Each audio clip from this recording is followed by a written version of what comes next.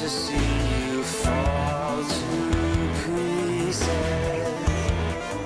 Bring joy to the hollow ground.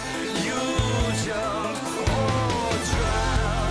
Do you follow your desires? Do you challenge their routines? I will dream, I will aspire, 'cause I know how much it means. And I won't take no more. The bitter end devours all. I don't wanna leave you here. The channel will drag you down, down, down. Living with vultures and naysayers.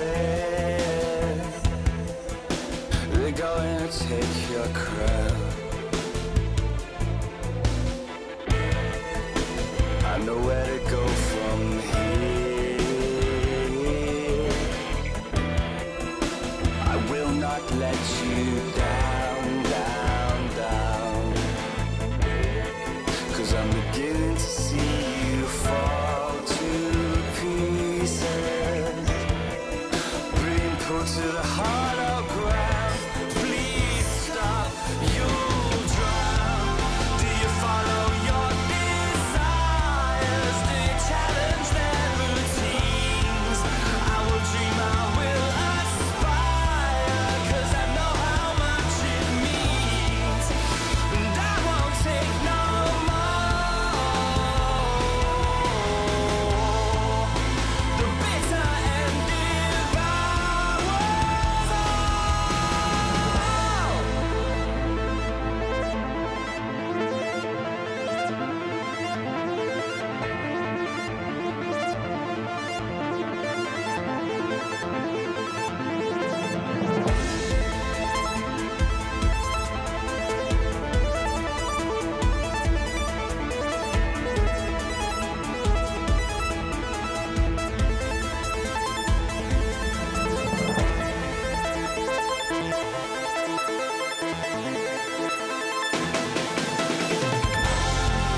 Do you follow your desires? Do you challenge their routines? I will dream, I will aspire, 'cause I know how much it means. And I won't take no more. The bitter end devours all.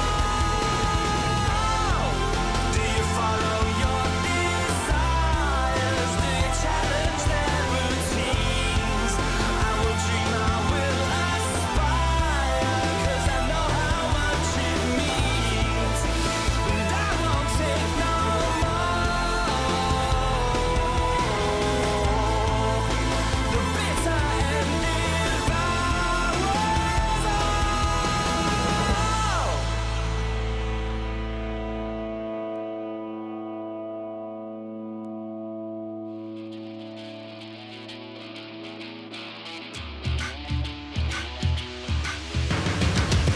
Got a backbone made of steel, make you feel like I'm an animal that you can't control. Walk the walk, talk the talk, I'm the whole deal. Yeah, I'm an animal and I command the show. I can see it in your eyes, I can feel you watching. Got your hooks, got you right where I know I want you. Play the switch, I'm a mystery, but you love it. Hook, line, sinker, follow the leader.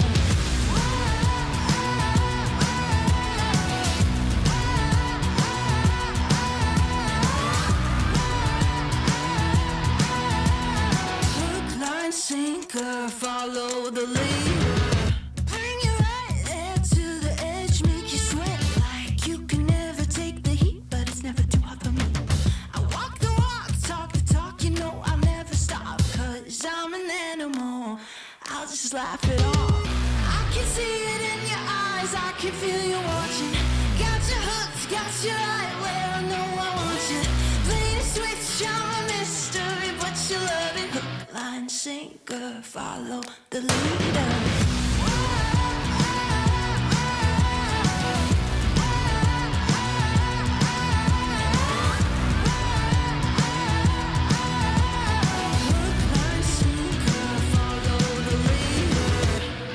sitting pretty in the palm of my hand. Got you busy, got you missing me, you can't stand it. Got you desperate, got you wondering where I'm at. If I'll call you again. Got you sitting pretty in the palm of my hand. Got you busy, got you missing me, you can't stand it. Got you chasing, got you wondering where I'm at. Hook, line, sinker, got that. I can see it in your eyes, I can feel you watching. Got your hooks, got you right where I know I want you. Play the switch, you're a mystery, but you love it. Hook, line, sinker, follow the leader. Hook,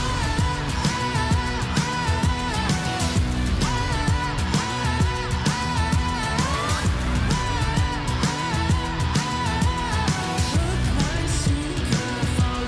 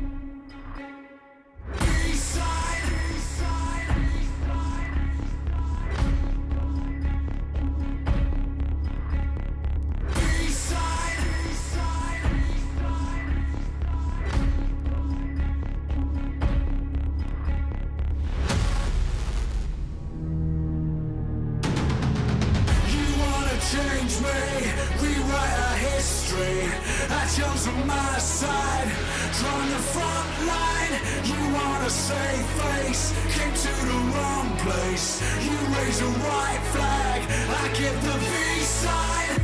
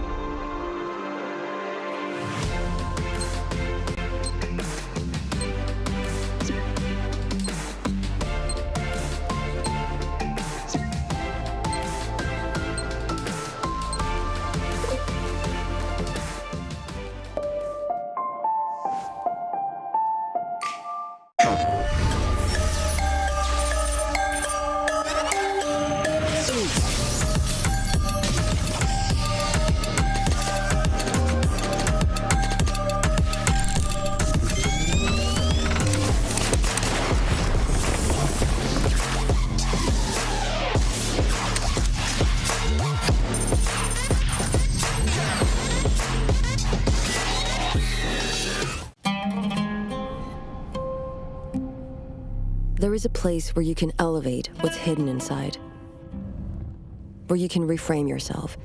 Tsunami means the new you. The you can step into. Because when we know who we really are, we become unstoppable. Enter new dimensions of you. Tsunami.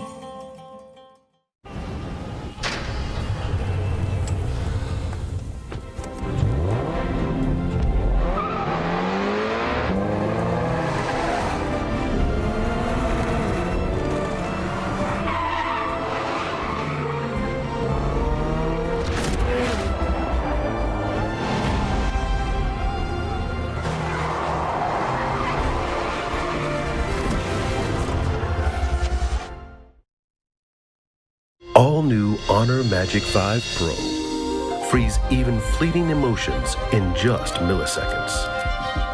Take marvelous night shots with lightning fast exposure. The display reveals more details in bright areas with an astonishingly long battery life that just keeps going. The latest flagship chipset brings you exceptional performance. Unleash the power of magic. Honor Magic 5 Pro. Desperate got you wondering where I'm at. If I'll call you again. Got you sitting pretty in the palm of my hand. Got you busy, got you missing me, you can't stand it. Got you chasing, got you wondering where I'm at. Hook, line, sinker, got that. I can see it in your eyes, I can feel you watching. Got your hooks, got you right where I know I want you. Play the switch, you're a mystery, but you love it. Hook, line, sinker, follow the leader. Hook,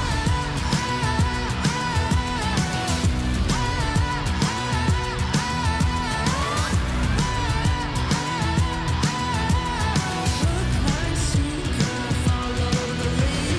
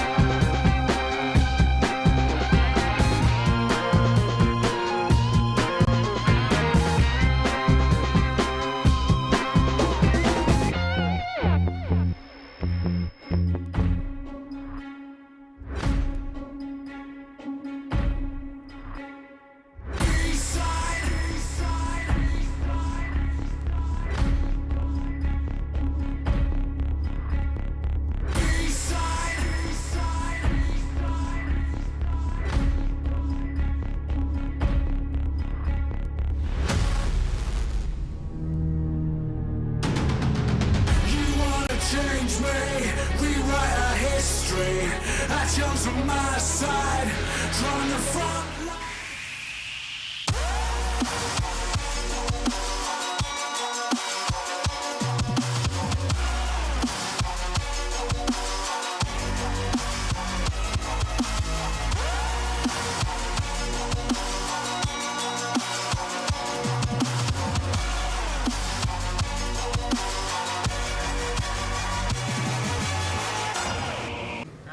Welcome to the PUBG Mobile World Invitational. It is our third and final day of the All-Star Stage. $1 million is still up for grabs and only 6 spots available in the main tournament later in the week. Vampire Esports, they are still crushing it in the top spot and they have stretched their lead to 33 points out of second place, Blank. Dude, Vampires have sunk their fangs into the competition so far. A massive chicken dinner to end the day yesterday, which I think was pretty necessary for them considering the absolute banger of games they had on that first day. We cannot underestimate the guys like Team Falcons and Alpha7, though. Alpha7 have brought things back up to speed a little bit with the help of Revo. He really is a star player on that team so far, and Team Falcons, I think they're currently doing Saudi proud. Yeah, DRS Gaming, they've made moves up the ladder, and you know what? They're looking really good coming into the final day. Also, honorable mention to G Gladiators, who have stayed consistent for the last 2 days of competition. Oh yeah, man, I think G Gladiators definitely had some trouble so far. I mean, Alpha7 dropping the North Georgia poll was a bit cruel, but I think they're fixing mistakes as we go. They're a very heavy control team, and I think they can fix some of those mistakes coming today. I think it will be that top 6 for them. DRS, on the other hand, first day, a little bit not too aggressive, but getting into that end game. Today, something's changed for this team. I don't know what's happened. I think today it's just going to be more phenomenal gameplay coming through from DRS. Yeah, 6th to 10th is very tight at the top, so it's still anyone's game to play for. Exactly, and if there's any day to make your move, it is today. So we cannot wait for day 3 to begin, and we will see you there. Well, Banks, we don't have to wait much longer for day 3 to begin because it is here right now and we're ready to kick things off to get our final day of our All-Star Stage underway. I'm Jason Kapp and I'm your host, and I got 2 gentlemen to help me break everything down throughout the rest of today and hopefully remember what happened the last 2 days because it's been an exciting 2 days of play. We got Maxman, we got Several Worlds Gaming. I swear, you guys are not filling me in on these color coordinating things. You should really put me in the group. We got our own WhatsApp. Yeah. WhatsApp going on, yeah. Sorry. Yeah, just us. Oh boy. I want to be like you. No. Okay, it's just internal references. It's making me feel really old right now. Yeah. But gentlemen, I mean, obviously we've had 2 days of play, but it all comes down to this. It's the final day before we find out which 6 or 7 teams could be going to the main tournament. And there's clearly so many teams that can make up for their bad performances in day 1, day 2 potentially, and catch up into the top 6. I would say pretty much every team except maybe the bottom 2, 3 teams have a chance to catch up, but of course that's mathematically speaking they can make it up there. Do they have what it takes to get those improvements? We'll have to see throughout these next matches. Yeah, and then some of the teams that did really good in day 1 that day 2 non-existent. I'm not going to say any names, but I'm pretty sure we'll get a chance to talk about them. Yeah, well, before we do get to talk about them, I got to give a shout out to our Honor Magic 5 Pro. They're one of our sponsors here, which is powered by Snapdragon 8 Gen 2 and Honor self-developed GPU Turbo X. So big shout out to them. All the players on the stage are going to be using those awesome devices. That's why you're seeing so many amazing frags come through as well. But before we hop into this one, this pre-show here is going to be brought to you by Savvy. As we're going to break everything down over the last couple of days. But before we do that, if you guys missed out on the last days, let's actually get you all caught up to date of what's all going to be happening or how this whole event is going to be happening. Kind of repeated myself there, but you know what? That's because we're doing this format graphic every single day. Take a look at what's all going down here across these 6 days of play. We got 3 days of our All-Star Stage, followed up by our main tournament.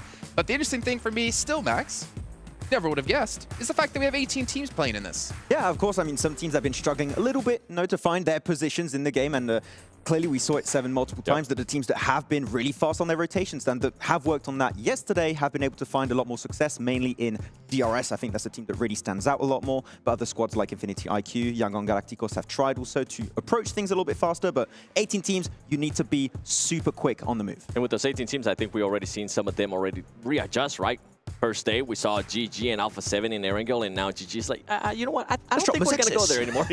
And that backfired, so they ended up readjusting themselves and ended up going to Fairy Pier. Yeah, I think that if they have a decent playing path, just go Fairy Pier. Just drop Northern George. It's not worth it. A lot of teams, by the way, has been taking advantage of that 1 elimination, 1 point. Yeah. ATR, I'm looking at you. Vampire Oh, too. nah, don't spoil it just yet, Seven. I know you got something locked and I'm loaded. just so eager. We can see here the prize pool for the All-Star Stage. It's $1 million on the line, $125,000 for first place. But beyond this, again, it's our top 6 teams we'll be going through into our main event. However, Alpha7 already being qualified because they won the Americas Regionals. It might go down to 7 if they are in one of our top 6 slots. Nice. And then, of course, going into the main event, prize pool doubles, $2 million, but also the breakdown of the earnings quite change. 400 grand for first place here, Max. What would you do if I gave 7 400 grand right now? If you gave I'd ask him for some handouts, please. I'll take you to Turkey, Max. Please, I'll take you to Turkey. Please, sir, give me a portion of your winnings. So you're going to take it to PMGC? Yep. Nice. That's so nice of you. Yeah. I'll come back with a full head of hair. I appreciate it. Thank you very much. Wow. He's doing it to himself. I like this. I don't know. This is Stockholm Syndrome. We've just been bashing on him this entire week you've been here. Let's take a look at our participating teams, and some of them might be screaming help me as well as they're trying to get into our top 6. And there's a couple of standout ones, whether it's good or whether it is bad. Donuts Varro. I kind of have to go into them. Kind of both, right? Not good, not bad necessarily, but I was hoping for more.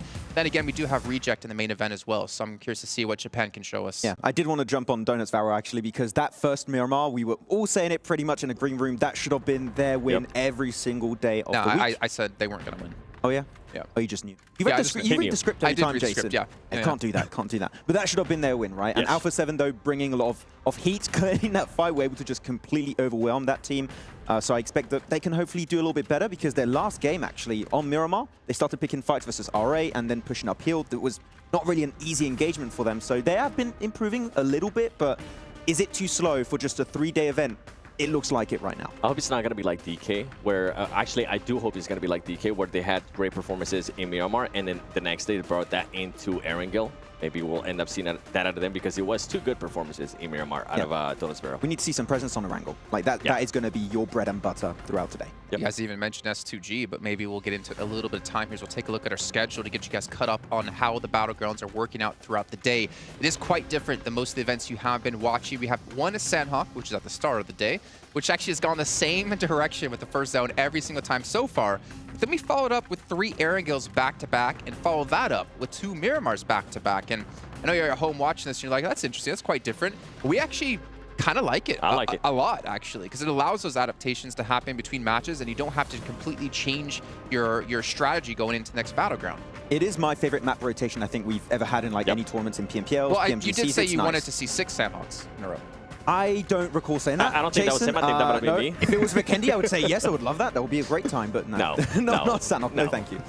I've actually enjoyed that we have Sandhawk first. I know I was against it at first. Get it out of the way. On day 1, yeah, just get it out of the way, get the madness out of the way. It has helped out some of the teams too. And I've also enjoyed how some of the teams are able to readjust right away, going from Erangel to Erangel. I think we have seen that over and over again, and it's quite nice to see. I like that we don't have too much Sandhawk, though. If I see another Northwest Island finish, I'm going to lose it. Okay, just give me any other finish, please. If GG doesn't win, and they get the same circle again, I'm going to go nuts. 2 circles on their position where they drop and no win. So if it happens again, we need to see the Gladiators win. I did get a chance to talk to Kitsune before we move on, and he did tell me they do decide to just wait a little bit longer, because they want to make sure nobody surprises them. And even if one of their players does end up getting attacked, they're not going to be sending all their 4 players. They're probably just going to do a 2-2 split. You're going. Yeah, I was like, oh, why are you guys taking so long? For all of our sake, 7, I do hope it doesn't go the way of Gladiators, because I don't need to see you go loco here on air. Okay. That would be a little scary. But obviously, you guys at home who are watching, make sure you check out actually in the chat, because we do have a viewer survey going on, and we love to hear what you guys have to say about the show and all your feedback. We do read every single one of them. And again, if you guys take a picture of you completing the survey, send it on over to 7. He's going to follow you back and send you some UC. Please, Still just one UC? Should I take Max to Turkey? Yeah, like first I need 400k, right? Okay, out of pocket again. I just don't know why you self-roasted yourself, to be honest there, Max, because he alluded to it, but you hammered it home. Yeah, I should just... well, to be fair, maybe, well, if you're going to go there for hair, maybe someone could go there to get taller. Ooh. Is that possible? He's got the boxes fine, you know that's enough for him. Tell me more about this, sir. You know what? I'm actually waiting for 7 Worlds Gaming to show up to an event with a 7 Worlds Gaming branded box for him to stand on. I think that's the next step for you. Can we break Quite the literally. immersion real quick? Can you come off? I think I'm gonna make that into my contract. Hold on. You guys ready for this? Okay. Wait, switch the camera. Ready? This is me on the box. Let's go to where a little bit more. COVID. Look at this. Don't Ready? you mess with me or my two sons There you ever go. again. Oh, anyways, let's take a look at overalls to get an idea of where the teams do stand going into our final day of play. Remember, top 6 is what it's right about right now, except because Alpha7 are in top 6, you got to pay attention to 7th place. Vampire in 1st place quite easily. They're looking 100% safe to get into our main tournament. Unless we see a massive throw from like your teams in 2nd, 3rd, 4th place, they're in, right? Yeah. I think 7 is fair to say they're going to be good. The teams that are going to be in a little bit of a dangerous spot might be B+ Kia, Falcon, FaZe, so they're teams that need to bring the heat once again today. But the teams that even are on the top of the 2nd page, we know the potential these teams really have in previous events, but so far All-Stars has not been their time to shine. Yeah, and one of the teams that actually surprised me yesterday a lot, I know you guys were looking at Donuts Veril and some of the other teams, Aton Esports. They had 2 good performances yesterday, and they were able to launch themselves up at least to a place where they can maybe strike for that top 7 if Alpha7 does end up being in the top 6. Yeah, I think Milos is also one of the top fraggers of yesterday, actually. So Milos was doing great, but as a team, we haven't seen too much like full squad pushes, so maybe a bit more of that would be nice. Yeah, and I know we were kind of joking around in regards to Choco getting lost on the stage and stuff like that. He finally found his place because he was able to put up a good amount of items for his team yesterday, and I think that's what they need. They can't just rely on Milos, because Milos, for me, he's just not on all the time. He's not a player like the likes of Rebel, right? That we can expect him to just be putting up numbers day in, day out. They definitely need somebody else, and I'm glad that Choco was the one that was able to step up. Why are you guys sitting down? You guys got matches to play. Get over to the stage, please. Come on, guys. I hope this is them not arriving right now, because that would be a little bit weird. Might explain some things with some delays from the matches we've had starting, but you know what? They're all having a great time here, enjoying the couches, enjoying the event as well. Was that Ryzen? To be fair. Oh my God. We actually seen him. He got a chance to be a part of the tournament. Too soon, 7. But obviously been enjoying the tournament here, and again, for a lot of them, you have to think about like how often do they get to go to LAN events. Yep. And it's not very often. Obviously, when you look at like Southeast Asia and the likes of that region, they do have it happen a lot more. But this is a big opportunity to not only just get to play in front of an audience, to play with your teammates in person, but to just get to meet the other players that you've been playing with for years. Yeah, and it's something that I actually really enjoy with the conversation that we had yesterday with Blank, and he was able to mention it too. It's how it's able to give him just a lot of experience just in front of the camera, and also being able to just feel a different pressure, right? When you're at home just playing, it's completely different. Yeah, compared to the main tournament, a lot of these bar teams have players that this is their first time playing at a LAN event, right? So it's just going to be interesting to see how teams have been able to adapt from the online to now the offline kind of situations that have been going on. But I feel like the LAN buff has been working out for some of the teams at the top, so it's working out good for some of the squads. Yeah, and honestly, it can be tough as well that you're playing an event. Like, obviously, there's quite a bit of pressure because there's quite a bit of money as well, but could be worse. Could be PMGC being your first event. Oh. Not the best way to go down, yeah. Some people have definitely crumbled before in the past. All right, we'll start to dive into a couple of our teams here in particular, right? We've talked a lot about Vampire, and obviously for good reason, but there's one team who kind of snuck forward yesterday in quite a good fashion and actually scored the most points out of any team on day 2 with 76. We gotta take a look at DRS here in a head-to-head between their 2 days of play, as we criticize them a bit on day 1, not a bit, a lot on day 1, of get aggressive, get more eliminations. They heard us, and they did just that. And the Nepali chat goes wild. I mean, pretty much yesterday was just Nepali showdown the entire time. Nepali. I don't know. The difference that they were able to put them in the elims, and that was the major criticism that we have for them, right? Was that they were just not being aggressive. Even when they had a chance to take a fight that it was probably going to be a little bit easier for them, they always decided to back off and just go for those placement points. We did not see that yesterday. If they saw even a slight chance to be able to get some easy points in regards to elims, they went for it, and they were still able to put themselves in a great place towards the end game. They still clearly had a focus on getting those placement points in my eyes. They still were very passive early game, just a little bit faster on the rotations. But as we talked about yesterday on the show, there's that tipping point that at some point they understand, okay, we've got really strong compounds that we're clearly not controlling. We just need to go for the breach, which they ended up doing on BTR at some point. The first game they pushed onto iKURD. The DRS of day 1, in my eyes, would not have done that, but they understood, okay, what is our weakness, what is pulling us back on the first day, and it was clearly them not being willing to go for breaches and taking those aggressive fights. And now the fact that they're doing it, that confidence boost of yesterday, I'm hoping is going to translate even further here. Yeah, I think it will. Yeah. Yeah, well, we hope it does, and I think they hope it does as well, trying to be one of the teams to replicate the performance they've had not too long ago back at PMGC, because there's another team who hasn't been able to do so, but we're not touching on them just yet. We're gonna, No, I'm not. we're gonna touch I'm just going to disappear again. I mean, you don't have to really squat down far, Just take to be the box honest. away. Let's talk about another team, though, right? We got Vampire, currently in first place. They have a 5-man roster. We've not seen Newsy come in just yet, though I'm hearing we might see him today. Oh. We got a chance to see wink, Rising. wink. They are thinking about it, but I don't know. I mean, I'm not going to spoil too much here. Talking with Sertani again yesterday, I mean, we always talk with Sertani, I feel like. Are you roomie with Sertani? Because every day you're like, yeah, I was talking with Sertani. I just see him always in like the hallways and everything. I don't know, we just meet up.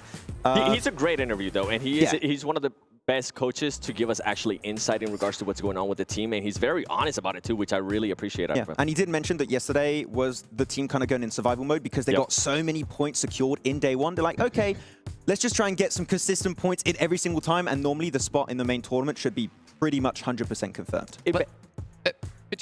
Go for it. Let me give you some context, Max, as well. If they're just going survival mode, they had the second highest amount of points earned yesterday. I mean, he said that's what they were doing, but it's still really good. They got 78 on the day one and 65 on day two. They went under our radar a lot, and in my head, I was like, oh, they're not doing that great. But in actuality, they performed super well. And if this is them in survival mode, I'd hate to see them in winning mode.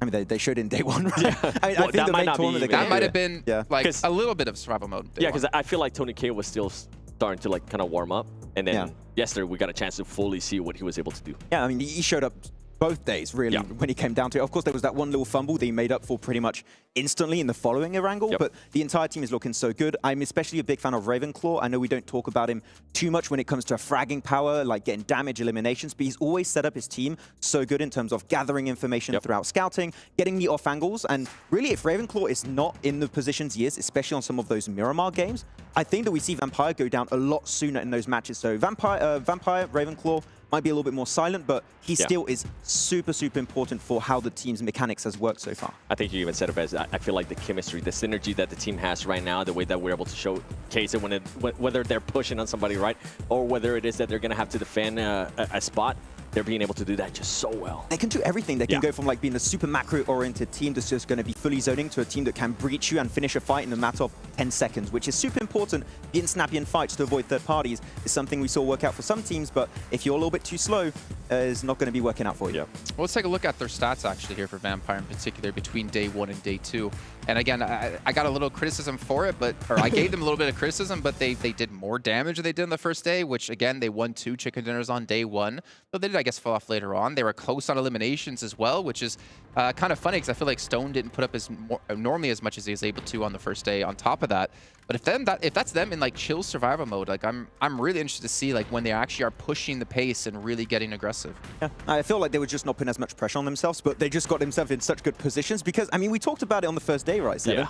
Their playstyle is not forced. This is something that they can do very naturally. They're very good at understanding the map, positions of interest, and how teams are going to be responding to different circles and situations. And because of that, they're just like, okay, we're just going to do our usual gameplay, just not going to be super stressed about it. And it's just such a successful playstyle that even without pressure, they're just outperforming a lot of the squads here. If I'm Vampire Esports and if I'm Sertani, I'm probably going to be trying to do exactly what we did yesterday, maybe just throwing some different stuff to get ready for the main event, because at this point, as you guys were saying, especially you, Jason, as you were saying, they're more than likely going to be there. Yeah, we'll speak of the main event. I mean, we do have our All-Stars coming up shortly here, so we got to pick up the pace a little bit as we're going to turn our attention towards Bigetron.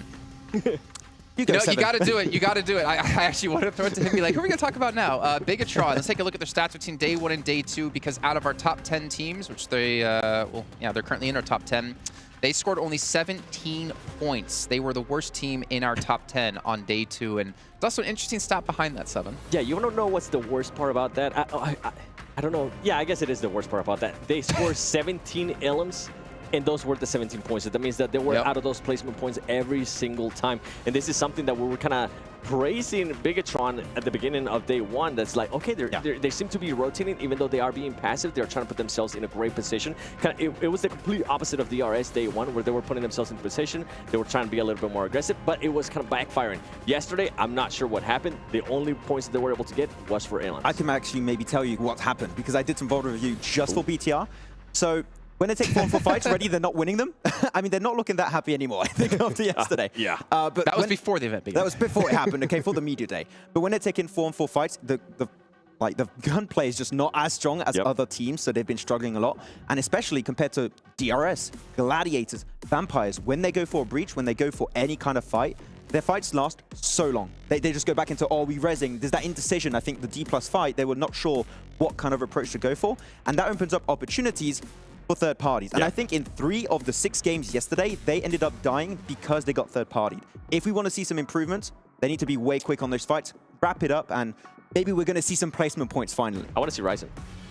You always want to see Ryzen. I would say that's it. That's it. Boom. I want to see Ryzen. Hey, you got nothing to lose potentially if they're not doing well here at the start of the day.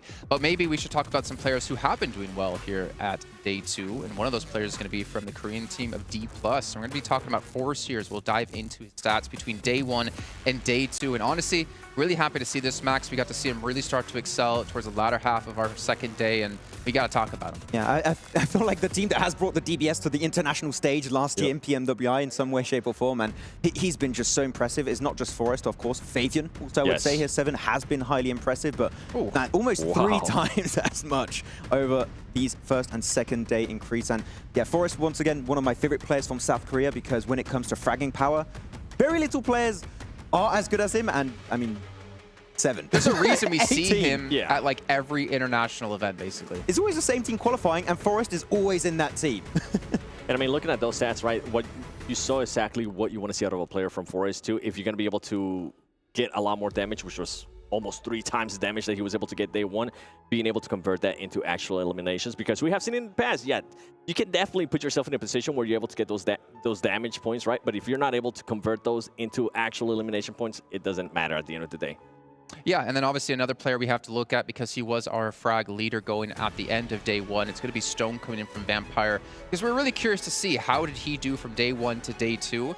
And he actually played, it looks like, at least in terms of damage so far, pretty much the same. I want to see his conversion rate, actually, because I feel like the eliminations definitely were on the lower side, and he's going to be down 9, so 5 eliminations less.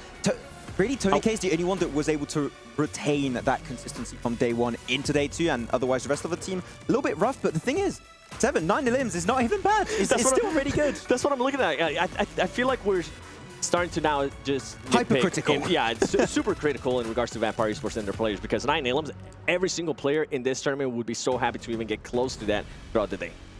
Yeah, and honestly, I'm curious to see with them feeling comfortable that they've already qualified, will they become unhinged? Will they start to just destroy everyone because they have nothing to lose, right? They can start, actually, what they could technically do is actually start to attack the teams around that bubble and prevent them from getting in.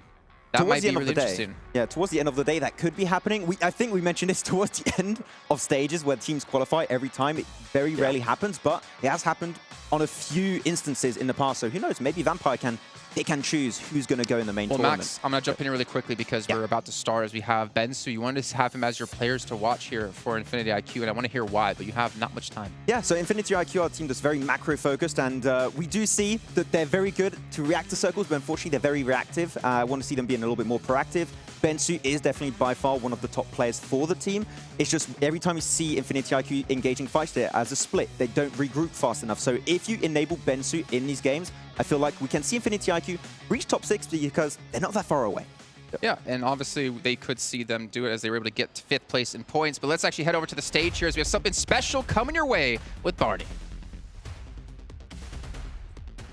Readiness to confront, more likely known as aggression. Today, the temperature gauge is twisted as tensions rise for our teams to battle for survival. أعزائنا المشاهدين، بعد ما عدت نص المشوار الحين أو أكثر، حتى برضو عندنا عدت اليومين وباقي اليوم الثالث في مباريات لسه، والترتيب لسه ما تحدد. اليوم راح نعرف تفاصيل أكثر والمباريات كيف راح تكون معنا.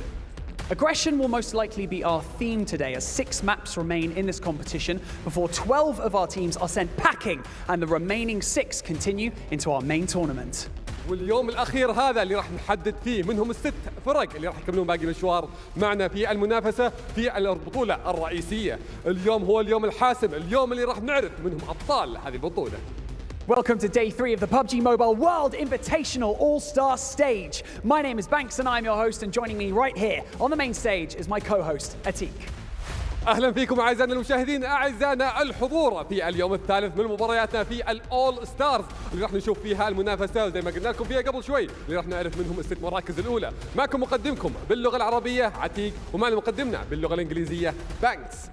Now, before we continue with today's competition, we have a very special show match for you. So, please join us in welcoming our teams to the stage. لكن الحين اعزائنا المشاهدين انا ادري انكم كلكم مطلعين لمبارياتنا اليوم، لكن راح نفتتحها في مباراه راح تكون جدا ممتعه، مباراه الشو ماتش. خلونا نرحب بالفريقين هنا على المسرح.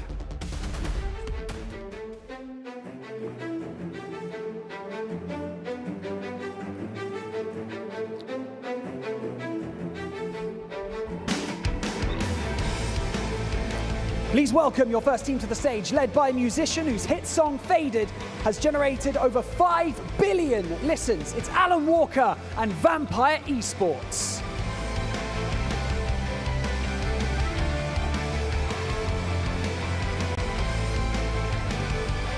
حبيب الكل اللي جاينا من مكان بعيد، جاي يبغى ينافس في هذه المباراة، وبرضه جايه من معه بالفرق هنا اللي يبغون يحققون النصر. اعزائنا المشاهدين اعطونا تحية للتوبس مع فريق R8.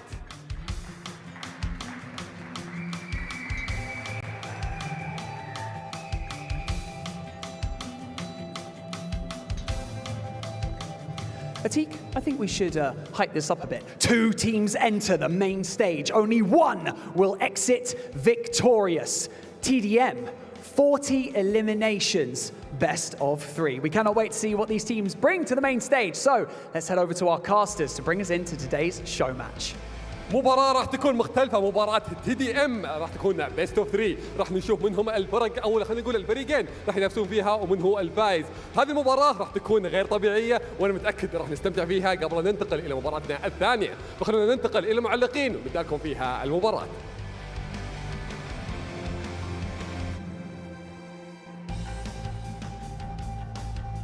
We are ready and raring to go for the show match today. The TDM as Tops takes on Alan Walker with the backup of Vampire and R8 Blank. We are ready to get into it. It feels somewhat one-sided, but it depends just how good Alan Walker and Tops are. I mean, they could be the deciding factor.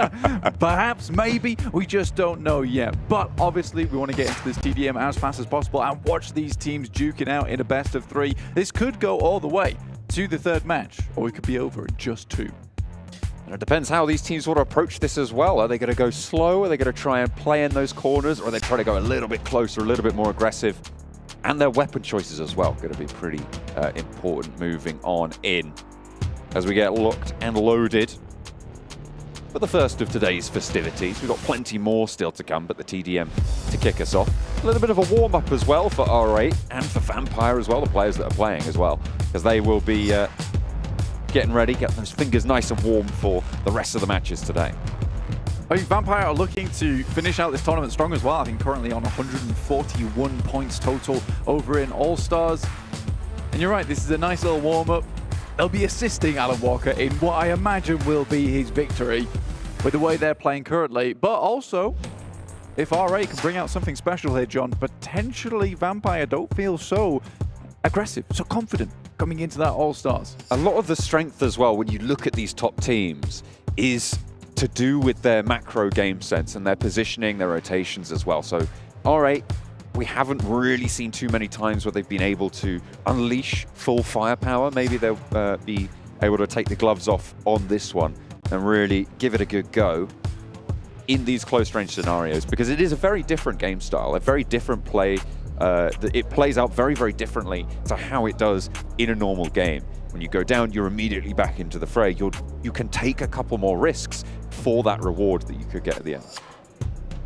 100%. It's lovely to have these people here with us as well. Alan Walker, obviously, very much well known in the PUBG Mobile community. Tops, a Saudi content creator, here with us too. Nice of them to join us here at the All-Stars on our final day to kick off something a little bit special. It looks like we're getting into it right now. Look at that. He's got the grip. He's got the claw grip on it. I think he's been practicing, you know. Look at him. He's ready. He knows what's going on. I mean, we saw him all the way back in Berlin 8 years ago there. What was it, 4 years, something like that? Playing PUBG Mobile. So hopefully he's developed and being able to keep up to speed. The rest of Vampire as well, going to be able to help out, be that swell of power behind him as we play into the first of the best of 3. Around the containers here. Tops with R8. Alan Walker already taking a little bit of damage. Tony K, there's the brunt of it though. To the plane, sneaking some shots from Carry. Walker's down. Stop him, but Newsy's in for the team. New addition, obviously haven't really seen him throughout the All-Star stage, but in today, in the old TDM match. I love that Alan Walker came out the gate swinging as well. You know, he was ready and raring to go. Immediately takes the first shot over towards R8. 5-2 currently, with R8 leading, in fact. They have managed to get the better end of these trades moving forwards, but won't go down without a fight. It is first to 40, or the most when the timer runs down. The 10-minute clock you can see there at the top. Alan Walker trying to just hold out. Not quite getting the spray over to CR, and yeah, that's going to be a bad time. 10-4, and it looks like R8 might be able to have a pretty good time here. Tony K, though, fades the damage, and Newsy now up to bat, gets cover as well, swaps the weapon, but Alan Walker takes a tumble again. 12-6 now.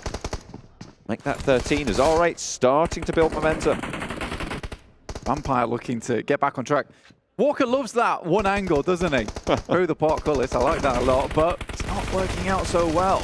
Right now, though, Tops sprays directly over the head of Tony K as he goes for a cheeky little crouch shot there. Very mean. But Tops has been looking for those headshots in the practice range, but looks like Tony K had something else to think about there. Newsy springs out the side, and Walker's standing back. He's hiding. He's waiting for his health to regenerate before going for another trade.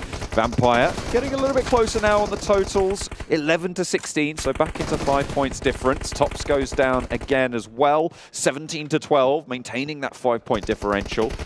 Healing coming through and pushing up to the high ground. Alan Walker looking for a trade. Yes. There he goes, able to get the first elimination there. And it's 18-15, into 3. Looks for another one to CR7, but not quite quick enough on the trigger on that.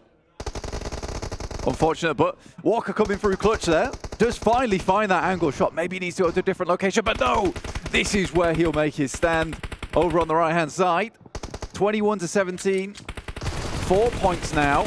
Newsy looks to even that gap even more. 19! The Vampire hot on the heels of R8 as they slowly get warmed up here. And Walker, again, getting that healing done. Even Stevens for the scores. Tops moving around, trying to support his teammate, but CR7 has already found a needle to thread. 23-22 now, and Team Tops. R8's just maintaining that lead. We're over halfway through on those points totals. And there, the points starting to open again. It was up to 4, brought back to 3, but they're still fragging it out. Going quite well right now for R8. Yeah, they've definitely pulled it back. I mean, there was a huge resurgence coming through from Vampires, but R8 didn't want to let this one go to waste. CR7 moves out the side. We'll try and find some shots in there. Tops just hiding in the back, but Alan Walker, he's in the fray. He's taking names. Puts it down. Carry Boy falls for 1. 4 points now behind. The final 10-point stretch entered for Team Tops XR8. Need to try and maintain that advantage. This is what we were thinking about as well, as Vampire were just going to chew this one up, but it is very much the opposite. They are, if not outmatched, certainly very even on the overall standing right now. 30-31, now 33 in the advantage of R8. Alan Walker taking names and headshots, it would seem, too. Some pretty decent sprays come through his side. 34 points. This is where things get a little bit dangerous for Vampire. Let's get too far away. It'll allow R8 just to send directly over towards their base and trade off those eliminations. 5 eliminations remaining. That's a full squad wipe and 1 more player to go down for Vampire, and it's all over. 3 points behind. Can they bring it back? Alan Walker trying to stay alive on the alleyway there. The shots from CR7 not quite finishing the job, but Schweppes goes down. And that means we're only now within 2 points of victory for Team Tops and R8 in the first of this best of 3 TDM. 1 point now, the last measure to be found. Tops drops down, doesn't take an answering shot, but doesn't matter because the rest of the team are there. They move forwards, pick up another one. 6 needed in a row with no fatalities landed in response, and it's just not going to be able to occur. Tops leads the team to the first victory in this best of 3. Ooh, this is getting heated now. Vampires do not want to go down with the fight, but Tops is happy with the way that turned out. The boys on his squad on R8 really doing some good work there. Alan Walker definitely got some swings in though, give him that. I was seeing some good shots landed from Alan. He was picking up some of those trades as well, making sure he's playing off his team, which is good to see. Keeping those comms alive. Definitely had more of a protect the president vibe over on R8 with Tops deciding that he was just going to chill over in the base for quite a while. I do like that Alan Walker instead though was just hungry for battle the entire time. He's just got his own music just running in his head this whole TDM. And to be honest, it's quite fast-paced a lot of times. I'm pretty inspirational. So you can imagine that he just can't stay still. He's ready to keep on walking forwards in the face of battle. What do you mean he's sprinting? I wonder how much of a language barrier there is on these teams, right? Because you've got Saudi Creator, obviously, coming in with the Saudi team. They're going to be able to communicate a lot more freely, I'd imagine, than Alan Walker with Vampire. Team match, let's go. Maybe a little bit more of a barrier there. I wouldn't imagine that's too much of an issue, but it seems like Alan Walker's slotting in, going with Tony K. So a very, very powerful presence from Vampire. Oh yeah, this is a nice little play. Alan Walker getting away though. Tony K has to jump down, playing the bodyguard role right now. Vampire already starting things off strong with 1 point off the bat. Newsy though has to go to the side and most likely will be taken down. Very low HP. Ooh. And 97 will find another, but we are even Stevens this time around. R8 came out the gate swinging last time around, immediately accruing themselves a lot of points on board. It was very, very fast last time, that lead that opened up, but definitely taking this one a little bit more seriously for Vampire, it seems. And they will start to get a lead, as small as it is, a lead of their own. Alan Walker looks for the swing on the trade, but doesn't quite have the backup there. Even numbers now, 5 apiece, as we kick off the second of this best of 3. Susie reloads, look for some more, finds a really nice sideswipe, and Tops is just not there to assist. Can't quite get the holographic over the top side. Luckily, Newsies is put down in the process. But Tops right now just playing with the binoculars out, observing. Kerry sneaks around the side. Able to take down Alan Walker, and it's again a lead being established. 14 Tops for R8. They're able to go 4 points into the lead. Remember, it is first to 40, and they are 1 match up already. So if they win it here, they would take home the whole thing. The whole shebang for Team Tops and R8. Uzi pushing through. This guy's been very aggressive. Not found too many eliminations off the back of it. Alan Walker continues to try and press forward to find these eliminations. ID7 extremely low. Will fall though. 15 to 12, 3 points behind once again. Vampires struggling to even that load right now. 16 to 12, 17 to 12, and R8 come out swinging in this game. They're finding more and more points. It's just been brutal. This middle game has been very, very powerful for the team in the blue today. Tops from the back lines has a really good open sight line towards Schweppes, but that's actually pitched away. ID7 has been on this elimination feed, I think, more than most of the other players here. Good news. 5 point difference now. As Alan Walker and Vampire trail just that little bit. A nice little flick up to the top, and Carry Boy hits the deck. Newsy, though, not so lucky. Eliminated there. They continue to try and press forwards. Carry Boy again! Another. That was completely Alan Walker's doing, all on his own. Stuff there. CR7 goes down. It's a little bit easier right now for the guys on R8 as they're just playing defensive. They can hold down these angles, but now that Vampire's made their way up, they just need to hold, get that team fire off. But you can see all of R8 swinging the corner. CR7 does take down Alan Walker, and Tony K can't quite make his way into the base, and immediately you will see the Vampires being rebuffed off. E7 backing up for the reload. Carry Boy swings with him, and Alan Walker goes down this time. ID7 with the rest of the roster takes care of Newsy. A full reset, almost a 10-point lead now for R8, for Tops as well. They are doing work, and this could be a pretty short best of 3, Blake. It could be indeed. I mean, these guys have held no punches during this match. Carry Boy moves out, but Alan Walker can't quite line up the shot in time. 30 points right now. A nasty little drop shot. No. Only the fist remaining. Newsy alive with 1 HP. 31-23, Alan Walker once again out of there. You don't see too much of Tops, but I mean, Alan Walker's giving it all he's got. Certainly is. Sweps as well, backing him up. 7 points behind right now, so still quite the task on the cards. Tops goes down next. 26-32, 6 points now difference. Moving as a group. Team Walker and Vampire lose their namesake. They are going to be able to get the trade there. 28 points, 34 is the mark that's set in front of them. 29 points now found. 34 there for R8. They're actually pulling it back just a little bit here, John. 32-36. Might be a little bit too little too late, though. I'd agree. Alan Walker goes halved. Tops trying to move back into position, but 2 points now. 1 point, the last between Team Tops x R8 to try and take the title. Who's it going to be? They are able to find it, and it is a 2-0 for Tops and R8 against the team that was the favorite, Alan Walker and Vampire. They just couldn't stand up in the end. They couldn't hold off against the forces that were there to quell them. And good news for the Saudi team. Yeah, it was more like tower defense, I would say, for R8 a lot of times. I mean, Alan Walker certainly is not a walker himself. He was sprinting into battle quite a few of those times there. Definitely pretty high on the death count, I'd say, for that team. But you know what? I think he had fun, and that's the main thing. Absolutely. It's all okay for Team Tops here. They take home a swift 2-0. It's good that they weren't playing that super passive play style. We've seen that before. It's a little bit more interesting to watch it when one of these teams just goes all out and tries to make it work for them. We're going to head over to an interview.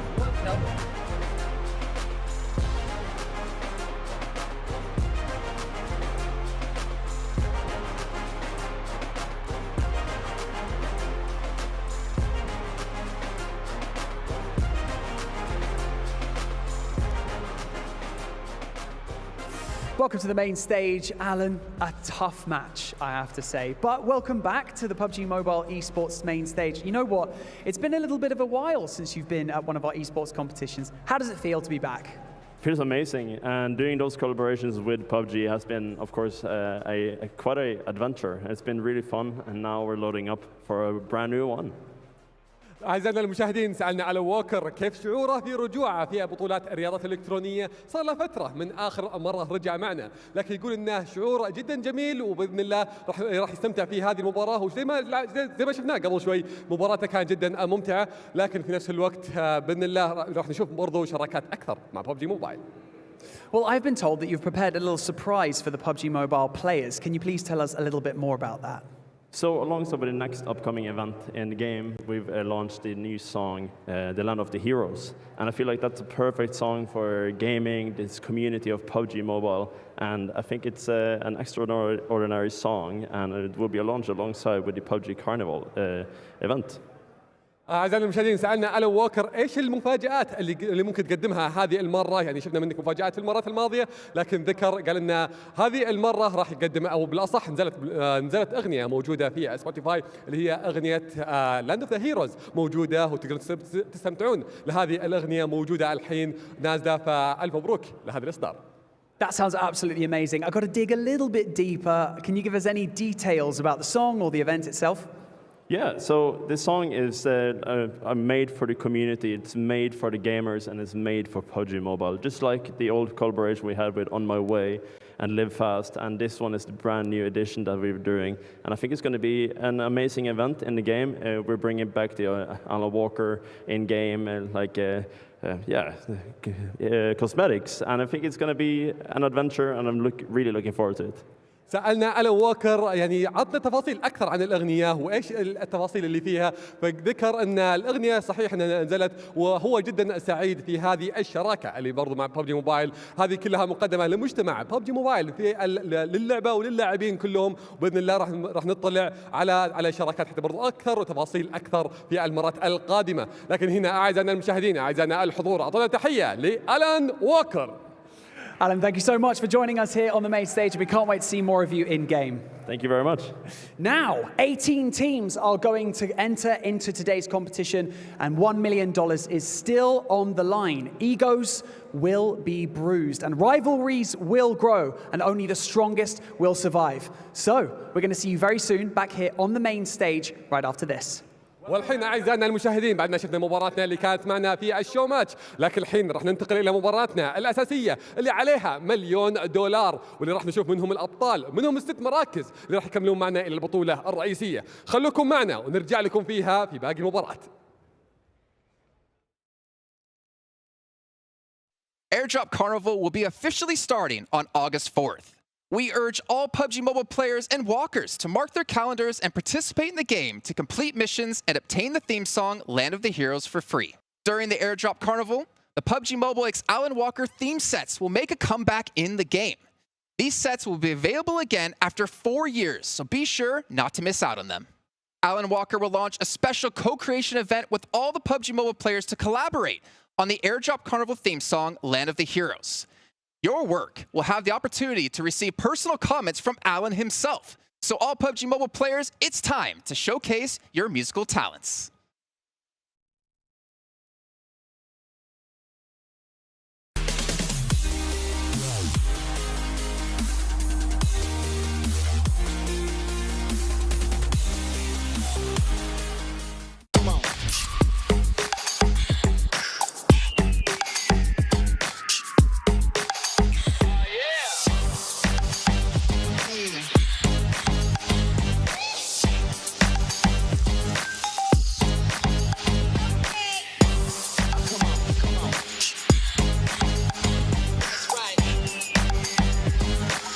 All new Honor Magic 5 Pro.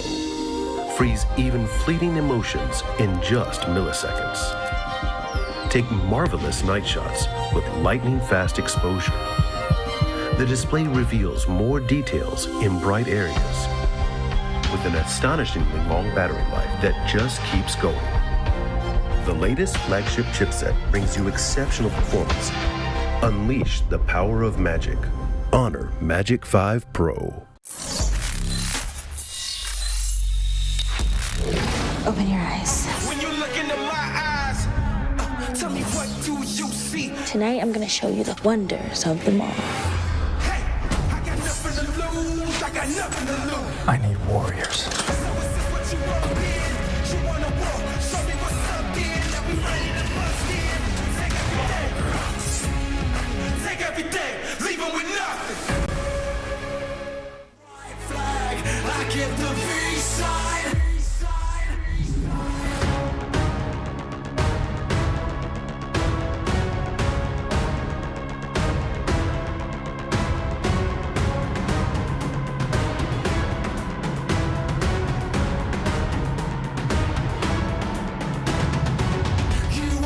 Change me, rewrite our history. I chose on my side, drawn the front line. You wanna save face, came to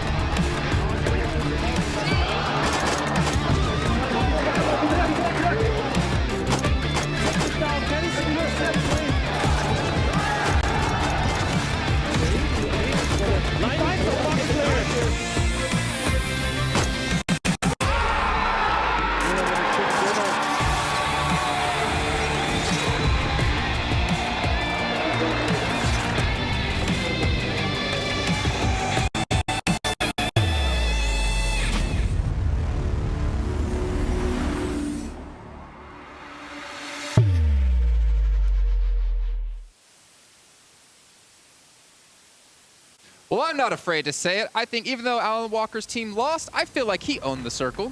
Yeah, I don't think there was a circle in that, in that map, but you owned the rectangle for sure. Get out of here, Max. Can we, Hot Juice, Kalaris, anyone? Please. Can we get rid of this guy?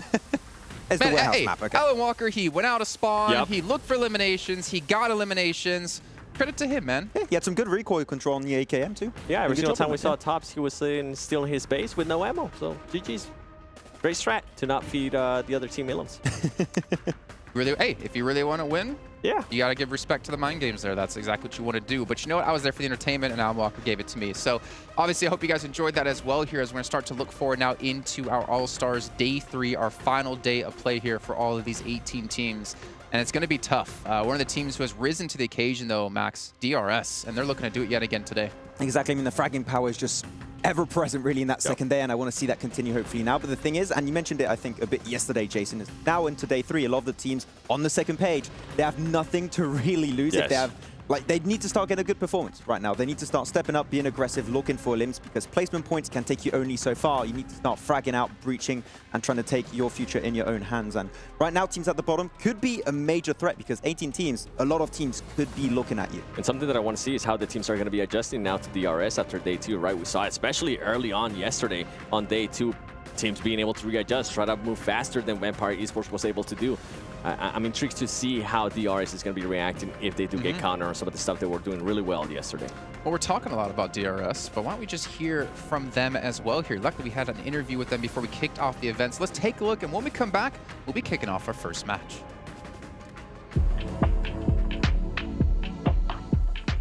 मेरो नाम सुबिन कुमार प्रजापति हो म Tim DRS बाट हुँ अनि हाम्रो Tim चाहिँ नेपालबाट हो हाम्रो चाहिँ अब सेकेन्ड टाइम हो अफिसियल ल्यान्ड चाहिँ अब एक्साइटेड नै छौँ हामी अब हामी यहाँ जित्नको लागेको छौँ त्यही हो अब हामीले चाहिँ यो टुर्नामेन्टको लागि चाहिँ अब डिभाइसहरु किनेर प्र्याक्टिस गरिरहेका छौँ दिनदिनै अब टिमसँगै सबै चारैजना खेलेर एकअर्कासँग कोअर्डिनेसन बढाएर प्र्याक्टिस गर्दै छौँ हाम्रो चाहिँ टिमको सिनर्जी एकदम राम्रो छ इन गेम नभए नि बाहिरतिर नि सिनर्जी अझै बढिरहेको छ हाम्रो चाहिँ अब त्यही नै हो हामीलाई अब त्यस्तो डर लाग्ने टिम त छैन अब हामीले सबै टिमलाई चाहिँ कम्पिटिसन ठान्छौँ त्यो कारणले हामीलाई त्यस्तो डर भन्ने चिज चाहिँ छैन अब हामी नेपालको छोरो हो आउँदै छौँ हामी जितेर जाने छौँ जय Gorkhali Well, as you heard him say, not scared of the other teams, and I think we saw that quite a bit yesterday, forcing themselves into a lot more fights, winning out in a lot more of those fights as well, and their confidence has to be going through the roof. Yeah, and he said it was their second LAN event too, so already being so confident in only 2 LANs when a lot of the teams that played like 3, 4, 5 LANs is pretty impressive. So they're doing great, and hopefully it can continue on the side of DRS, but really with the playstyle they were able to showcase yesterday, if teams are able to adapt, be a little bit faster, of course, it can be a little bit more complicated, but I don't expect it to be like that massive of a change. I expect to still see some heavy points coming in. Yeah, this was DRS day 1 right here, and then all of a sudden, DRS 2, day 2, out of the screen. Just all chest. They did so well. You're out of shot. I feel bad for our camera operators, man. It was hard enough to get you in the just shot. Keep it like this. Jason, is this what it feels like? Ooh, this is nice. I'm actually... Wait, hold on. Am I taller I don't than know. you? Doesn't matter. It takes 2 boxes. I think he is tall, actually, yeah. Nice. It's okay. It doesn't matter because you know what? You'll always be taller than me in my heart. I don't know if that's a compliment. I actually have no idea what that means. I'll take it as a compliment. But what we can do, instead of talking about how tall you can be, let's talk about our overall standings. If you guys missed on the start of the show, obviously with the show match coming in, we're going to refresh your memories so you can see. Vampire currently leading at 143 points. They should be into the main event for sure, looking at this. But again, looking down the list, it comes down to like the 6th, 7th, potentially 8th place. Infinity IQ only 2 points behind FaZe Clan, where they would be qualified if we ended things off if they did pass them, because Alpha7 are in our top 6 and already qualified to the main event. But Max, we should also keep in mind of this. We talked about DRS. We talked about some of these teams at the bottom who potentially have nothing to lose. But what about your Vampires, man? If I'm Vampire, I might look at some of these teams and be like, you know what? I kind of want to try to keep them out of the main event because they see them as a potential threat. Yeah, I mean, potentially S2G, you know what this team can do in PMGC Grand Finals last year, so the potential is there. Maybe you see them as a potential threat and say, oh, maybe they're not in a comfortable position right now. Do we maybe not hot drop them, but maybe intercept their rotation? Definitely something of that caliber could come into play, but it rarely happens. But these type of events with so much money on the board, it could definitely be happening here. Yeah, and I'm glad you mentioned S2G because, I mean, at what point are we going to start seeing this team, right? Yeah. Like, we haven't seen them at all. We really haven't gotten a chance to talk about them. I think it was just maybe just one match where we actually got to be like, oh, you know what? S2G did a great rotation. They put themselves in a good spot. And it was yesterday during one of the AGONxI8. I remember now. They were just like... They're non-existent right now. They're looking like a one-hit wonder after winning PMGC. They had a bad PMPL in Turkey, and right now they're currently just not showing up. Every time we see them, even in a decent position, because their rotations are still no decent, sometimes they do get to those POIs, but they're just not in control. They're not zoning. They're not being as aggressive with teams around them. So the moment they start maybe being more aggressive when they are in those points of interest, maybe things are going to somewhat get into place, but I just don't see it happening. I feel like it's too late to bring a big change after day 1, day 2 didn't go their way. I feel like DRS has become the S2G of PMGC. Because remember, they were like being a little bit passive, and then they started being aggressive, and we saw what SGG was able to do. Because SGG during PMGC, if you remember, they were just being very, very consistent, and then all of a sudden they actually started getting elims. They are being able to actually perform really well. DRS has been showcasing that. Hopefully SGG at some point here. I want to see the Turkish casters go crazy. Yeah, and I want to see S2G as well just kind of rise up to what we've seen them do in the past, right? And that's the perplexing thing for us, is that we know they can frag out. To me, they're very similar to like Brazil, where they can put up really aggressive gameplay and a lot of eliminations.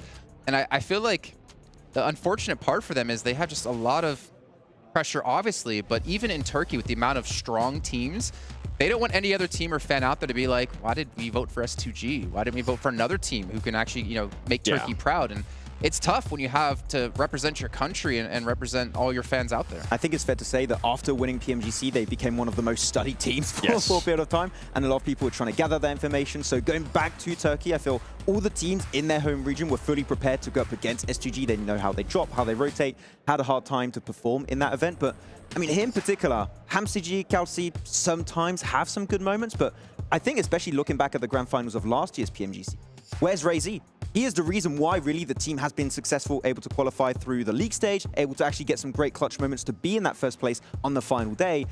He's been a little bit invisible, too, when it comes to not only the entire team, but just on individual performances. So I want to see what's going on with RayZ. And I think that's maybe what they need, right? They maybe just need one player from their team to actually start off great. We've seen it over and over again. I mean, in different regions, too. And we started seeing it here, especially in the PMWI. We saw it with Rebel. He was able to kind of spark the energy for Alpha7. If not, it would have been a very, very bad day 1, and yesterday with Carrillo in day 2 being able to get that save of the day with what he was able to do in Sandhawk as well. They need somebody just to spark them up. Killer, man. For DRS, right? For DRS. Like someone just to put up, I mean, obviously I wasn't talking about them in particular, right? But like someone like that, someone to spark the team. Your Nates, where's your Nates from Panthers here? You need someone to be able to do that and really get the energy in your team. I think that's something that can be kind of overlooked in esports in general, is that like the mental game that comes into this. When you lose the first match on a, you know, in a way you didn't expect to, or when you lose the second match, you need that person on your team to just kind of shrug it off and make everyone else in the team think that, yeah, okay, we can still do this, and keep them focused. And the focus can obviously be very difficult, especially when you're at LAN events, right? You're not at home, you're not in the comforts of your own bed, you're not Darth Dante with the blanket over your head, you're not Beowulf with a pillow under his chest as he plays. Like, you don't have those comforts, but you have to learn. Yeah, I remembered the good old Bayo Mayo. You have to remember that this is this is how it's going to be. You have to be able to perform at offline events. And I think that's why we're being so critical of SCG, right? They have been there. They have been to those LAN events, especially with them being the PMGC defending champions. We expected so much more coming into this All-Star, even though, yes, they did end up getting voted in. I wanted to see them in the main event, and right now it's not looking like it. And if I'm being honest, I don't want to see them if they're playing like this. Give me Fireflux, man. Give me a team who can perform. But then again, jumping the gun, maybe Fireflux has a similar performance. And I don't remember who said this. Maybe it was Sertani, maybe it was you, maybe it was Blank. I don't know. Maybe it was Claris. It's hard to win events and be the champion, but it's harder to maintain that level and harder to repeat that the next year. Yeah, I mean, Alpha7 has been a team that's been able to repeat their success after PMGC, right? But S2G had themselves a little bit of a fall off. So after 2 days, I feel like the mental fortitude of the team is kind of dwindling as the days go on. So they're going to really have to pull it back if they want to be able to get themselves in the top 6. But unfortunately, if we do not see, as you said, sometimes it only takes just one player, I don't expect it to really happen. So I'm still crossing my fingers. It might, but I think it might just be too late. By the way, you mentioned Alpha7, and I was actually starting to become a little bit disappointed with their performance so far in All-Star. No. But wait, there's more. 7? So I decided to have a conversation with their coach, and he told me that they were actually trying to do a lot of new things since they already qualified to the main event. Might as well just give it a try. All right, well, ladies and gentlemen, we're about 10 seconds away before we hop into our first match of the day. To remind you guys, it's going to be Sandhawk followed up by 3 Erangels. So we're going to head on over to our commentators to kick off the final day of the All-Star Stage here live at PMWI in Riyadh, Saudi Arabia. John Allen and Blank, take it away. Thank you very much, Jason. Yeah, I'm John Allen. With me is Blank. We are ready for the day's proceedings. You having a good time with the pre-show match that we had? It was pretty good, but Alan Walker didn't have the best of times, although he did play a little bit more of the game than Tops. Hopefully, we're going to see all of these players in the game and participating to the best of their ability. Yeah, he had some times though. I think that's the main thing. So, you know, kudos to him at the end of the day. But over towards Sandhawk now, final day of All-Stars. We will find out our top 6 heading through to the main tournament to join the 10 teams already waiting there for them. The real beasts here over in the PMWI. Although we've had some real standout performances here in the All-Stars, some excellent play. I think DRS definitely has surprised all of us overall. Some really, really strong moves from both their days. I think first day was kind of just perfecting their rotations here on this 18-team lobby, which obviously is quite difficult to find those rotations in on the early game. Alpha7 also had something similar. I don't think that they reached the same heights as DRS yesterday, but they certainly improved things a lot more. It did end with just Revo alive on his own once again, which I can imagine he wasn't as happy with, but at least he had his teammates with him just a little bit more this time around. A couple more incidents of that would be good. We'll have to see what these 6 matches today bring us. They should be ready for what they have. You can see the timers ticking down on the screens. About 140 seconds of that, 2 minutes and 20 until the plane takes off. A sandstorm in the crowd. I can see him. I spotted him. It's correct. Yeah, about 2 minutes before we start this game, the players start dropping in. Right now, just hovering around Barn at the moment. Keeping us all nice and safe. But yeah, first game of the day, we've had 2 Northwest Island finishes so far on the circle. I'd be amazed to see that happen again today. Yeah. But with our run, you know, statistically it's likely. We're 2 for 2 right now. Though this is not something you often see in these tournaments. So a bit of a wild card for us. We might see this go elsewhere. And the funny thing is, with Gladiators playing up towards Camp Alpha and that Northwest Mountain, it is surprising that we didn't see them get as many points. But it's done well in terms of averages, John, that's for sure. They really did need those average points coming through on Sandhawk, because I think they might have fallen away at this point with the way their other games have been going. Definitely a bit more controlled over in their final game yesterday on Miramar. They looked a lot better there, controlling on that edge side on the northeast. It took them a while to get into that sort of position, but I do think that they're getting back to basics once again. Once they get a feel for a lobby, they can start playing from there. Bigetron Red Villains fell off quite a bit. We saw Rising yesterday, but really wasn't as effective as we were hoping them to be. Yeah, it wasn't as strong as we've seen Ryzen be in the past as well. When you look back at the roster put together, Luxy, Zuxy, Ryzen, Microboy, as well coming through. He was a very powerful player there, and it wasn't shown in the last games yesterday, but still, it was just, you know, a very small sample size, right? So we'll hopefully see a little bit more today, if they're fielding him, that is. So we'll have to wait and see. Plane path from Hatin over towards Kampong for our first match. Yeah, dropping in for our first match of the day of PMWI Allstars. Obviously, this is day 3, so the final day to accrue those points from 6th through 10th, I would say, was possible to make your way up into that 6th position to get a chance of that position over towards the main tournament. And it will be all starting here on Sandhawk in the jungle, where things can get real rowdy. We do already have this fight that happens every single time at boot camp. It's FaZe Clan versus D+Kia. Sayden knocked, and a second as well, sent back out towards Forest, but Mela is super low behind that corner. Can't peek out for the flush just yet. Favian, bullets, weapons, sure. Not really too much to speak of in terms of armor, though, so needs to stay careful, wary. Osal close to getting that res for Forest. Sayden still has a little bit of time. Mela absolutely red here. Venturas has got that helmet. And Mela might just be going a little bit too bold. Getting on the inside, Favian peeks out. Position given away. FaZe have already lost a player. That's what you want. Favian finds the mark. And all 4 players for D+Kia are alive still. Sayden resable, but that time is ticking away. Venturas trying to cover off his teammate, but just not really having the best of luck. The res now enacted and just gets out of there for FaZe. All 4 alive, crucially for D+Kia. You know, if you get the best of luck as well, you could win some PMWI special rewards over on the application. That crate is available from July 15th through August 15th, so make sure you snag them whilst you still can. That is a nice looking skin. Over towards the rest of the map, though, D+Kia winning out on that engagement. FaZe sent away, tails between their legs. 71 points just behind that 6th place barrier. You know, that is really big news for them. Currently, they're still in that top 6 that would make it through to main tournament because Alpha7 has already qualified. But either way, I think that they'd rather get some points here because the Infinity, BTR, they are not far behind. Only 2 points. It is very, very close in the middle of those tables. You do have a little bit of a drop-off down to S2G and below. But that is still very, very quick to turn. It's just one big game, and it's absolutely all over for them. But hopefully a little bit more luck in their future. Circle drops up north, which means that S2G are pretty central in Paradise Resort. You've also got AGONxI8 up in Cow. We're going to have a good time. A wide split for R8. Coming off the back of their Team Deathmatch victory. Going to be feeling nice and warm on a split near the Western Bridge, near Tapmock as well. Controlling a lot of territory.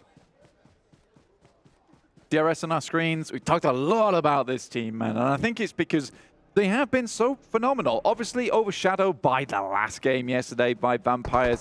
Hard to beat that type of thing where they just shoot up to 143 points at the end of the day, and it was all eyes on DRS for quite some time. And I think that Vampires were getting a little bit jealous of all the attention, so redirected the eyes onto them. But coming today, DRS have certainly secured themselves a very strong 2nd place. Gaimin Gladiators behind them, 94 points currently.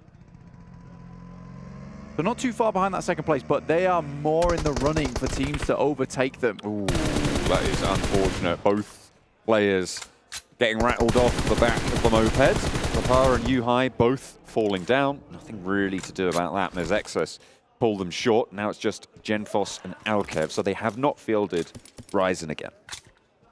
No, I think that's the smart choice, honestly. Lapar had done so much, and it was a bit of an odd decision to take him out of the running yesterday, considering how much he was doing for the team, to get Ryzen back in the mix. And I think maybe that's just a test to see, can Ryzen bring things back around? I think for a guy that has such a good pedigree as well, right, where he's had such a strong performance in the past, and he's been trying to get back into the game as much as possible after a long hiatus, I think testing him out to see if he can maybe shake things up, not a bad idea. But I think right now with BTR being in 9th place, I think you have to go for the consistent roster, the one that worked on day 1. Right now, down to 2 players, it's not a good start for them, John. Far from it. They have not had the best of times. 9th place, we were talking about how close it is for that 7th place spot. This is absolutely one of the teams that is in contention for it. So to kick off with a team being cut in half is not good news. The flip side of that is that FaZe have also lost 3 players, so now it's just the Infinity to lose a couple, and maybe they're back in the same mix as those players. So this is a nasty spray down coming from Trick there. Really throws the guys from Bigetron at loop, as Lapart also goes down, as well as Yuhai. So probably the 2 worst players you want to be leaving the lobby instantly. 2 most consistent guys down to now just Genfos to really pack things back together again and get moving, because he has been sort of the fixer of a lot of awkward moments with some very good clutch grenades on their side. But again, now he's going to have to face the brunt of any force coming their way. S2G, 10th place right now, 59 points. The guys on the desk, Seven was talking about how they want to see a little bit of a resurgence coming through from S2G to redeem themselves into that final day after coming off from PMWC itself as those champions. We want to see a little bit more from these guys, and I think with the circle centering right up on them over towards Paris Resort is a great chance for them to earn some points. We saw yesterday Vampires, I think they got around about almost 30 points in a game, right? Which is absolutely huge. Now, if S2G can do something similar, have a very strong game, a lot of eliminations, that sends you directly up towards that 6th place spot. So it's not as far as it might seem. It's very volatile right now. When you're dealing with 6th place type positions for qualification, it is always going to be volatile until you reach, if you're looking at the number of matches in the set, right, you're looking at getting up towards 30 for it to start to be a little bit more consistent. But until that point, it is absolutely game-to-game changing.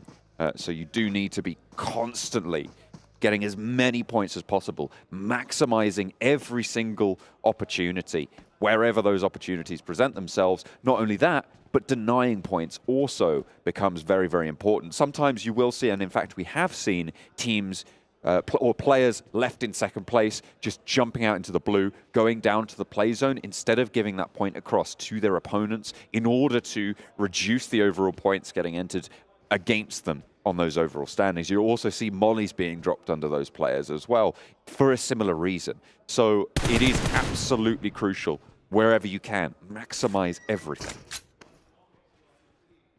I think right now at the start of the day, for some of these teams down towards that 10th and below, your Sandhawk right now is very important because you want to start the day off strong at accruing those points. It's really going to be maybe too little too late as we get through the day towards, you know, 4th, 5th, and 6th matches to be able to bump those points up as much as you need. You need that great start, right? That great run up, in which case you can just start consistently getting points, because pressure is a big thing that comes into the minds of these players. If you're not getting those big points right off the get-go, you know, you're constantly looking for those big games. You start making mistakes. You start taking risks that you wouldn't normally take. But if you can get that massive game right now, keeps you a little bit calmer. You can look for those 10-point matches, which are a bit easier to go for. This is the 2nd time Trick has pulled the same trick, and it's found another player over towards Vampire. BTR suffered to this similar rotation earlier on, and Mazexis is being cheeky right now on the northeast side of Bootcamp. They haven't paid as much as BTR did, but still losing a player really far from ideal. Alpha7 have been running rings around Falcons for a little bit. They took out that backline first, and now they've encircled them fully. Not even a knock sent back the way to back towards Alpha7. Yokohama, Donos, Varel may be looking for a 3rd party here, but there's really nothing more to do. The heals can start to come through. They are back at full force. Level 3 helmet for Revo as well, so even if he's peeking over, it's not really going to be instantly punishable. I think the difficulty with A7 is when they get into a good engagement that they feel confident in, and we see them go toe-to-toe with these teams in gunfights, they are very good at cleanly finishing off teams. A lot of times you'll see them take little to no casualties, hardly any damage. Asada steps up but can't hit that shot. He was practically free from behind the desk. No surcharge involved, but finally Silas grabs that initial knockout. This is really important for them against Yangon Galacticos. Razy is there on the crossfire to slow down any approach to Silas's position, but they're not pushing for it. Super Andrew goes down as well, and S2G are good on this hold. Hamzy drops out for that heal, Romeo, and Murnat now left standing for AGONxI8. The nade from Kelsey to lead the charge around the corner, and Ray-Z to follow it up with the shotgun in hand. The UMP, no match for it. Silas lands what he's looking for, and Mernat now last standing. The AGONxI8 try and move into Paradise Resort, but they are swiftly evicted. Sent away at the door. This is very unfortunate. I mean, Silas had a gift for the first player, refused it immediately, but he was quite insistent as he came around the corner. DBS finally connects. But this is what you want. This is what S2G was looking for. Clearing out some space down towards Paradise Resort. Play around from this area. Get that big game going. And 3 eliminations right now is quite important for themselves. Now, with 18 teams in the lobby, it does allow you to get more eliminations during these games because there is just more players to go after. So for S2G, starting with 3 does open up a game for a lot more. Now, they are right down towards the southeast side now, so a little bit on the edge. It's slightly difficult to play around with. Tapmock was at north side. We've seen a lot of teams win from this position. Currently, i8 are holding that one down. In the meantime, Gladiators holding on the western bridge, and Vampire are slowly but surely careening in their direction. Send away. I think the scout has been quite successful there. Playing with 3, remember. Vampire lost a player to the camp from Mazexis, but getting to this compound would be great news. Unfortunately, BTR have their remaining duo, who also lost out to Mazexis, playing on this position. But now R8 have got the beat, and the TDM wasn't enough. Now they're trying to put that final nail into the coffin, keep them from rising. Ravenclaw goes down as Prestige lands the crossfire shots. The smoke's not going to save you as the flush comes through as well. So Vampire on 2. Make that 1 now active as Prestige lines up for another. Schwepp, the last player standing for Vampire. It's a treacherous rotate they've made. The hills might have been a better opportunity, but now Gladiators have that position. And they will be executing with 4 towards the top of those tables. Remember, DRS and Gladiators, the teams on the chase for the Vampire top spot. I think Mazexis caused such massive problems for several different teams there, particularly Vampires, because they delay the rotation quite a lot. And we know that Vampires typically get towards the circle quite late. It's just early enough, though, right? It's just early enough for Vampires to make their way in. But when you're delayed like that from Mazexis, suddenly you have to figure out a new rotational path. By that time, a lot of other teams have already swung their way in, and R8 was already set up. So for Vampires, they were desperately looking for a rotational path, a place to stay, reside, and there was just nowhere to go for them.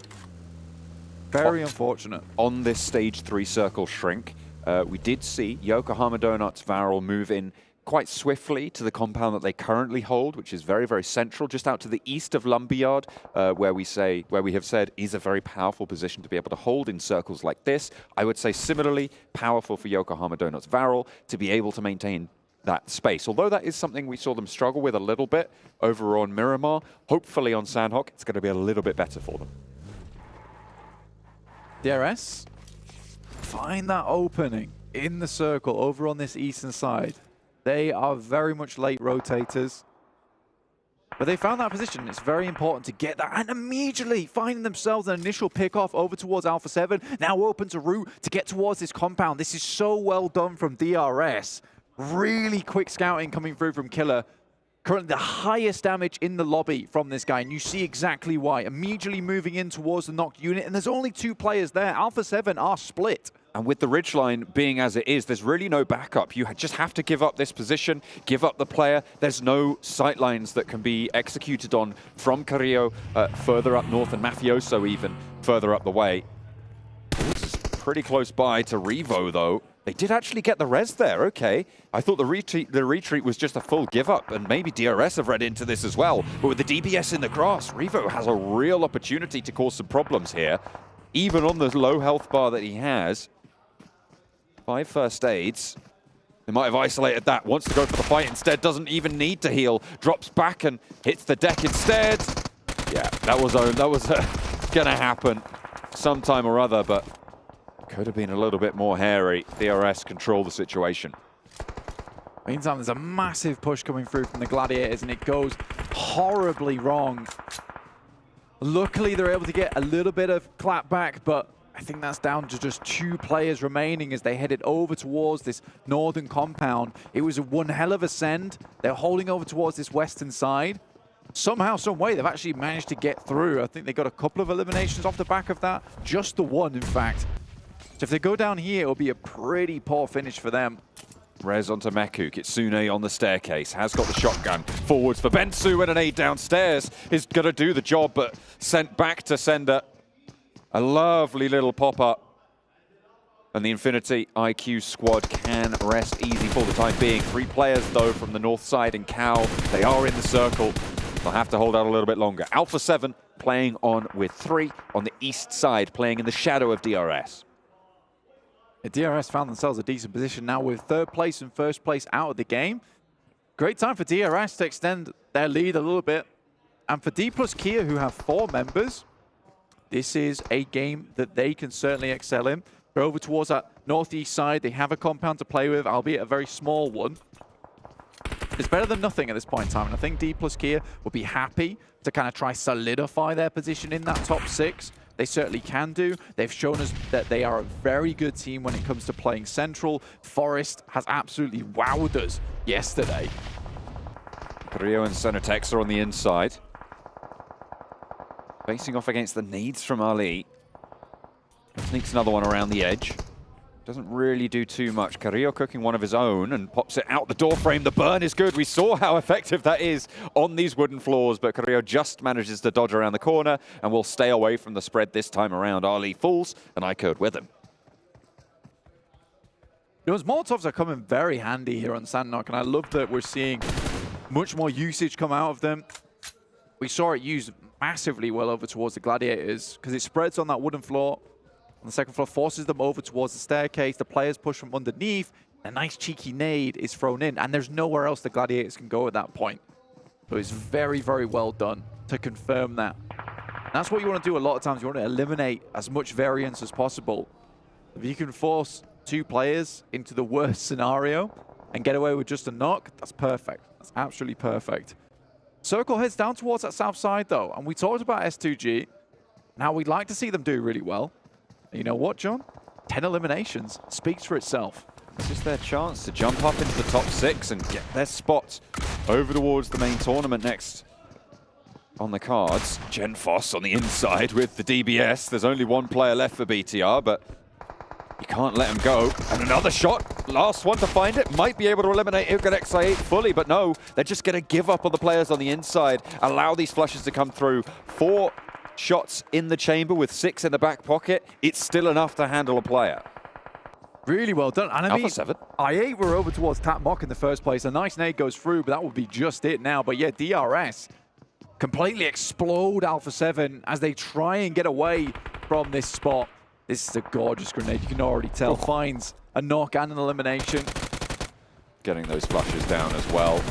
And finally, Mezexis, the thorn of this lobby, removed. For the time being, DRS now turning their attention to SEM9, who have a very central position. DRS continue their march over these hillsides with all 4 of them alive. It's very difficult to slow this team down. S2G from the south might want to do so, but wanting to and executing on that want is 2 very different things. Next circle shift coming in very shortly. We squeeze up towards that northeast side, and DRS now have a real good opportunity. S2G, who've been a bit down their luck, and DRS, who have been on the rise, they most likely will clash at some point, because I think for S2G, crossing this road, heading over towards the eastern side, is the most ideal situation. A lot of teams thought this was going to head over towards Tatmok, so we'll be moving down from that northwest side. So I think if S2G assumes that we'll see a lot of teams towards the west, they'll likely try and sweep east. Nice shots there from Hamzy to pick up the points, and 2 more sent into the S2G coffers. This is unreal. Really, really solid stuff. Right now, they are looking pretty good to get close to the top 6. If the Infinity IQ squad can stay in this one, they've got 7 eliminations already and get more placements on board. They should be able to fend them off for the time being, but S2G definitely with a bid for the top of the tables. If they go down here, will be drawn a little bit shorter than they would have liked, but still a great entry to their record. Razy very, very low. Nades just pouring on in from DRS. bursting perfectly. And S2G, defending world champions, putting their place downhill by DRS, who have been on a tear for themselves. Some unbelievably good grenades coming through from DRS at the moment. AGONxI8 has to support, and Silas will have to move out, has to hit these initial first shots, gets Delta off the rock at the start, moves over towards the smoke. This is really well done. The fact that he's moved this far up is quite incredible, to be honest. Only one Molotov. He will be expending it here. Delta backed off the rock, as you said, crucially timed for that push potential across to the rock for AGONxI8 as well, as the northern side starts to tidy itself up. Yokohama Donuts Varel trying to stay alive as 4 with Infinity IQ out ahead of them. AGONxI8 spotted behind the tree. Will not have the cover necessary. Now just one player left for S2G on their heavy fragging run. 12 on the game. I mean, despite everything, even going down in 5th place here, this is a really good match for S2G to start catching up, to get into that top 6. Silas will just crawl alongside with the blue at the moment. DRS looking to move further in. R8 has lived a long time. That TDM gave him a lot of confidence coming into this one. Yokohama Donuts, they have a struggle bus of a rotation to come out of. The DRS just about clipped Kazimaru, but he might be in cover. No. Does not have that luxury. Ozusan is forwards missile, left out in the cold here as Bensu gets spotted, flushed as well. Silas finally taken down. So that's S2G and Infinity IQ both eliminated. The Shrink once more goes towards R8, but DRS looking to try and keep this one going. This is a team that could definitely vie for the top spot. Yeah, taking home that 125 grand for an Nepali team, that'd be a real big result for them. Playing on the outer edge has not been easy. They're in the blue for a long time. They found a strong position to start working their way through, and they immediately exploded from the blue, slapped Alpha7 across the face, got rid of them out the lobby. Now working towards R8. Final circle approaching soon. R8 currently have a strong position in terms of having buildings to play around with, so R8's having to drop these smokes. So a DRS to allow them to get further in. Ooh. First nade is great from Prestige. Now just 3 players. No chance at a res here, John. That warm-up going well for R8. Threat onto Giante's position as well, but Killer's crawling ever closer with the DBS. Giante opens to Ragnarok, finds a second on the swivel, but the team are dropping as well. Prestige around the edge with SK-Ton trying to stay alive, but Giante falls next. And it's R8 to claim Sandhawk a chicken dinner. They are warm, they are ready, and they put points on the board. Finishing that game as all 4 players as well, with just 1 player going down right that last second. Taking the TDM into the first match of the day, an incredible result for R8 here. The crowd goes wild for them. But DRS, great job to them. Really, really strong result. I think they struggled to get across that zone. They had to go up against a lot of fearsome squads. An S2G that's finally warmed up to, and they dealt with them very well. But so much utility expended by that team by the end. And the fact that Gante is able to crawl up, get some initial knocks. If they didn't get that first grenade over towards DRS, that could have been a very, very different story. But well done to R8 to take that game. Absolutely. Very well marshaled as well, keeping all the teams on the west at bay, whilst the east and the south kind of handled themselves and forced those fights. Good results for teams like, who are we talking about there? We talk about Alpha7, who did have a pretty solid fight against Falcons before they kind of just got completely bombarded out of there. 15 minutes, team. I'm telling you. Okay, well, yeah, to be fair, they didn't really put up the records they were looking for. It's S2G, though, that's the headline for me, in terms of that return to a little bit more power play. Yeah, 12 eliminations is great. I think that takes them, with elimination points alone, towards that 70 mark. That's very much in reaching distance. And we said right at the beginning of the game for S2G, they need to get a good start. They absolutely do. Try to pick things up because we've only got 5 matches left, Blank. Time is running out for these teams to get to the top 6 spots, to get to the main event. And it's R8 to take that first step in the first match.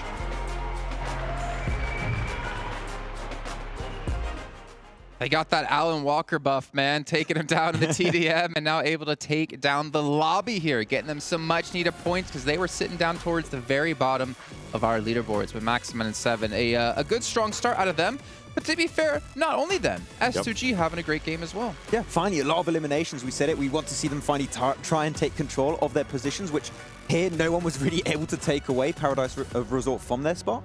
Though I do wish we did see them cross the road, because I feel like there was a very high chance this could have been not only elimination heavy, maybe also chicken dinner, which that would have been perfect to put them back in the race to make in top 6. I'm with you, Max. I'm not gonna nitpick too much on their performance. I'm kind of just happy that we're getting even a chance to talk about SCG, and I'm pretty sure we'll get a chance to talk about them even more. But yeah, the eliminations were there. They were able to defend Paradise Resort, like you said. A win would have been nice, but didn't happen. It's okay. I'm actually impressed they were able to be as good taking that fight versus Sem9 after they crossed. Like, they were not in a position where they were truly in control of the terrain, and yet they were able to just upset them, because I think it's them working with R8 to some extent, and Sem9 were just completely overwhelmed. But yeah, good fight from them, and I hope that can continue. Seems like the buff from that game from R8 did pretty good too. So yeah, some teams that we needed to see step up have finally got a good result here. Yeah, let's take a look at the match rankings here and so many points they got, as well as the likes of S2G, DRS, and a couple of other teams out there as well, because these points are going to extremely matter considering we only have 5 matches left here in the All-Star event until we actually head into our main event, but not before we find out which 6 or 7 teams will be joining us into that. So we're going to see R8 extremely high up there. I mean, the fact they're able to go up against DRS like that and beat them head-to-head was impressive. I do wonder, though, S2G, would they have been able to win that match? I mean, obviously, we'll go to a little bit, actually. We'll save that for now, as we see 22 points coming in for R8 and then DRS at 15. Yeah, happy to see that DRS has maintained that aggressive nature we witnessed yesterday, right, Seven? We saw a lot more presence from them, and actually really smart from a few teams that I actually noted. DRS, Alpha7, iKURD, 3 teams actually that understood the Eastern Coast is very empty when it comes to drops. I think you have Alpha7 and iKURD drop in there, and they fully understood that this circle is great because it's finally not on the Gladiators Island. So let's just hug the Eastern Edge, and we have really easy entry points, but DRS's high ground was really what set them apart. Talking about Gladiators, this is what happened when they don't end up getting fed that circle, right? Only 1 point with a team that ends up, I feel like they were rotating a little bit too slow in Sandhawk. They were doing things a little bit too slow, and it kind of showcases here perfectly with the amount of points that they were able to get. And going back to what you were saying there with Alpha7, I mean, at one point we were watching it, and I was like, hold on, Max. Where did Alpha7 go? And they were so far to the east that we didn't even get a chance to see them on that map feed. It's good to see that Alpha7 was able to take advantage of this circle, one that is close to where they usually land. And it's good to see that they were actually able to back it up with some ilms as well. They were not ready for DRS to push up, that's for sure. Like, the moment they came up, DRS and Alpha7 were like, oh, we don't want to get involved in this. Just went back into the compound and just tried to chill, but they had to move later. But I think it comes down to DRS being so good at being aggressive when they need to be, right? They knocked down Revel, and they were like, okay, this is our opening chance. And all of them, just the synergy within that team right now, all of them decided to push, get those eliminations, and make A7 back off. And from the high ground, especially punishing all the teams that were rotating late across the road, and the moment you have that high ground, there's no way you're going to be taking it away from DRS. Well, I'm going to bring up a phrase that I've said a couple of times now. Flash in a pan. S2G, do you think this is a flash in the pan at them, or do you think this is the momentum they're going to be able to carry throughout the rest of the day? Ooh, I don't know. You're gonna put us on the spot. It's just one game is didn't win. Yeah. We even made. I was talking about them. I mean, we only seen one game out of them, and once again, they show us one game. What else? I'm gonna have to wait. I think I have to wait to see what's gonna happen here in the next Erangel, because it's too early to tell. There were stuff that, like you were saying, if we actually start nitpicking, if I don't just go based on, okay, yeah, you know what, it's good to see that SCG finally able to get some elims, finally able to get some placement points. We're finally able to get a chance to talk about them. I need to see what they're going to be doing here in the next couple of Erangels. Yeah, the thing is also, this is where they drop. This is Paradise Resort, it's where they drop. They didn't move pretty much this entire game. What if they had to move? I don't think they're going to get as many eliminations. So I want to see them in control of a game where the circle is not coming their way, and they actually have to fight 4 positions in circle and actually try and aim to get the win. So it's a good start, but I need to see a little bit more effort put behind the game. I think they set themselves up great, though, to at least strike within the top 7, within the top 6, depending on where Alpha7 ends up being. They were really good at zoning Paradise, which I want to see that translate in different games. Yep. I think S2G kind of unlocked the power of the Honor Magic 5 Pro, powered by Snapdragon 8 Gen 2 and Honor self-developed GPU, my boy, with Turbo X. I think they unlocked it. I think they figured things out, and now this is going to be the start of them dominating the lobbies. But we still obviously have 3 Erangels to come up. We have 2 Miramars as well beyond that. But let's maybe deep dive in to R8 stats, their player stats. We got to obviously give them some sort of love here, right? We've talked about them. Not in a positive way necessarily. As you're going to see it here. As you have Ragnarok actually going to lead the charge here with 519 damage. But again, team effort. Yeah, I mean, Ragnarok has been able to do really good this game, but Prestige for me is the player that Pretty much throughout the years that we've known, R8 Esports has been one of the standout players, him and Aton typically, but really Prestige is the big standout player. Skuton. Sounds like a DBS sound, actually. Sounds like he's French. Skuton. I don't know. Maybe that's just you. Yeah, maybe just me. But yeah, Prestige was up there, and the moment they got in close range, it was good. But their sweeping play from northwest of Paradise Resort, there were a reason why so many teams struggled to make that transition from the south to the northern side, and really because of that, they were able to pick a few limbs here and there. Yeah, and I think that's one of the things that ended up hindering the SEM9 leapfrog over S2G, right? We thought, okay, maybe that might be a great position, but then once S2G was able to lock down on them and RA was able to lock down on them, it ended up being a bad area to be. And I really appreciate that RA was willing to just coexist with S2G for such a long time, because at any point, they had perfect chance to just try to strike him, especially when S2G was able to fight against Missexes. They could have tried a third party that they waited for the right moment. Well, I do kind of worry, though. I mean, obviously, that's our final Sandhawk of the All-Star stage, so they're not going to be able to depend on this to be a strong map for any of these teams. But then going into 3 Erangels, it's obviously going to be the most played battleground for all of these teams, or should be, unless they've been training in some sort of chamber where time slows down. You never know. But it's going to be hard. I mean, the thing is, not only do they have to kind of replicate that performance here on the first Erangel of the day, but then potentially the next 2. I mean, they are getting close to that bubble. They're getting close to pushing themselves into top 6. But it doesn't get easier from here on. You need to be doing good on Erangel, of course, otherwise. But it's half of your matches in the All-Stars. If you're not able to perform on that battleground, like we've seen so many teams, it's not going to work out. I feel like some other teams are going to start feeling the pressure too. I mean, G Gladiators, where have they been? I feel like they have a big slowdown yesterday. And here, now that the circle, we were talking about it, the circle didn't end up being on their favor. They only end up getting 1 point here. What's going to happen going into the next Erangel? They're going to start feeling the pressure. I think G Gladiators will be able to come back, though. I think there will be a team that will end up being in the top 6. More than that, I think we need to see a win from Gladiators. They've been in so many situations where they got close to top 5, actually a lot of podium finishes, but we haven't seen them go the extra mile to get those wins. We see the fragging power is currently present, but a win would definitely make me think that Gladiators are fully ready for the main tournament. Okay, well, you know what? Maybe Gladiators actually save them all for the main tournament. Maybe they're like, you know, we're gonna need chicken dinners here. We're gonna do it there. I mean, that would make no sense because there's 125 grand you get for first place. But let's just really quickly head back to S2G again, because again, it's another team we've been very hypercritical of. I think that's the best way to say it here. We'll take a look at their player stats since last match and give them some love, because again, this is a roster of players that we just know they're individually some of the best Turkey has to offer. We know what they can do in the past, and Kalsi in particular, honestly, it's nice to see him kind of rise up, because I mean, Kalsi has had so much popularity, so much said about him. I mean, we know him to be one of the strongest players in Turkey. Yeah, I mean, we know Kalsi and HamCG are the 2 fragging duos for the team. Of course, Razy did really well in PMGC Grand Finals. But these are the 2 main players, the bannermen, I would say, even for S2G. And it hurts even more when you think about it, Seven, because we've seen the rise of this team from like when the synergy was not present, where Silas was giving all of that information, all of that knowledge to the team, and how much they grew over the course of a year and a half to now kind of dwindling down and struggling to make those performances meet expectations. So hopefully they can still get there, but it's a rough time. This could be the match that they needed, right? We're talking about a team a spark, whether it's from a player, whether it's just from a match. This might be the right time for them to be able to just carry that momentum going into Erangel. Even though, they didn't really have to rotate, they were able to defend, like we were mentioning, they were able to defend Paradise Resort so well, whether it was Missexes, whoever it was, they were able to just position. And then afterwards, even whenever the circle shifted away from Paradise Resort, they were able to just place themselves in a great position to take the fight and end up getting the match. I wonder, though, if S2G keep performing well like this, will you get Vampire like, no. We don't want you in the main tournament. We're going to drop on you and potentially knock you out. And that's the pressure. That's what happens when you underperform at the beginning of the tournament and you go into the final day trying to get back in towards that top 6 or whatever it might be to qualify into the next stage of the tournament.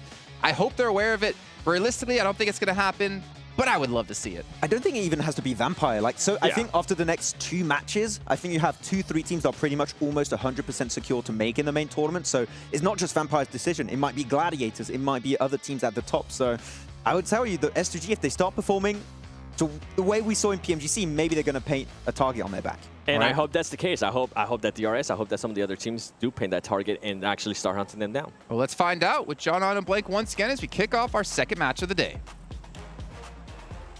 With the plane already in the sky, we're going from Quarry up to Stalba for match number 2, match number 13, hopefully. Luckier for some than others, and their chase for those top 6 spots. Vampire immediately out, down towards Primos. We know that they like that spot.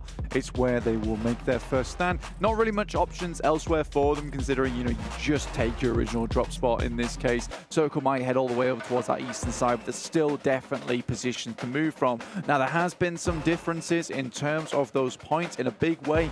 Some teams are catching up slightly. Killer up to 6,221 damage now for DRS. He is blasting out of his mind. And honestly, DRS are lucky to have that guy. Stays true to the name, that's for sure.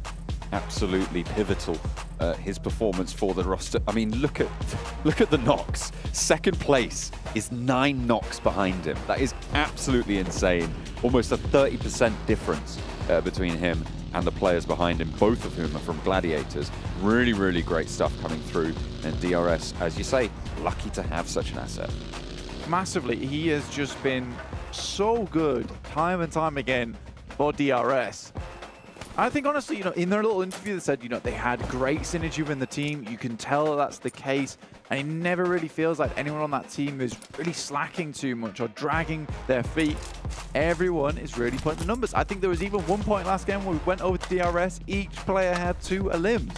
Everyone's putting in the work. It's great to see. Falcons on their initial rotate over on that south side. 2 apiece in the vehicles. There's hardly any teams over towards Milta, Farm, Shelter, Prism, Mancha, Lipovka, Milta, Power. Everywhere is free on this side of the map, so easily taken up. At the moment, though, the way the circle's set up, you're not going to see too many teams heading down that way. So we're going to have quite a cramped first circle, which is great to see. I'll tell you what else is pretty cramped. The amount of action in the special rewards for the PUBG Mobile Event Center, Blank. You can head on over there in your app. And it's also pretty packed in the PMWI crate. You can grab a couple of skins there available from July 15th, so in 2 days' time, to August 15th. So you can have that whole month to grab yourself a crate, but don't waste any time. Make sure you get in there as soon as possible. Sure, man. Pick up that crate. Make sure that there's nothing in your current inventory that's going to be cramping your style when you head into those games. 7-9 currently on the bikes. And now they're sending it onwards. A lot of teams are heading over towards that eastern side now, looking for positions. Yeah, the uniform's lovely, beautiful to see. Very visible, I would say, although, but definitely strikes a figure. On the south side, though, FaZe are coming into contact with Falcons, but I think that the Falcons would rather just send onwards over towards Milta Power. DRS similarly, they're on their rotation, down towards that south side. Delta riding on through, leading the charge for the rest of the roster. Still on that chase. So Vampire looking to defend their title at the top. In Primorsk split up to Quarry, their standard 2-2. With Circle on the west, they have got those western roads available. A lot of split drops around these Gatka fields as well. Rozok spread across by S2G all the way up to Ruins. Yeah, Gladiators really struggling to find themselves a good drop spot. I think they've been all over the place on this map so far. We saw Severny drop versus Mazexis, did not go well. Now they're heading down towards Hospital. And I think this is free because you've got FaZe playing Crates and South George. Hospital is a very viable spot to play in. There wasn't anyone there in the first place, so Gladiator is happy to pick up this position. Gives you good rotational routes outside of here. A lot of times Alpha7, FaZe Clan might get caught up if they try and head south too quickly. You might even see FaZe Clan heading up towards Box Compound and then down past Rozok. So for Gladiators, this is fairly decent. Onzen is in the mix at the moment and could get picked off here, John. They're not careful. Could be. Seemingly safe for now. I mean, the Gladiators also have that advantage of going, if they're going towards that Hospital split drop, of being quite close to their original drop of North George, so they can, as you said, there are rotational paths available to them, but not only that, there are familiar rotational paths available to them. If you want to divert up north towards those Everest foothills compounds, they've played from there countless times, right? So they have that information. The main difference is having to cross up north without that foothold already existing. So if the circle does go up there, it could be a little bit more tricky. Yeah, it's not completely back to basics, but it's much more familiar and other places like Severny, which we don't like to talk about. We don't talk about the Severny days. We don't talk about those days. But we take a look at the leaderboards, though. You can see them on the right-hand side of your screen. 6th place, 85 points. Beneath that, 80 and 74 points to who, John? It's S2G, who have really brought things back up to speed. That is a fantastic start of the day to come out with.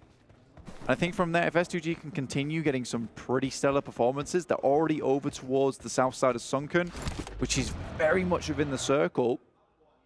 You know, benefiting from these circles at the beginning, that's fine, but it's what you do with it afterwards which counts. And right now, they are trying to get as many points on board. So didn't exactly go for the 100% win play on that last game, but getting that many eliminations is just fine. You know, 10 eliminations is equal to a chicken dinner, and they had 12 of them, a 5th place. Bonza, that gets you enough points to keep sending yourself upwards. And there are some of these teams towards that position, like Infinity IQ, although have some standout moments, I think S2G, with the absolute boatload of experience they currently have on board, they can bring it back today. Hopefully, and right now they are only 6 points behind that bubble, remember, for qualification. With Alpha7 in the top 6, it pushes that bubble down 1 place to that 7th spot. So, as you were saying before, Infinity IQ, that is their target, and they will be looking to hound that doggedly down, although the Falcons and Alpha7 still also within striking distances. As we've said before, the word of the day, volatile around this bubble. 100%. I think FaZe, a lot of their points have come through some very opportunistic third parties on their side. They do get quite caught up in their rotations, but a lot of times just wait for 2 teams to clash and then jump in on top of that. And more often than not, both those teams go down, which gives FaZe a lot more time because that clears a big space out of the lobby. Right now, they're making a fairly decent rotation, in my opinion, though, over towards the north side of Everest and down towards those compounds just underneath. R8 currently have taken control of that, so they've got 2 players underneath Everest, 2 players still down towards Gatka. Now, I think that's slightly overzealous, considering the amount of actual available compounds in this area. I do think that the current compound that 2 players up to the north are holding, that is going to be very much wanted by a lot of teams. I think holding it with 2 for this long, slightly dangerous. FaZe looking to head up Everest for the time being, seemingly. The factor that's afforded to that 2-2 split from R8, of course, is that you've got that eastern buffer from S2G, and now with FaZe not opting to push into the compound yet, we'll say yet, because they might try and roll down the hill, depending on where this circle shifts, they have got that buffer up to the north. So if Alpha7 try and cross, if Mazexus swing through and try and move down south, they could be able to curtail it. But it looks like S2G might even be able to scout that out. So it is overzealous. I think you're right. If the teams around them stay put, it's safer than if those teams start to get a little bit aggy. Yeah, it's the problem that occurs because there isn't that many huge compounds in this area, and this is one of the best ones, right? It's a really nice compound to play around with. You get covered by Everest itself, and it looks like R8 is going to try and regroup as fast as possible. In the meantime, Vampires have rocked up in a similar location to the Gladiators, who have been hanging around this area for some time now. Tixi sends out, there's a player off in the distance from Ravenclaw, and he's heading directly towards them. In the US, it's not that fast. And in comes that push from FaZe. It's what we were talking about earlier, and R8 have just held this split for far too long. They had the opportunity to regroup, but now they're going to have to fend off FaZe. It's going quite well on the doorframe for Ragnarok, but only 2 found, and when you're playing as a 2, you cannot afford to go for that. It looks like Gladiators are embroiled with Vampire as well, and R8, I mean, they regrouped too late, right? As you said, they tried to move up. Prestige now with the UMP in hand, not really going to have the efficacy that Venturas has with this DBS, but fortunately there's only a sliver of HP to contend with. FaZe stay strong, however, but who can roll up? Mazexus looking to put nades on into the fray. This is what I'm talking about, man. Everyone wants this compound. It's so good in this early game to hold out into. Gives you a lot of position to duck behind. If you start getting naded, you go towards the basement side. And also, just the stage is great. Alpha7 on the top as well. Mazexus move in, will clean up FaZe, so they suffer to the third party themselves. Now Onzen underneath with the rest of his teammates. Coming down these stairs for Mazexus, it's going to be a little bit dangerous. But I think that's another team now rocking up on that top side, looking for a little bit more. Got Gladiators pretty close by. Alpha7 on the north as Mazexus takes the top floor. So 4 teams now a factor in this fight. Trick launches a nade and catches Mello wanting. Neku moves on up in the meantime. Trick on the inside trying to cover off these door frames. They'll hear these vehicles circling. Gladiators yet to commit fully for this push, and Alpha7 want to break out wider. Kitsune up on the top of the mountain, a threat. Onzen from the inside, lines one up, and Moorman's there as well. 3 knocks sent to Mazexus as they try and go downstairs, but it's just going to be sent back. And another nade in from Meku slows the fight down to a dead halt. FaZe can recover. And Mazexus is gone. This is what we're talking about before. It's such a strong position in that basement to hold on as long as possible. And a lot of times it's the team above that will get third parties instead. So now they're living a little while longer. S2G does take a casualty, but they're able to send something back over towards Mafioso. Unlikely they'll pick him back up again. And Meku regroups the rest of his team, so not fully committing to this engagement. Western shift pretty hard on this circle over to the Gatka fields. Keeps the chopsticks in where Vampire with Ravenclaw in that chopstick have got their foothold. Gladiators in a pretty solid position, but they are down to 3. They were busted that way by Vampire on the western side. Yeah, I mean, Tixie was just rolling up in the UAS. He saw the vehicles in front of him, and I think it was just a little bit too careless of him. Then again, the shots coming through from Vampires, sometimes we didn't get a good eyes on it, and it could have just been an absolutely unreal shot coming through from Ravenclaw, who has hit some massive long-range shots before. Absolute sniper of a player. Falcons trying to establish their line in, but a knock sent their way slows down their plans. S2G lose Hamzy and Silas, leaving just Razy and Calci in action. Both on the inside, and they are in the circle on the northeast side, just southwest of Ruins.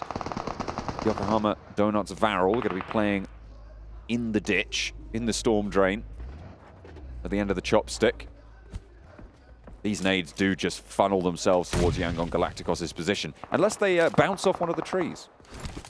Yeah, sort of looked like it bounced off thin air, in fact, but that was indeed very thick, gelatinous air that the bounce came off the back of. The grenade is not getting through that, apparently. I like Gladiator's position, though, holding on to that single compound. I think Vampire's over towards Gatka, a strong spot. You do have those upstairs to play around with. Great nade from S2G, clean up one of the Falcons players. You do have that top floor for Vampire to play around with. It gives you a lot of scouting capability. The problem a lot of times is it's hugely difficult to hold down to the entirety of Gatka. Once you start getting 1 or 2 teams assaulting that same position, you sort of just have to back off towards the third story in the corner of Gatka. So Vampires, they don't want this to be their singular approach into this game. They know that it's not massively likely to end down this way, which is why I do like Gladiator's spot. So much more easily defensible and not as a priority compound as something like the Infinity are taking over towards that northwest side, which more than likely will get assaulted by some teams looking for space. 2 teams on the top of Everest. iKURD getting shots sent their way by SEM9 out on the northeast side. iKURD and Alpha7 both trying to share the summit, but neither likely to be able to stay there for too much longer given its proximity to the edge of the circle. Infinity have Ravenclaw now to worry about on their south side. Those fields looking more and more treacherous by the moment. Next circle just about to come in. Yeah, it's not an easy circle to play. And I mean, if we move further towards Everest side as well, it becomes slightly even more difficult. Okay. You do cut out around about 15% of the circle just from that slope up to Everest. You can find some little caves that you can go into, you know, pull the bear pelt around your shoulders and just hide out there like a survivalist. But you really will be playing the survivalist role. You're not likely to get too many more eliminations or even the win for that matter. But the fielded area for Gladiators, this is where we want to see a bit more from them because we've seen many times, and the devs say this too, that they need to start taking shots at teams because they have clear sight lines over the field, and it looks like Vampires are going to go for the crash. They need to receive well here, John. Infinity IQ might even be able to get a couple of sightlines over this fight, as well as Alpha7. Good start to proceedings. Nade sent over to Sweat, but Kitsune goes down on a trade. Meku wants to push them back off this window to allow for this res to come through. Playing as 3, you need every advantage you can get, but Kitsune goes down as Tony K seals the deal. Ravenclaw up high ground with that off angle. So important on this fight. It's forced Gladiators to play along this ridgeline where they have a disadvantage in terms of those numbers already. Ooh. But that's what I was looking for. A third-party shot coming through from Infinity IQ across the way. The backs of Vampire are exposed, and it will slow them down on these pushes. They are down to 2, but they have got a little bit of a lifeline. Alpha7 as well, from the top of Everest, might be able to spot Ravenclaw. I think the fact of the matter is that the Infinity spot this happening, they know now that their compound is just really not safe. And this is a really good one to take. It's towards the central arena. In the meantime, DRS have made a massive swing on the southern side up towards Mount Everest and are looking to take out players in this spot. Alpha7 first to face. D plus Kia swept aside as AGONxI8 try and leave from the chopsticks from those Gatka fields. As we're back on board with Gladiators trying to hold out. Killer did get knocked. Carrillo low, but Rules is even lower. Will fall down first. And Alpha7 looking good to try and hold the top of this. A 2-for-1 trade in terms of knocks right now. Another nade launched over by Revo, who's playing that point man for the roster. Delta close by. AGONxI8 falls next. And just the one for DRS. Will their run be drawn short here? Yes, it will. Alpha7 play with 4 eliminations on the card. A res available onto Senatexa, and iKURD not pushing on just yet. Revo just drops Hellfire from above there. Just bullets raining down on the guys from DRS. Very difficult to get away from that, but I think he just wanted the fight to be completed as quickly as possible. Like we said before, clean engagements from Alpha7. Quickly pulling out the wet wipes and getting rid of DRS to the top side of Mount Everest. Now they can focus over towards iKURD once again. Looks like Vampires are trying to push further in towards where Gladiators are currently trying to hold. They'd like to get rid of them, so they can't capitalize on a third party that comes through from the Infinity, who are waiting. Schweppes takes a huge amount of damage. This is very good for Meku, holding on for as long as possible close up. Tony K, no nades in hand. Playing around, just trying to spot the players near the window. Won't be so lucky. Nade around the edge finds a lot of damage onto Meku. Tries for the drop shot, and there's no backup with the sightline blocked on the smoke. Matic falls second, and Vampire stay up as 4. A nade was launched to that backline to clear out Matic, and the Gladiators are eliminated, not able to suppress the oncoming onslaught from the Vampires. And with that, Vampires cut off that sightline coming from Infinity IQ. They knew they had to do something shortly. They wait up, they get all those stims on board, and then they push in. S2G though, Ray-Z still going strong. Absolute destroyer over in the PMWI. And he finds another, not before he goes down to Aton, but what a defiant performance there from S2G. Ray-Z comes in clutch. 1 versus 3 against BTR. A third party shot through the window, snuck in there to close down the run, but you're right, a phenomenally defiant play, as you so aptly put it. Vampire now with priority compound that once was Gladiators. They took down, they opened that gap in the armor for the Gladiators by eliminating Tixi, and they moved through and finished the job. Infinity IQ, I just think that they have made an odd play to hold in that area for so long. They saw the fighting happening. You know that this is one of the priority compounds in the map. You know, you just take that third party in that case and you just hope that it goes well and trust in yourselves to pull it off. I think Vampires have done a marvelous job in terms of strategy and forward thinking. They spot that they take down the players of Gladiator earlier on. They take down Tixi. They understand the rotational path that's going to happen. They push them over towards this building. And then from Gatka, as soon as it heads towards that north side, they know they have an opening there. So they control the south and the north at the same time because they're confident to take that crash over towards Gladiators, understanding that there most likely will be 3. Now the Infinity finally pulls the trigger, but I think it's too late. Vampire have very much established themselves in this position, and in fact, there's shots and knocks already out onto the field. Ferrari goes down with Falcons on that third party. They don't even fully commit to this push, as Alpha7 now do spot out a player from Vampires and take him down with a full flush. The good news for Vampire is that both DRS and Gladiators are down and out of this match, which means that everything from this point on is gravy on their point lead. However, they do want to maximize that. at every turn. We've spoken about how pivotal it is to get these points on board where you can. Alpha7 have been building up to a strong performance this entire time. What an amazing initial grenade. Those are hard to pull off. Straight round the corner, finishes to prevent the information on the peak. Doesn't get too much time to deal with it. And straight away looks over towards AGONxI8. It's so unfortunate bullets coming afterwards because he could have survived a lot longer from that spot. Ravenclaw, though, it was a questionable play. I think running out from that side without clearing any of Everest or scouting it, considering he is the scout, probably should know that there are going to be players up towards Everest side moving downwards. It just leaves them a little bit weakened. FaZe takes down a bit more, iKURD out, and that'll extend them up towards that leaderboard. 9 eliminations so far found.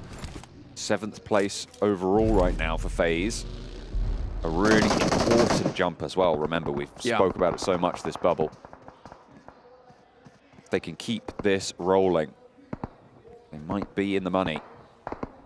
It's the main event from this All-Star stage, getting that qualification spot. Alpha7, they've managed to make their way all the way down. They're still on that far side of the road and will have to go a little bit further.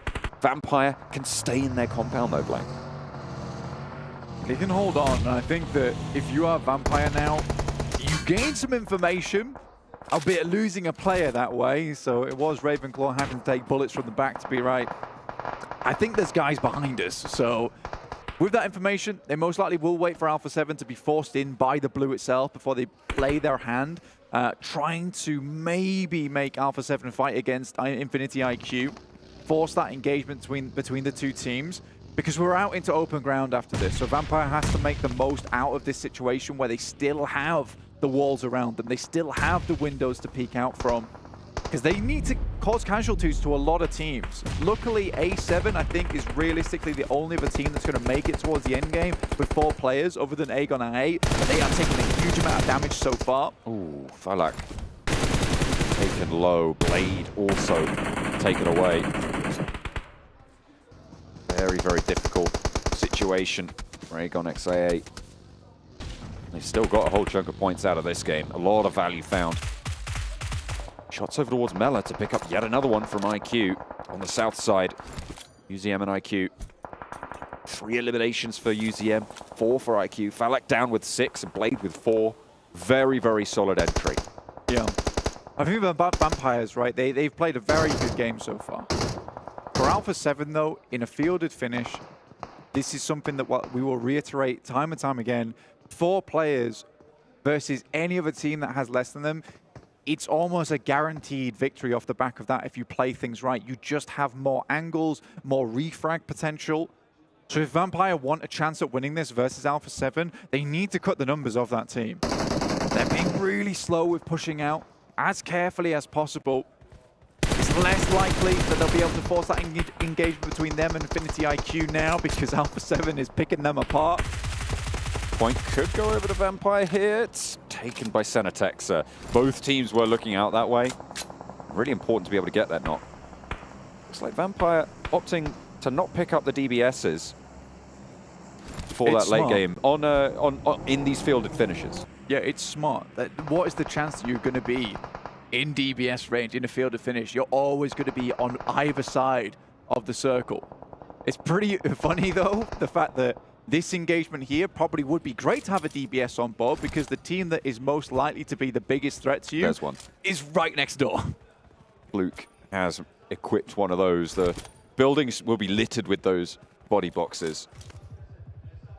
We'll have plenty of them in plentiful supply. And you can keep one in the back pocket even in these fielded finishes. Just in case on one of your players. Alpha7 looking to move through with Infinity further down the hill. FaZe staying alive with Mormon out in the fields, as is on Zen. Hoiga moving through this smoke train. Will get spotted. Actually, a nade is the thing to find it, but the point still goes over towards Carrillo. 9 eliminations now for Alpha7. As Vampire still holding them out. And the impetus is on Alpha7 to move here. Vampire are in the next circle. It's a difficult sightline to play around with as Vampire, and there's little to no utility on side for them. Moving through this fielded area, smokes would have been ideal, but not having nades is crucial for Vampire, because nades over this ridge side towards Alpha7, who have to move towards Vampire, would have been fantastic. The fact that they really lack that kind of utility is a really big deal. They're gonna have to just go for a full-on gunfight.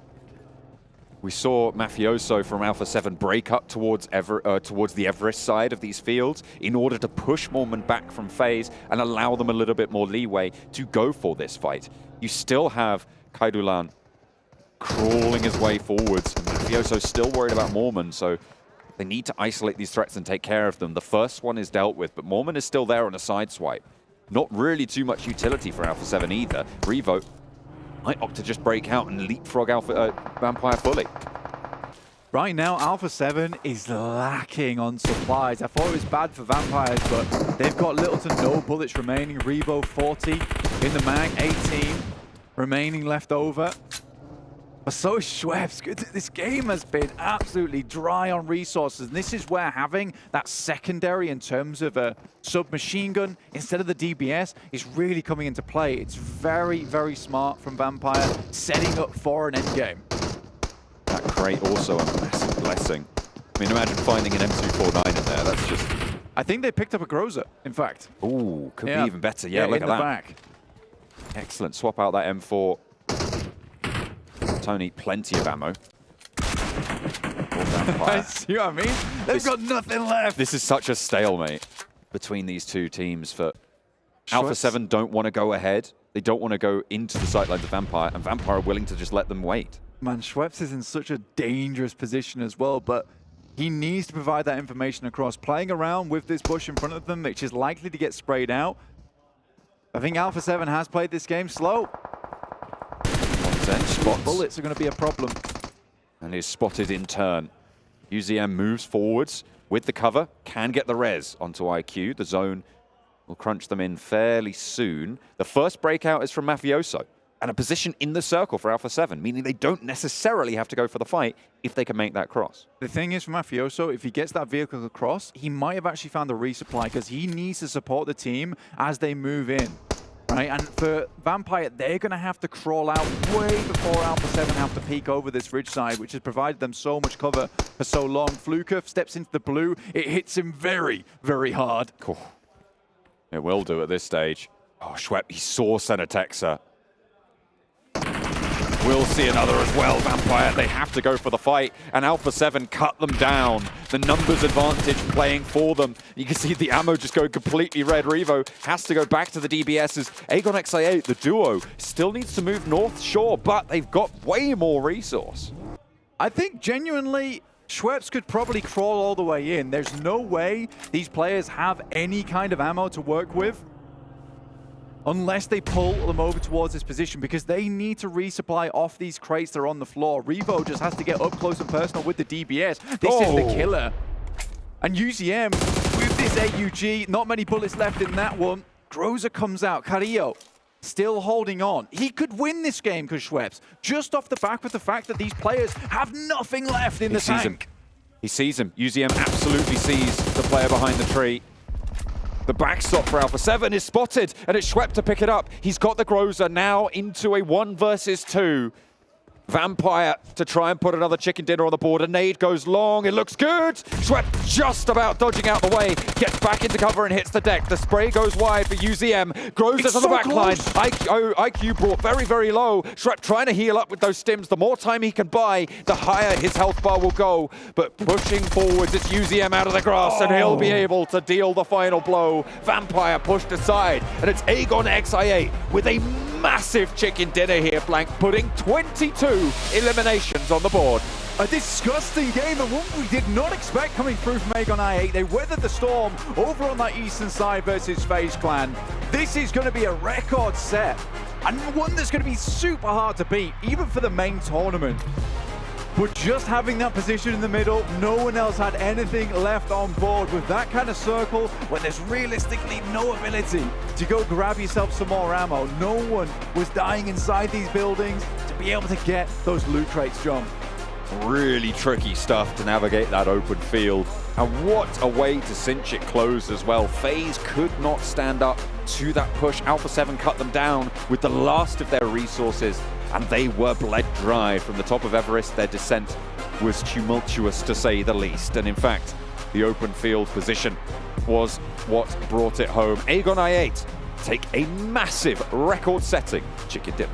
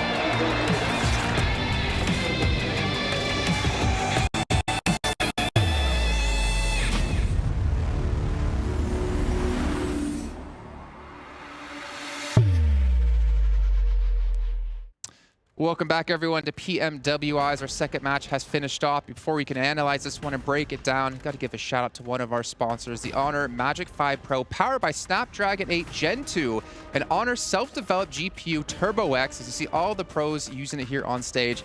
And well, as you're seeing, AGONxI8 able to take the victory on it as well. So maybe you guys should check that out for yourselves at home.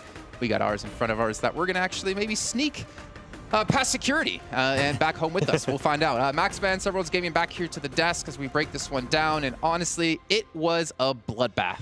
We've been waiting so long for i8 to finally get a strong performance because you know this team has potential. We saw it a little bit back in the PMGC League stage, right? And finally here, they had the strongest compound in the South 7, and no one was really willing to get too close. But this circle was just 90% filled. If you do not have a compound, you're just going to be easy pickings. And man, i8 brought pretty much just all the teams in the South down on their lonesome. But it's good to see that a team that was in the second page, right, they were able to do that. They were able to take advantage of what was given to them. They were able to get all of those eliminations, and that's ultimately what you want to see. We have seen it over and over again where teams do end up being in that position, but they're just not able to gather the points.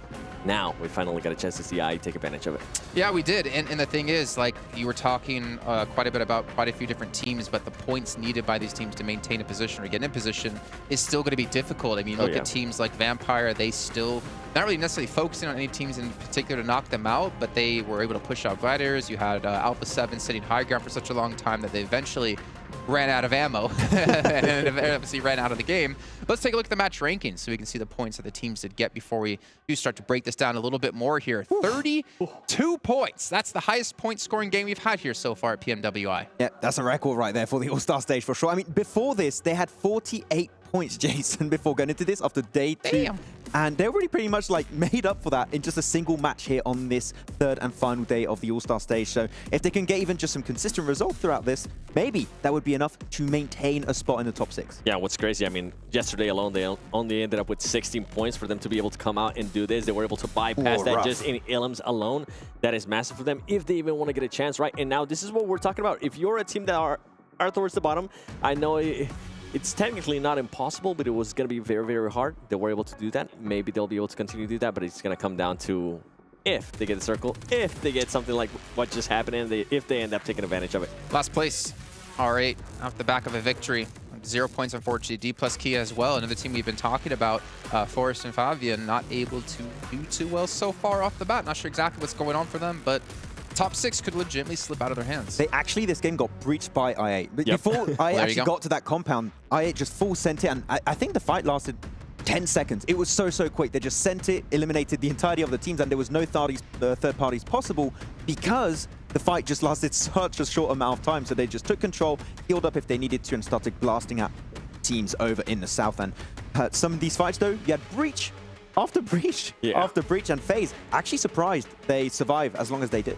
And for another team, right, we were talking about R8 if they were going to be able to follow up after the performance they just had in Sandhawk. They were not able to do that. And another team we were kind of keeping an eye on was S2G as well. If they were going to be able, if it was going to be the flash in the pan.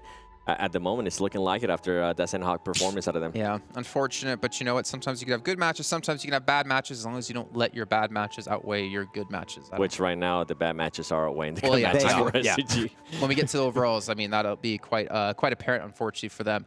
But looking ahead, though, obviously something we want to jump in onto is the player stats from AGONxI8, because that was, like you said, that was almost doubling their points. Like, this is the first time we've seen them have such a performance, and we have to really find out where it's going to be. And 2 players over 1K damage. You can hear Klaris in the background.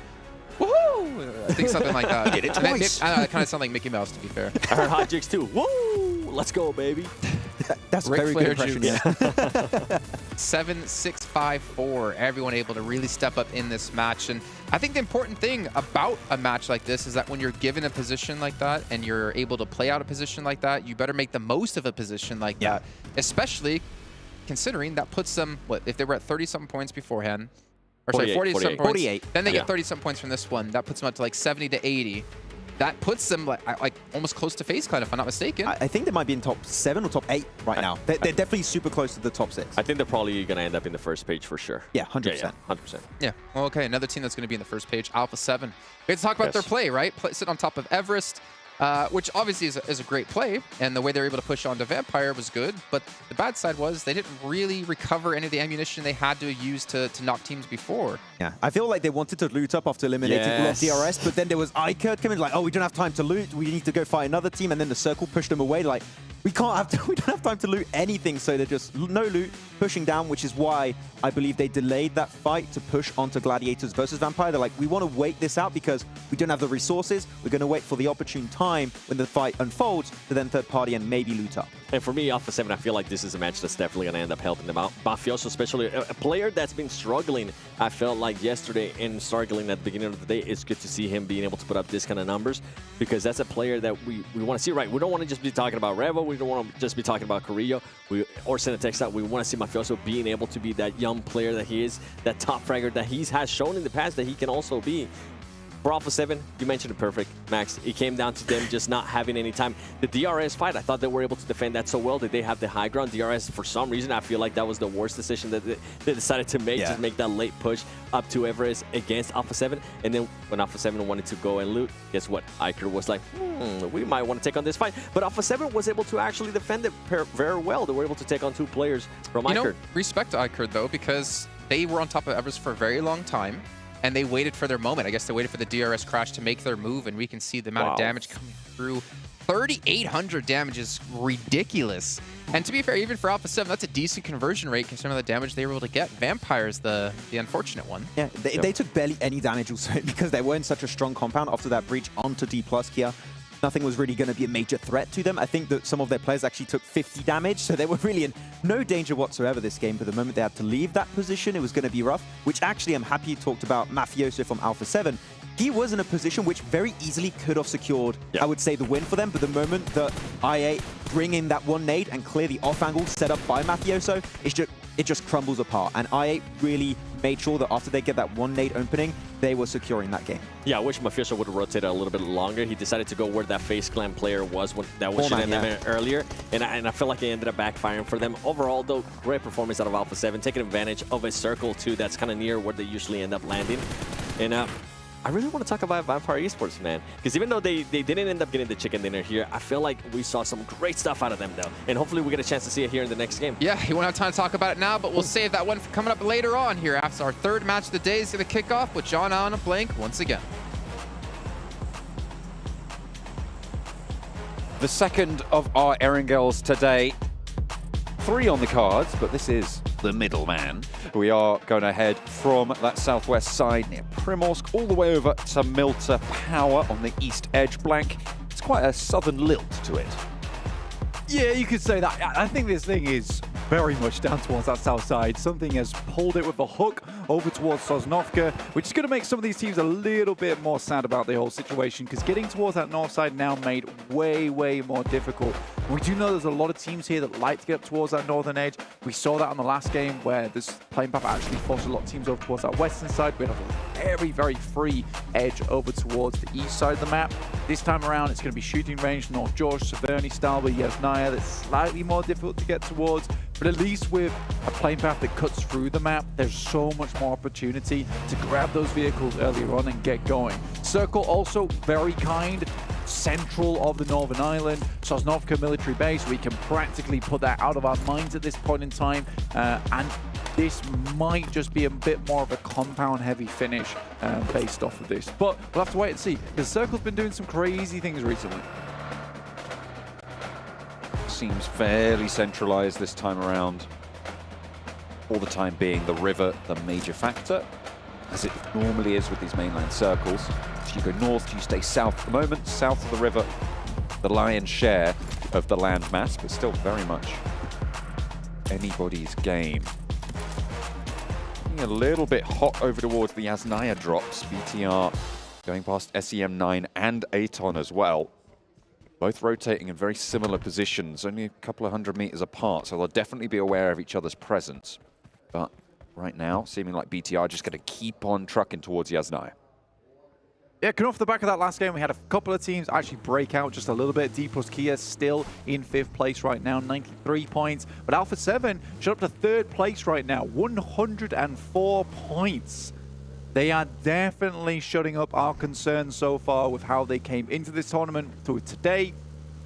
Not far behind the two leaders with Vampire 155 and DRS with 125. Now, Vampire have had a huge amount of second places this tournament, let alone the chicken dinners themselves, but it has been great to see the Vampires actually been able to stay very consistent. Yes, they have their breakout performances, but when they have to go into that survival mode, as Max put it on the desk, they certainly can do that too and just put up decent amounts of points, decent amount of eliminations to really solidify themselves up towards that 1st place. Now, we're heading into match 3 right now. There's only 3 more matches for either DRS or A7 to profit over that 25-point, that 50-point lead that they currently have over these two teams. It's going to be very hard to do. So right now it feels more than anything, the 2nd place is the one that's up for grabs. If DRS don't continue on this very consistent streak, which we've seen them before. But Gladiators, 96 points. D plus Kia, 93, 89 in 6th place, and 86 in 7th place with FaZe. Right now, G Gladiators, if they don't pick up the pace a little bit, you know, they're at risk of falling out because a lot of teams are catching up right now. It would be quite a turn of events if the Gladiators didn't make it, but we've seen it happen before when they do lose momentum. 4-point scoring opportunities still on the cards, blank with this match still available. And right now, when I'm looking at this bubble, I'm looking all the way down to 12th place as the teams that could potentially make this one. In 13th, R8, 52 points and below. It just doesn't seem feasible to be able to catch up that many points over 4 matches when you haven't really had that much momentum to start with. It would be a very, very spectacular performance from any of these teams, but you're looking at over a 30-point differential. Yeah, and I mean, AGONxI8 have just pulled that kind of thing off. Because before this game, they were around about 50 points.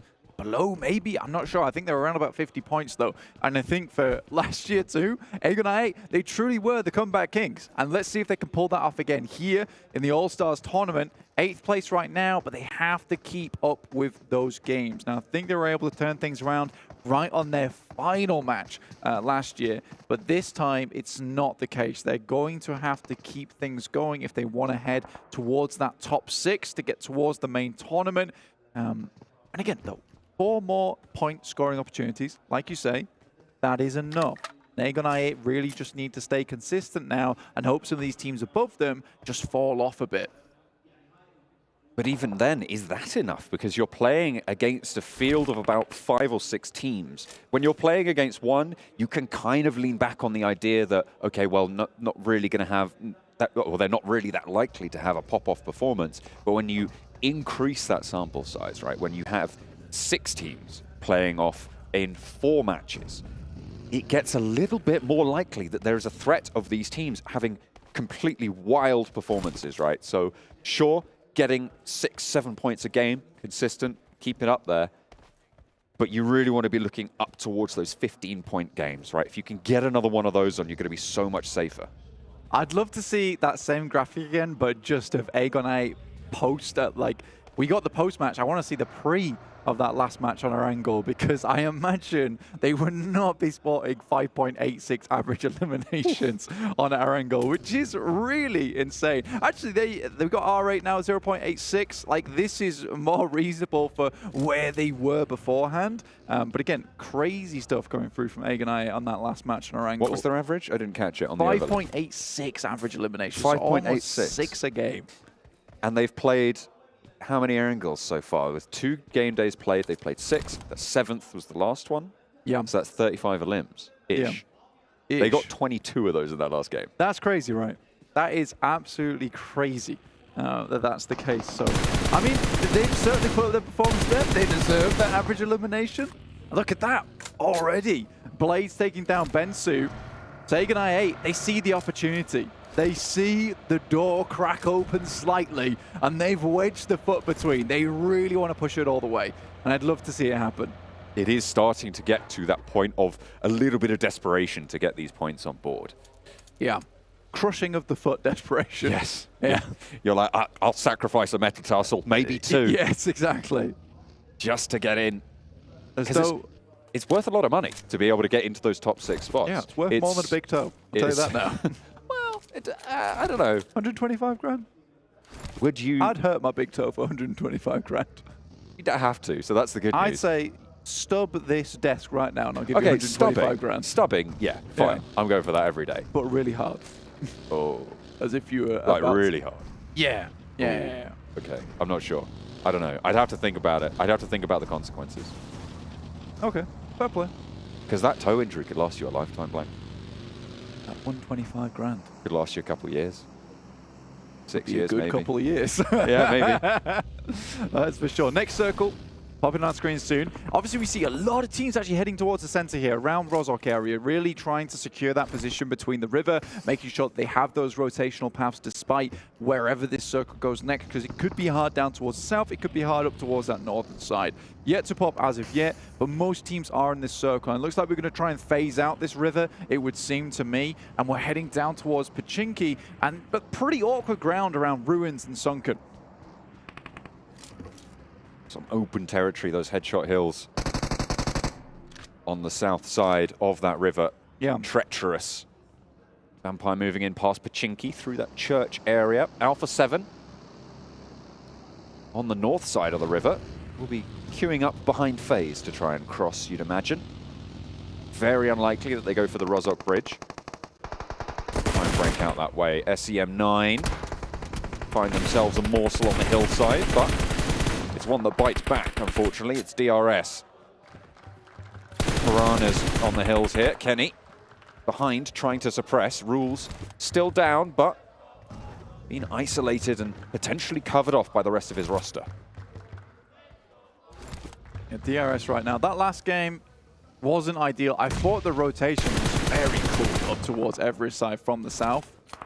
They really had to be explosive on that entry towards Everest, though, with some really good grenades, which we have seen them throw before. Just versus Alpha7, they were a little bit too good with it. A 1-for-1 trade there. I think Tam just got that rundown. Killer took him out. The rollover, yeah, that's unfortunate. Not quite quick enough on the draw, but DRS still plenty of firepower with Killer still alive. Tournament topping fragger right now.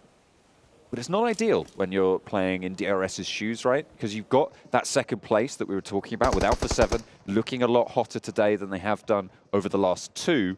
You want to defend that spot because there's, again, a lot of money for that second place. Yeah, it's what you'd like to hold on to, 100%. The second place, I think you can be very proud of that in All-Stars, knowing that you're very much guaranteed to go in towards that top 6 now. DRS can take some of these risks to get some good games underneath their belt towards the end of the day. Gladiators down towards Pochinki side, moving up. Falcons also very much in the crunch right now, down towards the southeast. There's SEM9 around this area, AGONxI8, and DRS, who are currently locked in combat with SEM9. Tam still very low, looking to get that healing done. We'll be able to pop it finally. Not too much impetus for them to move right now, though. They'll have to get to some cover, and once they're there, they can establish Falcon. Other ideas, though, they open up on the tricycle. And Aton are there ahead as well. Kenny left for dead on the roadside. And the rest of the team careen themselves into even further trouble as the rest of the roster picked apart yet again. 7-9 have had a pretty unfortunate tournament so far, just not finding the success they were looking for. Next circle heads towards school side and apartments. So a lot of capability to have a lot of teams in a very small area at the end of this one. D plus Gear currently have a 2-2 split over on school side. We'll most likely hold that for a little bit longer alongside with BTR. Vampires coming through Pachinki will be heading out on towards Pachinki Fields. It's not the most ideal rotate. They could head towards Potato Hill and use the cover of that landmass to just pass up towards the eastern side. And with most of the players being dropped off early on towards the west, you know, that might be an option that a lot of teams do intend for. Ferrari bringing up the rear on this train for Infinity IQ. Into very minimal cover here and very big amount of threat from D plus Kier as well. The nades start to pour over this ridge.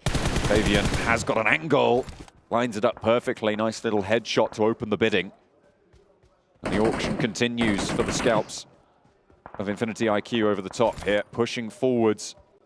Nades still in hand, not actually fully committing to this push because you can just keep this bombardment strong. Forest further away. Beautiful from Fabian. The rest of D plus Kia further down the hill, so they've got that fullback spot should they need it if Bigetron decide to push on up the hill. I mean, these are just two players holding on to this position, so D plus Kia is doing a great job. And in Forest and Saden, hand in hand, they are a terrifying combo. Another nade over the top there, does a lot of damage. Puga falls at the feet of Ferrari, not able to quite get in the pit stop. And Falcons take out one of the players from Gladiators. They rock up towards his position. Six has a grenade in his hand, looking to send it over towards Matic, but he's pulling out the classic, doing something completely out of the ordinary. It's unpredictable. Six is there, and they're completely unknown, and Matic drawn short on the rush for the tree. No cover to be found. Immediately flushed as well. Tixie's on the floor, two players alive, Kitsune and Meku. We said this is a team that needs to keep up the pace. They're not fully home and dry for the qualification spot, and when you lose two players like this, you do not want these teams around you to be doing well. But you're looking at down one, D plus Kia, you're looking at Falcons, and you're thinking, these are teams that will chase, and they are doing so on this game. Thing is, this Gladiators is all over the place at the moment. This is not the Gladiators that I'm used to. Matic, yes, sometimes he pulls out these weird little maneuvers, but more often than not, they're quite successful. Sometimes you see them go completely out the window, but a lot of these players on Gladiator's side are just not playing to their full potential here. It's a strange performance to be showing here in the All-Stars. With only 3 more games to secure your place as well after this one. It's a bit terrifying to be playing like this and not upping the ante. Perhaps they can have some better games over on Miramar at the end of the day. But right now, there are some teams that are just a bit more deserving at this point in time, just objectively. You need to prove it every step of the way if you want to feel like you deserve one of these spots. And if your metal cannot stand the test, will be corroded by the talents of the rest of the lobby. Falcons, 4 eliminations so far. 6th place right now, close to that bubble. Currently sits in 7th, that bubble, remember, because Alpha7 have already qualified. That spot would be given to that 7th place team should they find themselves in the top 6. With them sat in 3rd right now, very likely that they will stay in that top 6. I thought you were going to say something completely different there, like, with Alpha7, the card Alpha7 in play, we do now actually have 7 slots. That's how that works. 7 Worlds Gaming? 7 Worlds Gaming. You've got a lot of 7s here. So we've got 7 slots instead. How many 7s? Which we actually don't.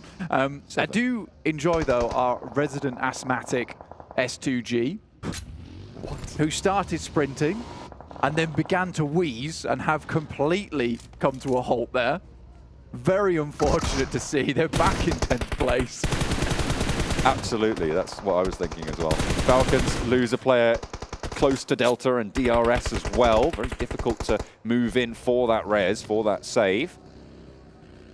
But they'll have to try it nonetheless. Delta actually backed off the ridgeline, so potential. The duo from Gladiators sailing on past on the south side of Potato Hill as Falcons let that hold slip just a little bit, and in their place, they'll find a Yokohama Donuts Varel position as Missile sends out to the ridgeline as well. Yeah, a bit easier to hold this down for the Yokohama Donuts as well, considering that a lot of these teams moving in from that southeast side will be pushing up towards their position. And there's not a lot of teams up towards the northwest that will push down towards the Yokohama Donuts. So they can be pretty comfortable to try and pick up some eliminations as these teams start to push in towards the circle itself. Gladiators take an absolute barrage of bullets coming through from the Vampires themselves. The vehicle's on fire and they're careening all the way over towards i8 and BTR. This is so terribly dangerous. Oh dear. Cut out Meku. Goes down. Yeah, Kitsude falls as well. Not really likely you survive a push like that with your vehicle smoking. With all these teams already occupying these positions. Falcons gonna find a similar story as they try and rock straight on up to Vampire. Wow. This time Vampire hold the push very, very well. And yeah, that's Falcons with 4 players alive just 5 seconds ago. Taken down in 14th place. It was over before it even began there. For the Falcons, they swooped in, and then suddenly were on their backs, no longer flying. Gyante tries to keep things alive, but the blue zone will take him down. And Delta just has to leave his boys behind at this point. At stage 4, impossible to get that res, especially with them being so far outside in the circle. Just wants to go for a little bit more of a survival play. 5 eliminations, though, it's not too bad. It's not too bad at all. D plus Kia also regrouped. I think that was an excellent hold on the 2-2 split. Now up towards school side. And the circle shifts towards the northwest. This has been a couple of hard shifts in a row, Blank. I mean, you can see on the mini-map there in the top right, it's just gone northwest and northwest and northwest. And S2G are still on Rozhok Hill. This is where they drop, right? So, they drop a split between Rozhok Sunken all the way over to Ruins. They've regrouped here and just been here for so long. Just couldn't go too far. They just could not go too far. There's no reason to. They've held into position. Rozhok Hill, great scouting spot as well to pick up information. The fact that it's been in this long, there's been no real reason to push outwards. I like iKURD's position, though, to try and hold off versus that. Carrillo spots the player, sending through like a missile. On the Yokohama Donut side, will immediately pop him out the vehicle. Missile in the driver's seat now, Toe. Tries to lean out the window and get the spray down. It's good. They get the rollover, but unfortunately it's on themselves, onto Missile. Drop these smokes, looking for that res. BTR also looking to try and break out and move forward, gain ground. But D plus Kia shut the door. U-High first on the knock. Genfos close by, underneath the window. Just run straight on past. D plus Kia not really taking any flak back their way. On this northeast side, playing through school, treacherous at the best of times. The jocks in the gymnasium just jostling for dominant control over this building at the moment. BTR are struggling to get inwards, but they're all out. Coming around the corner with the DBSs, and it's over! Oh my God. Instantly! Back to the gymnasium. Pick up the weights again. Let's go. Saden absolutely dismantles the position there. Really nice stuff. D plus Kia doing well. Vampire, though, against 2 players from Yokohama Donuts Barrel. The buggy goes up, and they go down. The nade over the top seals the deal as well from Schwepp, and that is perfectly placed. Yokohama Donuts Barrel do go down, and Vampire playing with 4 into the headshot hills. Again, Vampire, an extremely strong performance on the cards for them. Alpha7 takes down Delta, DRS are now out. Their run stops short. 5 eliminations, though, it's not too bad. D plus Kia currently sporting 6 of those on their own. But Alpha7 are really starting to rev things up a little bit. Gladiators pretty happy that a lot of the teams behind them have already gone down. Falcon very, very close on those totals, but still just a little bit behind going into the latter half of today. AGONxI8 still alive and kicking with the one player, so unlikely that they get too much more value, but you've also seen FaZe and Infinity IQ both going down. So a lot of those threats for the Gladiators, where they needed to pick up that pace, have been assuaged this game, but they lose out on the opportunity to increase that lead over them. I think a lot of these teams are, like you say, pretty happy with this situation. On the top side, keeps them safe for a bit longer. S2G have been encircling this position for quite some time, but iKURD just have that strong spot in the watchtower. Unfortunately for them, it won't be in the circle anymore, and S2G do have a strong position now to vie for a chicken dinner in this game and some more points to once again drag themselves out of 10th place. Alpha7, or the remnants thereof, Revo and Carrillo. Two very powerful players that you cannot ignore in these close-range scenarios. Nades in hand, both of them looking for the explosion, but they're under siege right now by D+Kia, who have fallen off, I would say, from yesterday's performance to today. It is unfortunate. Rosal goes down first, Forest next, and Revo just lighting up the stairway. Falls down finally, Fabian finds the flush, and Carrillo catapults into the swimming pool. Will be in the drink as well, not able to surface. And D+Kia take down the duo from Alpha7. D plus DBS, apparently, they all had one on board. I think Revo is insanely good with it, as we saw, but coming against four of them himself, it's kind of his superpower and his kryptonite at the same time. Speaking of kryptonite, Super Andrew here to deal with R8, looks through the window. With the dinner plate now, pulls out the DBS. Auto shotgun on the stairs to worry about, but he's across and into the building on the ground floor. ID upstairs, also looking for these shots. Vampire out in the open, but they have such good suppression onto the warehouse position. Nade up top finds a lot of damage onto ID. Last player standing on the inside, auto shotgun still lights up for one, but it's not good for the second. Super Andrew throws on through. And Ragnarok now the last standing for R8, looking for the res onto SK-Ton. It's Romeo cowering under the gaze of Tony K. S2G, Maya down in the sludge on the northern side. Just really struggling to get out from this position. Cute Loki will take a nice nade over towards Ragnarok there. Kelsey goes down. S2G just cannot escape, and it might be up to Crazy to pull out something special here. iKURD gets a little bit too close. Just the Peaky Bison in the hands. S2G is still alive on the northeast side. And iKURD looking to try and change that. Two players down. Kelsey gets enveloped by Aaron's move forwards, who runs down Razy in the process. Hamzy trying to find some sort of answer, but it's not there. Forest up the top, looking to try and cut them down. The circle cuts everybody out in these strong positions, except for the Vampires. They'll have to leave soon. Currently, Silas trying to keep iKURD at bay. Mazexis have lived a long time here too. 2 eliminations so far for S2G. Nothing too spectacular. You got D+Kia now finally making their move, pushing in from the eastern side.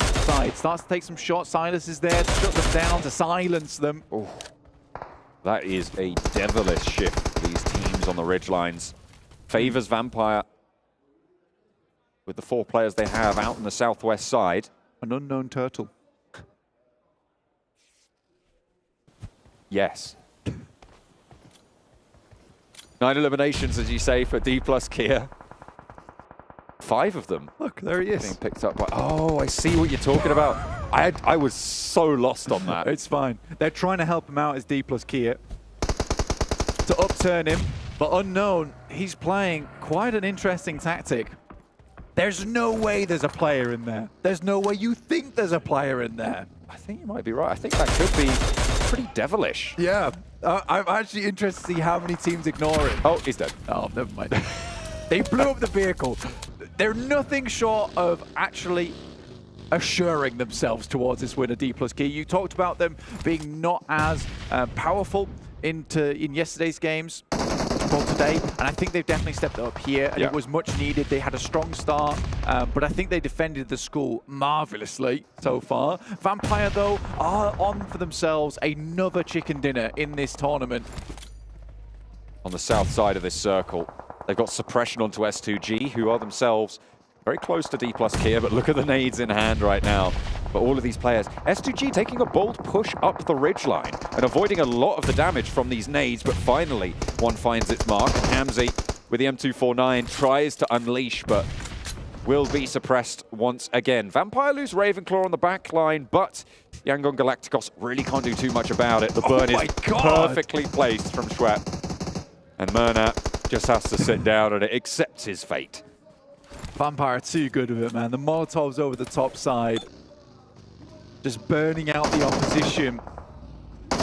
And Vampire are anything from burned out. They just can continue to be this bright light amongst all these teams. They've got so much voltage going through them to continue being this strong over the 3 days, never letting up the entire time. Now in this position, this is a very strong finish position for them.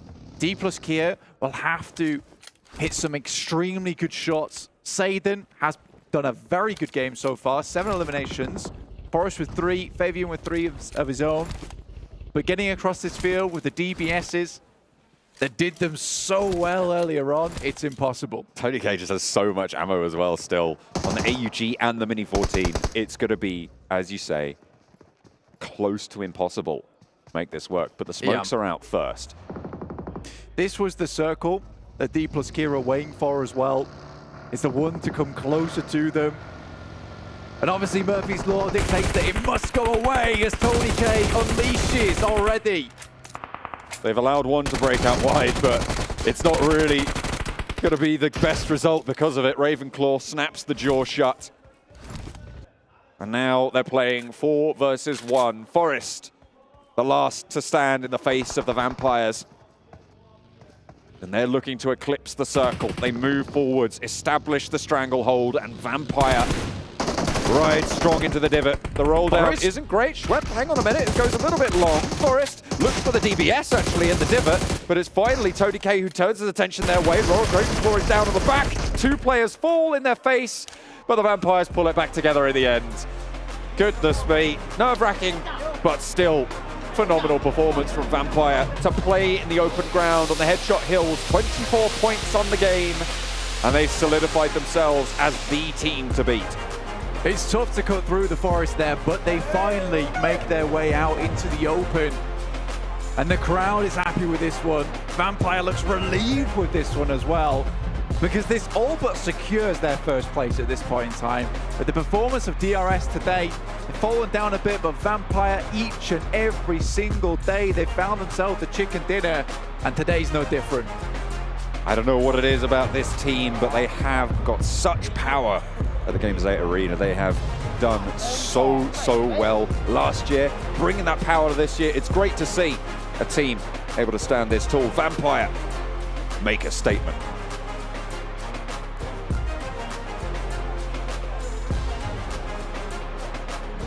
All new Honor Magic 5 Pro. Freeze even fleeting emotions in just milliseconds. Take marvelous night shots with lightning-fast exposure. The display reveals more details in bright areas with an astonishingly long battery life that just keeps going.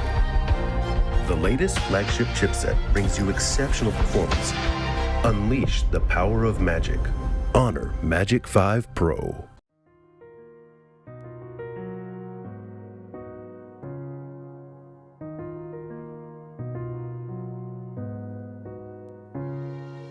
الحياة لحن، ولأننا جزء من مقطوعة عظيمة تحركنا، تلمسنا، تصنع من لحظاتنا ذكريات بديعة.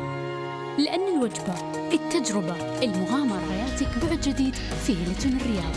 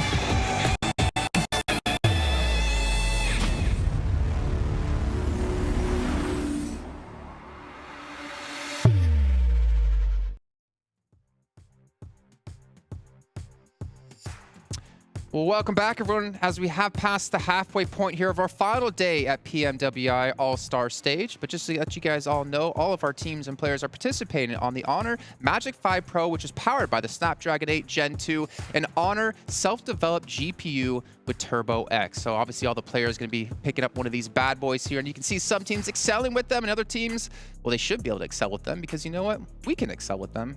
So could you. I should go into like commercials, man. Nice. I could sell. That was good. I don't know. I could sell meat to a butcher. I don't. What? I don't know. But different from selling a phone. Sell me this pencil. I mean, it's pen. not a pencil. It's a pen. Pen. And what that pen can do is it can keep notes and keep track of how all of our teams are doing here currently in PMWI on the All-Star Stage, because only 6 teams are going to get through into the main event. So, Jason Kappen, Maxman, 7 Worlds Gaming, and you know what? Before we get to talk about this special topic, which you guys saw on your screen for a split second, Maxman, Dragon Ball Super. We've been hearing about it for a long time now. It's finally coming to PUBG Mobile in a sweet collaboration. There is some awesome game modes, items, vehicles, and a lot more for you guys all to explore. So make sure you guys are checking that out, because you sure as hell know all 3 of us, all 7 of us here are going to be doing that. Yeah, I never see you as hyped for like collaborations and skins, but this one you're like, oh, when it comes out, I'm going to get the skins. When it was announced, I messaged you like, Max, did you see this? I mean, it looks great. We saw some of the skins already. Sometimes they've been announced, and the set is looking awesome. And the game mode, the Kamiya Mama, some people say it weirdly enough, even though you don't say that way. I've seen a lot of people say that way. I know you don't say that way, but I'm just saying, don't say that way. That's not how you say it. 7, are you excited? Are you hyped? I am. I'm trying to figure out, while you guys were telling, I'm trying to figure out which character would I want to be, Vegeta or Goku? Oh, Vegeta. Well, I'm more like Gohan when he was a child, though, because I'm short. So. And I'd say, well, okay, let's do this then. Height, yeah. So, young Gohan, Krillin.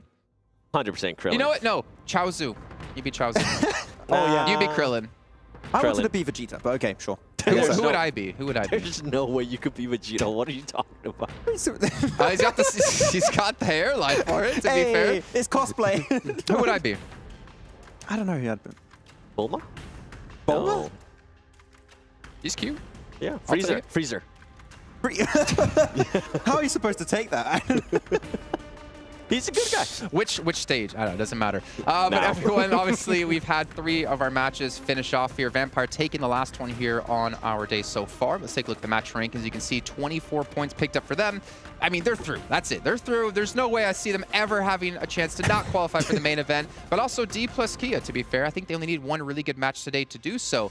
But S2G, they get themselves 8 points. I'm going to skip over a couple of other teams here because Alpha7, AGONxI8, these are other 2 teams we're looking at to potentially either maintain, well, Alpha7 already qualified, but to kind of change the buffer. If Alpha7 fall out of top 6, then it's like, well, it doesn't matter if you're in 7th place anymore.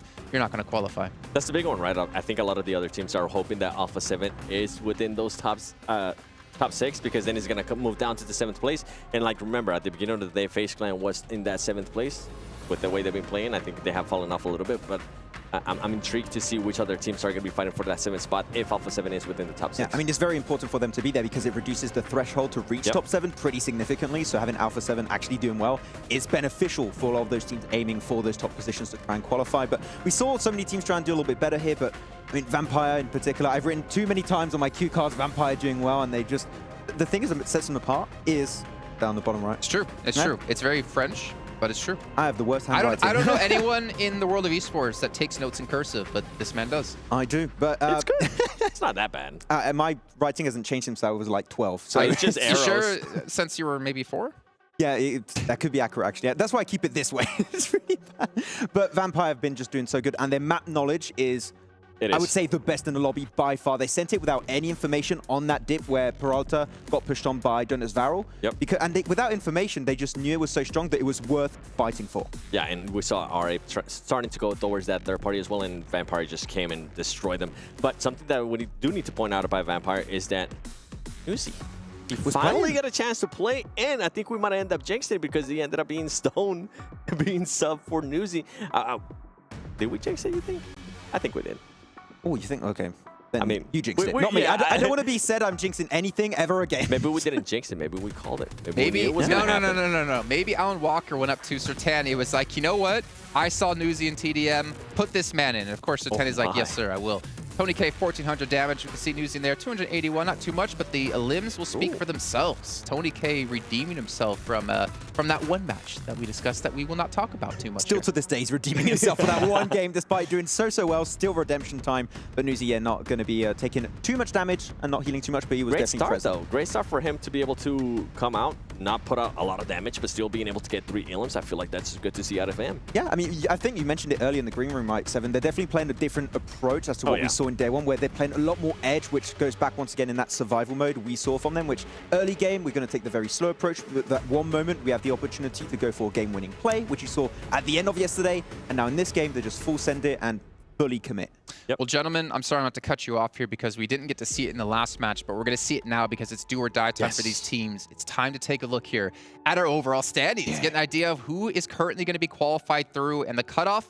Well, it is AGONxI8 technically in because, again, Alpha7 are already qualified to the main event. So we're looking for top 7. It's a 1-point difference between 7th, 8th, and 9th combined because they are both at 86 points. That's scary. That's close. For AGONxI8, it was that one chicken dinner that we saw early on the Rank 1 game number 2. They don't get that game, they're not in the racing for that position. For Infinity IQ, so they're only 3 points behind qualifying at the moment. But again, the way tiebreakers work, it's chicken dinners first, placements, then eliminations.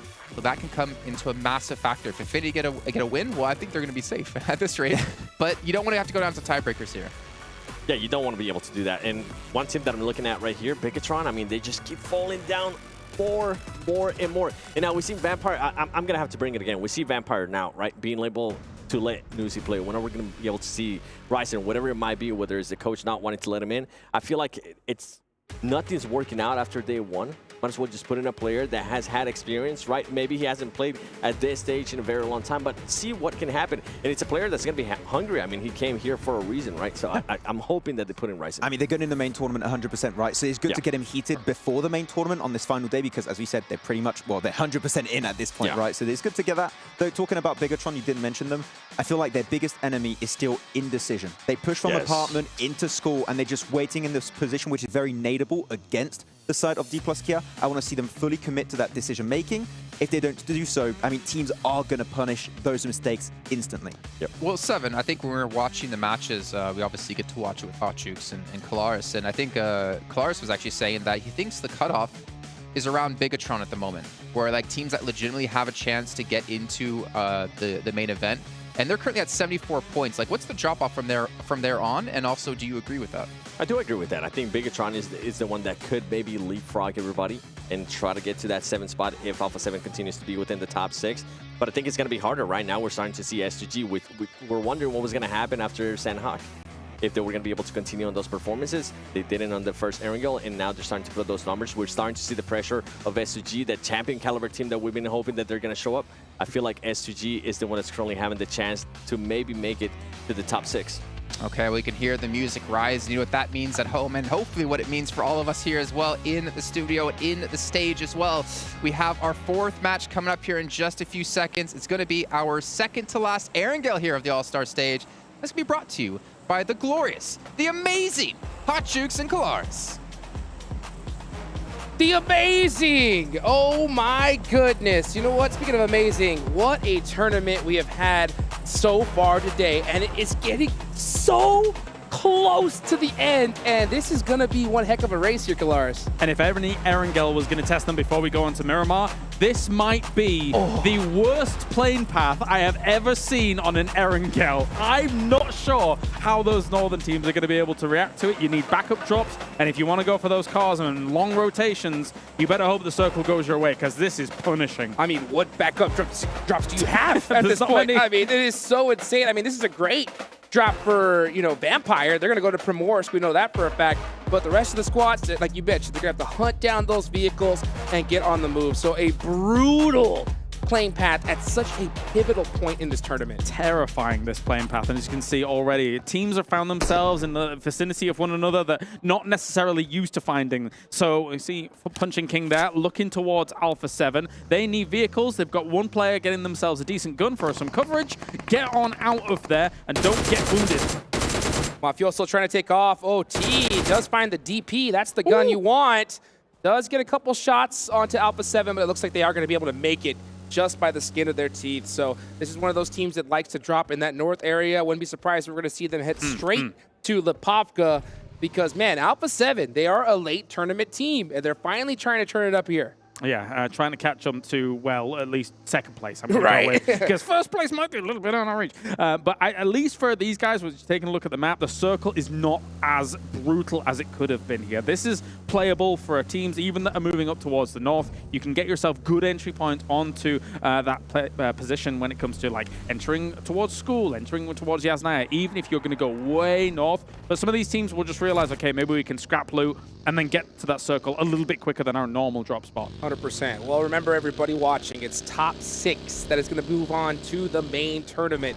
That is that cutoff. That is the goal. And, man, AGONxI8 clutching it up, right, with a huge game. Yep. Puts them in that running. They're right below Team Falcons. I know the stadium definitely wants Team Falcons to turn it up here, but I mean, they have to really watch their backs. Well, of course, as we have a little move on towards this, these kind of engagements that come down are kind of symptomatic of that playing pattern as it does fall here. But D+ has already started things off nicely. Some entry shots from Choco to get some kind of retribution on that, but it's not going to work out. Yeah, this is going to be against Aton Esports, and they have not had the tournament that they were looking for here. So I'm not surprised if we see D+ Kia really kind of hunt this down and try to get those additional points because they're sitting in third right now. Yeah. So actually, to go back on what you put your point about the qualification through, of course, AGONxI8 are obviously technically through at the moment with that barrier being 7th because you've got Alpha7 in that top running who have already qualified. So it's really close, as you're saying. If you're looking 8th, 9th, 10th, 11th, I think these are the teams that are realistically going to have the strikeout, like they mentioned on the desk, to come towards that top position. Because I don't see Alpha7 falling out of that top 7, personally. Doubt it, especially with them turning it up. But I for sure, you know, they're going to be hunting for at least that second place cutoff because the prize pool is just absolutely insane here at this stage. Yeah. But again, so now with Alpha7, of course, you know, making it into that top 6, it is that 7th place cutoff, but it's so close. Look at that. FaZe Clan. S2G. 1 point behind. 1 point. Goodness gracious. Super close here. So let's see how it goes, because with only 3 games remaining, it can get down to the wire. Already we're seeing all these teams, especially on the west side, really fan out for that kind of trash drop that I was mentioning before. It just works better for the playing path, so you don't have to spend so much time rotating constantly. Your loot's going to be kind of close to what you were going to be going for, but not exactly. So there'll need to be a little bit of adaptation. Maybe you can take some fights and, like an Uber driver delivery, you know, you get a cheeky crate, all your loot delivered to you. Hey, you know, sometimes it's better to loot crates rather than buildings, you know? So we'll see who's going to be able to do that here. You know, Alpha7 are going to get one of their secondary drop locations, so they're going to be pretty used to this loot that they're going to get. But like you mentioned, a lot of these squads are scrambling now with this zone right here on the east side of the map. A lot of teams don't want to head over into that north side. They want to just stick right where they're at, and they're going to have to deal with the loot that they can get. Yeah, I mean, the amount of times we've seen circles like this end kind of west of shelter. We've seen it in this tournament as well. These kinds of locations, you'll see a lot of teams try and pitch up central and then fan out from there. So, but it'll take them a little while longer as they had to go further afield for that loot. As already, Infinity IQ is going to try and solidify themselves on the other side of the bridge, use this as a checkpoint position, and then scout out ahead. So it's a smart move, it's a patient move. Yeah, and I could see them right now. They're definitely don't have the loot that they're really looking for. You see some of them with some scars. They're definitely looking for that M4. My question is this: do you think that with this particular zone, they have to know that some squads went into military? Do you think that this is a checkpoint they want to hold for just a little bit longer and possibly gatekeep some squads? They could, because for teams on military, when a circle like this kind of slightly includes military, but not too much, you know it's not finishing there, right? It's almost impossibility that it would finish there. So they have to make their transitions. But if I'm military teams coming in for this, there's not too much urgency about making this move super fast. So they could stay there for a while, but the longer you stay there and the longer they stay down there, because they still have a little bit of room, the more room you're giving up in the center of a circle like this. So it's kind of a double-edged blade. Yeah, double-edged sword for sure. Yeah. And that's those 50-50 decisions you have to make as an IGL, and it's so tough. I mean, because already with the clock where it's at, so many of the central positions are already taken up. Yeah. And it's so crazy to see how fast these teams are rotating now. as far as squads, still outside of this zone. You can see, Infinity IQ are going to hold the bridge for just a little while, see if anybody decides to make the mistake of full sending it down it, which I doubt we will see. But, we still have Vampire barely coming out of Primorsk. I'm really interested to see how they're going to rotate in and at what their strategy is, because at this point they have such a lead. Yeah. Right? Yeah. They could pretty much do whatever they want To a here, degree, yes. Right?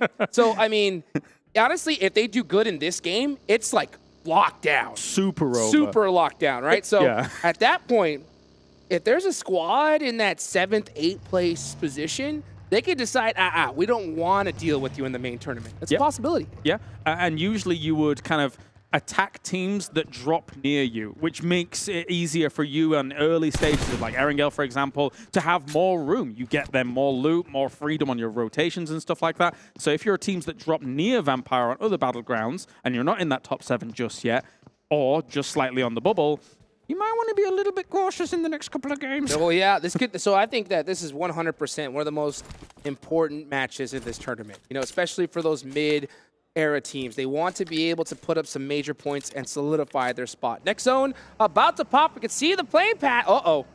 What, we dropping? Last time we saw the plane fly like that, Team Falcon's got a chicken. That did happen. I don't know whether it was correlation. I don't know. Could have been a sign.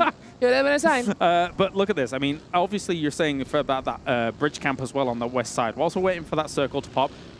Infinity IQ does have some M249s in this. They are vehicle destroyers. And they're still in the circle, and it's going to force all of these teams from that military island up. So if Infinity IQ still holds this, they have the armaments capable to cause some major damage. And I think that's what they're going to do. With a zone like this, they don't have to move just yet, and getting those early eliminations could definitely prove to be fruitful. Let's take a look so far. D plus Kia with 2, 7-9 with 1. Rest, pretty much everybody is still in this lobby. Here goes S2G on the rotation right near Rozhok. They're going to be coming through that north side, looking for a spot maybe in the shelter area. And it's important for them to be a little bit faster about these things, because I feel like some of the games today, even though they did well on the Sandhog, they've been a little bit slow here and there. But let's see if they can kind of evade the eye lines of FaZe here as they're kind of rotating right up against them. So we could see some shots from those vehicles very soon. Yeah, they want to play it really carefully. I think that's another big struggle that S2G has been having, is losing these players early on rotation. And yeah, if you're just a little bit too late, they're going to catch you slipping. Let's see what AGONxI8 is all the way in the south here at top of the mountain, maybe looking to get some... Oh, they caught Trick? Okay. How did they find him? And yeah, well, I mean, I guess he's gone. They can see the buggies in the distance as well. If they're able to get a knock on this, that would probably set a new record for the tournament so far. But they see one team ahead of them. Now they see them rotating west. They might think that their main problem is alleviated on their rotation across the bridge, but we still have that 3-1 split from Infinity IQ on the other side. What is AGONxI8 going to do? I can understand that they want to get that elimination point because they are in a they're in some big trouble with this rotation. So they wanted to get that elimination, but now here comes the blue zone. It is coming in hot. I think at this point, with the time they're at, they're going to have to go out that bridge or start swimming. Yeah, probably. As for now, it looks like Infinity IQ has actually moved away from that little bridge camp that was going on. They had Bensu up at the top here, scouting out if any teams were coming in west of him, and indeed they did, so they kind of moved away from that. You can see Gladiators was one of those teams that was coming in the west side of Milta here, and DRS has got Milta on lockdown by the looks of things. Oh, and real fortunate timing for AGONxI8. They're going to be able to push up through this bridge very safely now that Infinity IQ have ejected and decided to take this eastern side of Milta. Yep, they're going to hold on this compound for now. Wait to see where this next zone is going to go. Meanwhile, Bizexis, our last place team, rotating the hard way through the other bridge. Yeah, it's going to take a little while, expend some of your resources here when it comes to meds, but DRS is already taking shots from Milta towards R8, who is in the compounds just north of it. We're waiting for that circle shift to come on in. AGONxI8, as you can see on the south of that bridge, playing things very slowly, realizing there could be a bridge camp, as we mentioned. That's already moved away, so there is still a path for them to move, and transition through, but there are some teams in compounds above them. Oh! And that's quite fortunate for them. Woo! They are screaming for joy right now. If you're AGONxI8, you're so hyped. You don't got to move. You can hold this bridge for a little bit longer and extend your play. Now, teams on the north, Sem9, D plus Kia, right? They are going to have to move through south. And I'll tell you what, all the spots already in this zone are already taken because half this zone is cut in half with water. Yeah, definitely. And Spray's come in here from 6 to try and get something done for Falcons. They want to solidify themselves in this top 7 positions at the moment. And they're going to be surrounded by quite a few teams. And also, they're going to have teams likely coming down from Lumberyard above them. So some of those compounds are really strong to hold on to. But as time goes on, I mean, it's an edge position, so it might lose value. It might lose value indeed, but with the zone cut in half the way it is, I think right now they just got to cut it out and just focus on their backs. All the teams that could be rotating right into them. Meanwhile, S2G in the thick of it inside of Milta, completely surrounded. We might get an urban finish here. We might. Milta is a very big fixture of all of this. And Ray looking for an opportunity. I think he had an MG3 in his hands. But anyway, we've got ourselves just battles going on everywhere. Newsy's down because he's kind of the Vampires is kind of sandwiched in between the AGONxI8 as well as Gladiators situation here. And they don't have that much cover to work with. Rules looks to get a double nade onto S2G. So DRS is actually going to be pushing S2G here in this situation. And one nade could definitely make things really difficult for them. But meanwhile, with all the action happening, here comes Alpha7 onto iKURD. 2 knocks in hand. Smoke coming out for Carrillo. Looking to buy themselves some time. They want to keep every single player they can up here now. Got to get them up. As you can see, for a lot of these teams in the top half of this board at the moment, they're all in combat, all trying to find themselves and wiggle away through here. iKURD looking from the distance. They're on the edge here and trying to find a decent battle against Alpha7. They have a lot of off angles here. They need everybody right in line of sight here against Alpha7 to try and shut them down and get them out of this lobby. iKURD hurt big time. Only down to 2 players left. Senatexa has his eyes locked on them. This is all the way at the edge of the zone right here. So Alpha7, by the skin of their teeth, they still have all players up. Yeah. But they're gonna have. But this is where they like to be. They like to be in those edge situations. And iKURD, I think, is bailing on this because Ferrari just hit a big M24 shot on one of their members, which causes even more complication for them. So Aram just going to run over to the Wizard Tower, maybe play things out for a little bit longer, try and play for placement, but there's no way he's getting the rest of his team up. Aton Esports, first team to go out here in this match number 4. Team Falcons, one of the squads right on the cusp of making it in or getting kicked out. So they are still holding strong here. Next zone about to pop. If it goes in the water, Calaris, no, Milta. Oh, it's going to be a party. I want Milta. Give me Milta. I want to see some urban endings once again. We've got Milta in a lot of this here as all these teams now going to scramble on through. But the same D plus Kia going up against Sen9 here. DBS is ringing out across the battleground and doing a lot of damage, and they will be able to shut them down. D plus Kia got to revive themselves, though. Taking out Sem9 is huge right now. Sem9 were in that 15th place position, but more points for D plus Kia as we're in 3rd place starting to. Let's take a look at this nade that we saw a little bit earlier. That double nade hurt big time. 2 players from S2G out just like that. Yeah, definitely. So now, as all these teams here trying to find themselves a building, anything that they can try and play from, sometimes transitioning through all of these positions is very, very deadly indeed. Thankfully for DRS, actually this 2-2 split that they've got going on, really not that bad. They're controlling quite a bit of space, even though S2G is in the middle of them here, so they can kind of pincer S2G and keep them locked in, keep a good eye on them. Yeah, and there's no way I don't think they can push them. There's too many teams surrounding them. Agreed. If they go outside, they're just going to get popped. So for right now, DRS has to deal with their neighbors and hope that the zone comes to them. If it does, then it's going to be one heck of a party in Milta. Looking outside, Alpha7 still outside of the zone. Team Falcons still outside of the zone. And now we're finally seeing D plus Kia come on down from the north. Steady as she goes here for the moment, though, as AGONxI8 is in a scary situation. They're looking over towards Milta, realizing probably how many teams are in there and thinking to themselves, how do we make this work? In fact, we're already seeing one of them swimming about a little bit. So that's, again, kind of a salvage mission for them, considering the position. It is so difficult for them to try and get into Milta, because if they do, if they even have vehicles, they could try and bomb it in, but then they know 6 teams or so is just going to gun them down. 100%. So AGONxI8, again, a team that's right there. There you can see down 7th place position, only 1 point separating them from S2G and FaZe Clan. So they are forced to come in through the south side due to the plane path that we saw a little bit earlier on.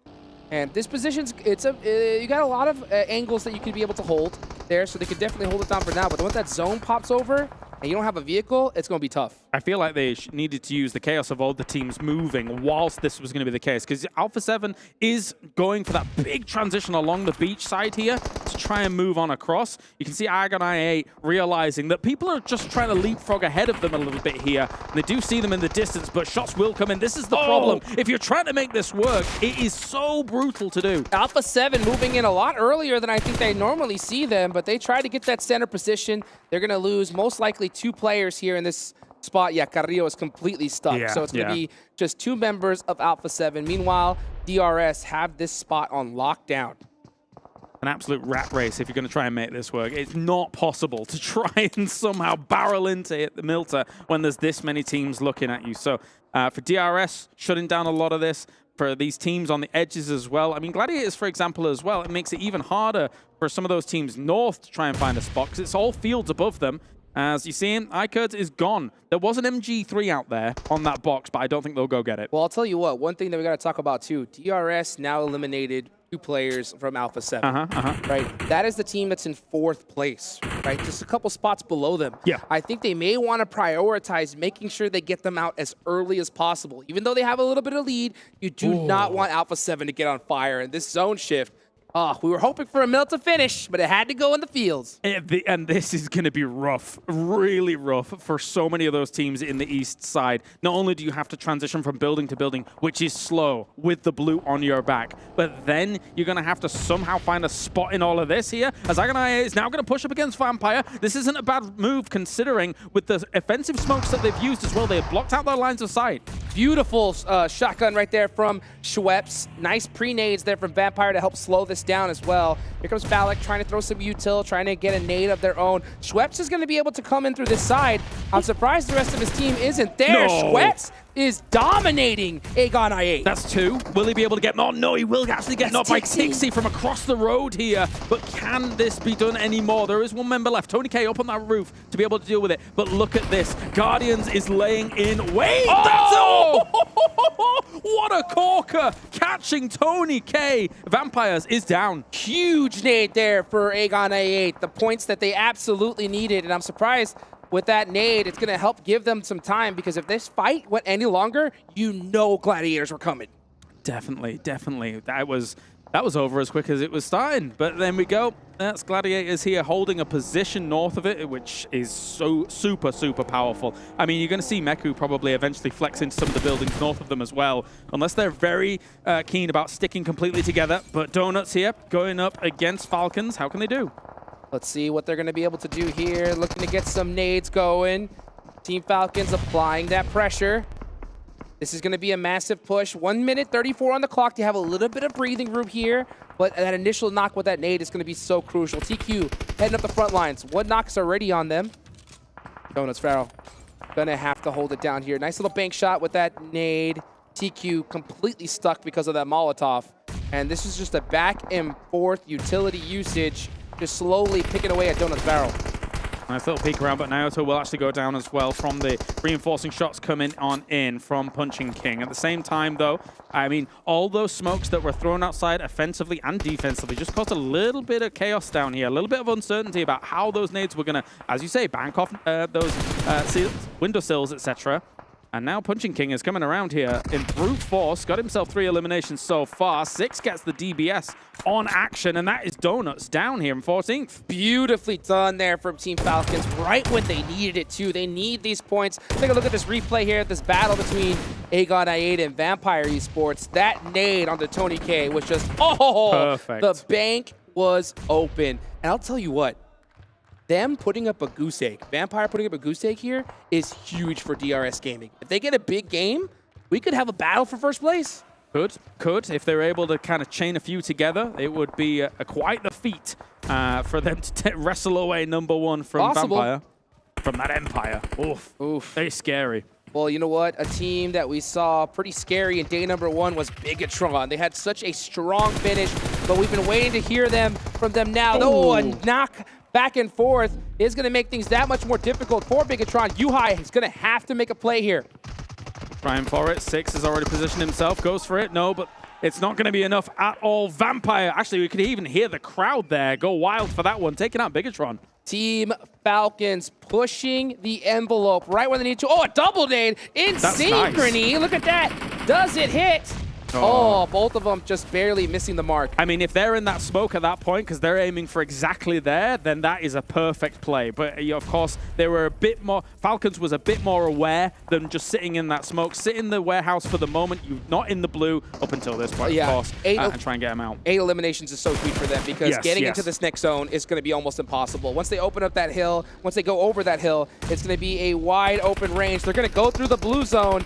A lot of people looking right at them, and just like I mentioned, we just saw them take it out. You're totally right. I mean, if you would look at the map in general, everyone's playing edge because at the center of this circle, there's nothing there. There's a few hay bales.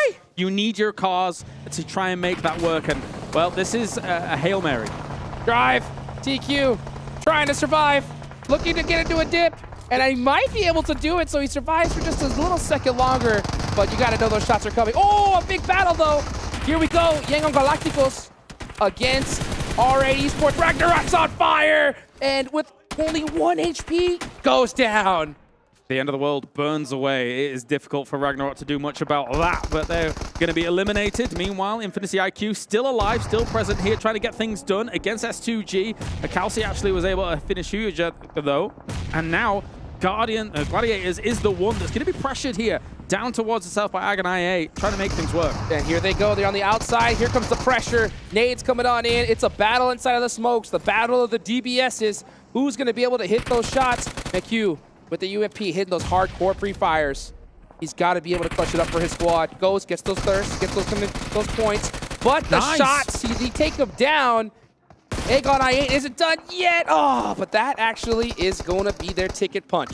DRS trying to move across here with some DBSs as well as umps in effect, trying to do something wherever they can. The Saiga, though, able to do something from Mela, but no, he will get knocked as well. Trade at the moment on the stairs, trying to finish that off quickly here to just bag some of those elimination points as quickly as possible. Trying to spray through onto the smoke just in case there's a pre-fire as they're looking to loop on around here. But FaZe is crumbling against this, and they're going to fall. That is a brutal loss for FaZe Clan right there. They are just on that cusp of trying to make it in to qualify for the main tournament. Going out there is rough, but DRS, they know what's at stake. They know they need a 20-plus game here if they want to challenge for that first place title and those beautiful 6-digit prizes. I mean, for those 4 teams still alive in that top 6, they're just trying to solidify themselves there in those positions to try and qualify on through.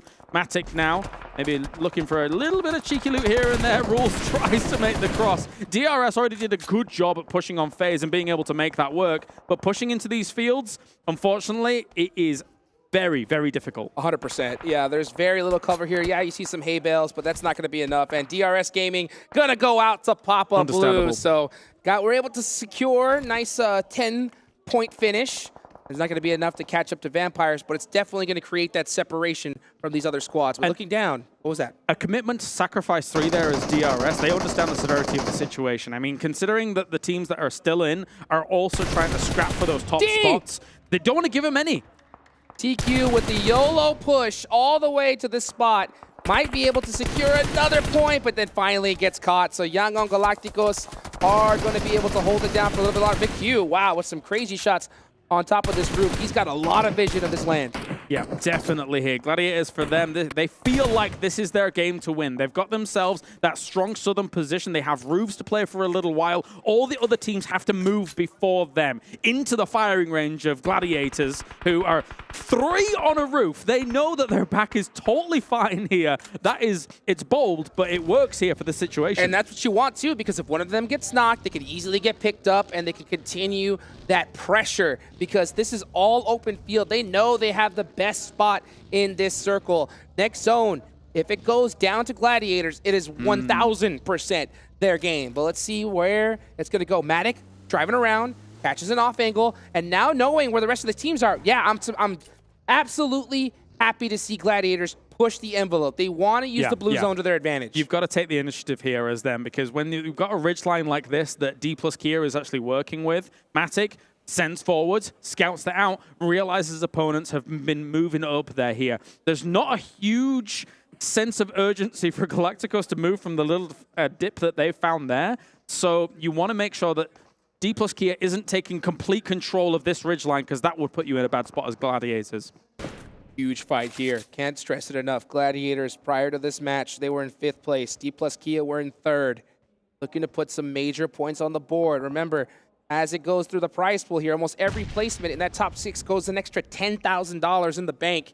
You want to get every single placement that you can get. D+Kia, Forrest going to try to open it up with a nade here. If he catches it, that's going to help him out big time, as the zone does make things that much more difficult for Young Galacticos. They are in big trouble. How many nades do they expend, though, on dislodging Galacticos here? Because they may end up needing them against Gladiators down the line. That's the big question. Fabian still has 3 available. He was looking that way, looking to boost up. Not too much on Forrest. A few smokes, 1 nade, 1 flash. Forrest just full lay down right now with his eyes on the back of the zone, and I cannot blame him at all. They want to secure that position first, get those points, and then deal with Gladiators right afterwards. Okay, we're going to see Gladiators make a rotation to the other side, or at least one player, so they're working a 3-1 split. And the circle confirms that there is a timer on people's heads, because that circle is flat. There is nothing to work with. Smokes are already going down. Everyone understands the severity of the situation here. Galacticos is going to move up, separate themselves a little bit. So even if nades come in, they won't both get knocked at the same time, but they are now very much in proper nade range. And that's Docile actually getting himself one to start things off. Catching Burnout Boy is so huge there. Only 1 player left up for Young Galacticos. Here comes the nades in return from Romeo Boy. But it's not going to be enough here. He needed the rest of his team.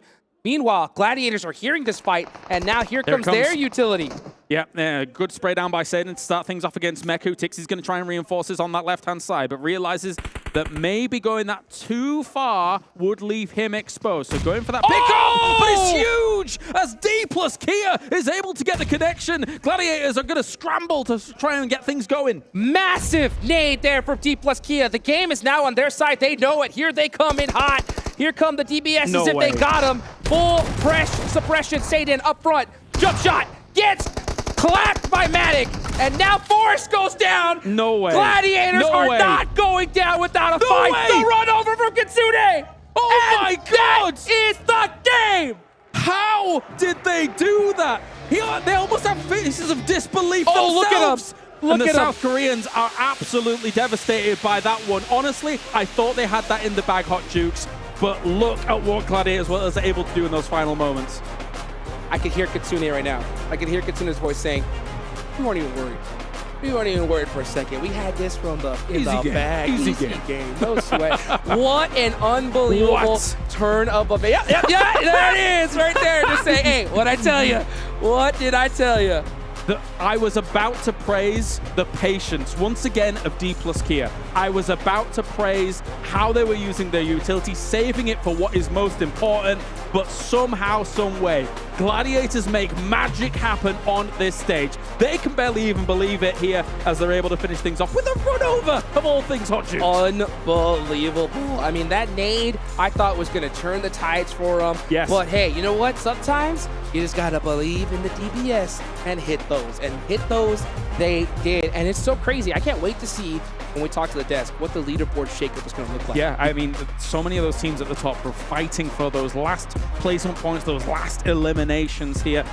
D+Kia probably can't believe it. They are probably astounded that that was able to turn around. Once you, as you say, once you get a nade like that, you're thinking to yourself, okay, we should have this in the back. This should be ours. But what did we just win? Exactly, and not to mention, for D+Kia, it's a dagger in the heart for them because they only had a 6-point differential between them and the Gladiators. So that is a huge win for the Gladiators. Let's take it to the desk for them to break it down.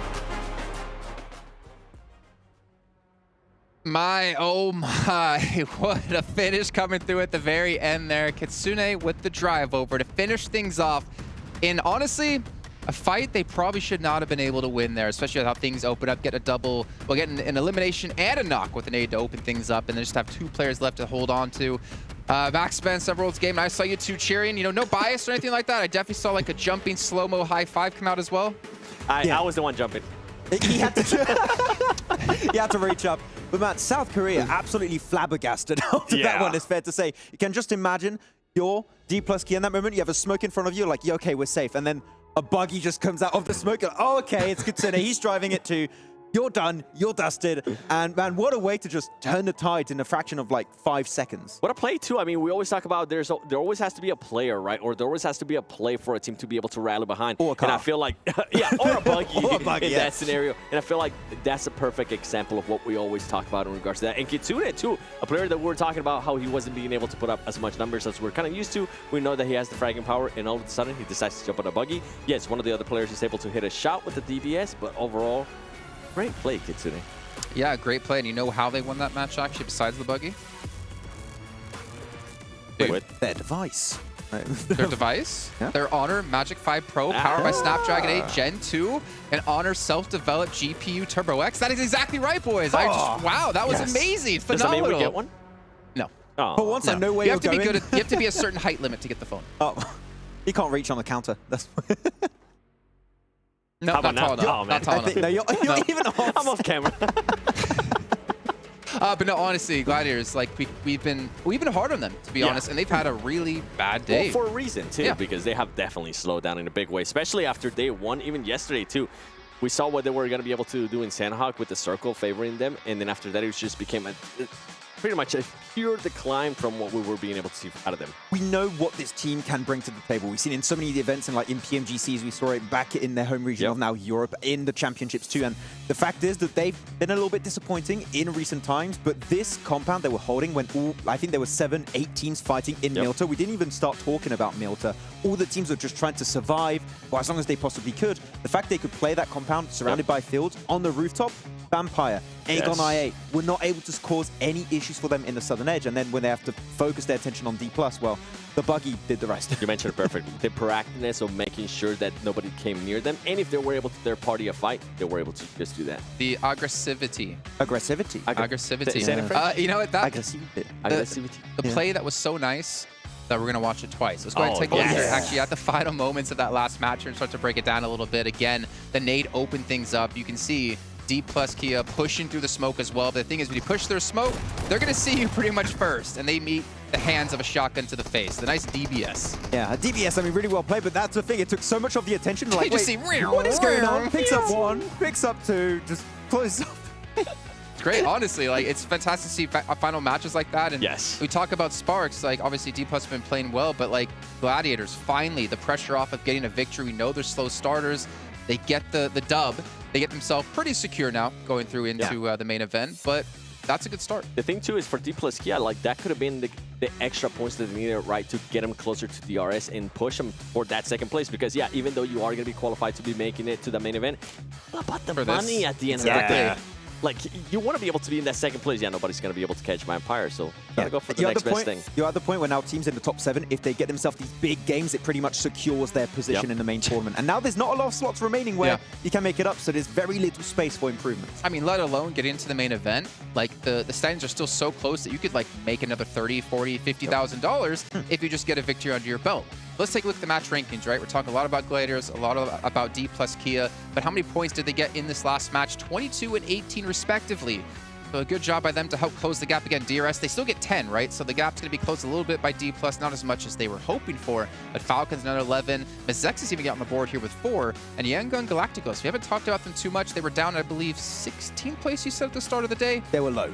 Yeah, 10 points isn't going to be There's enough. a reason why. I do like their approach of the game. They saw that mess happening in Milta. They're like, okay, which most teams probably want to avoid is they want to avoid whatever mess was happening inside Milta, so they just rotate north. They crash onto R8 Esports, I believe, at one point, which actually was a really strong push from them. I think the most aggressive we've ever seen Yangon Galacticos actually be at that moment. And then D+ Kia and GG took too much control, so it was hard for them to negate that control and the space those two had. But yeah, the best performance from them. But is it maybe too late? I still think so. Oh, yeah. I definitely think so, too. What I want to see... Oh, yeah, it's true. Yeah, for sure. What I want to see is, we were kind of talking about this, too, while we were watching that match. Is it too late for S2G if they're not being able to be consistent? And at this point, have they done enough to even... Do we want to see them at the main event? Currently, with the results, it's tough. I There's don't a know. group of people next to us that might beat you up for saying that, or even asking that question. We're just being honest here. I mean, at this point, I don't feel like they deserve to be at the main event, especially out of the defending champion. And the reason why we're saying that too, and we're talking about this, Max, we're saying, when you expect the PMGC champion, you think of Nova, right? They were able to just dominate everything after they won the first PMGC, then go back the second year and win it, and then going even into the third year, they were the favorite ones to win it too.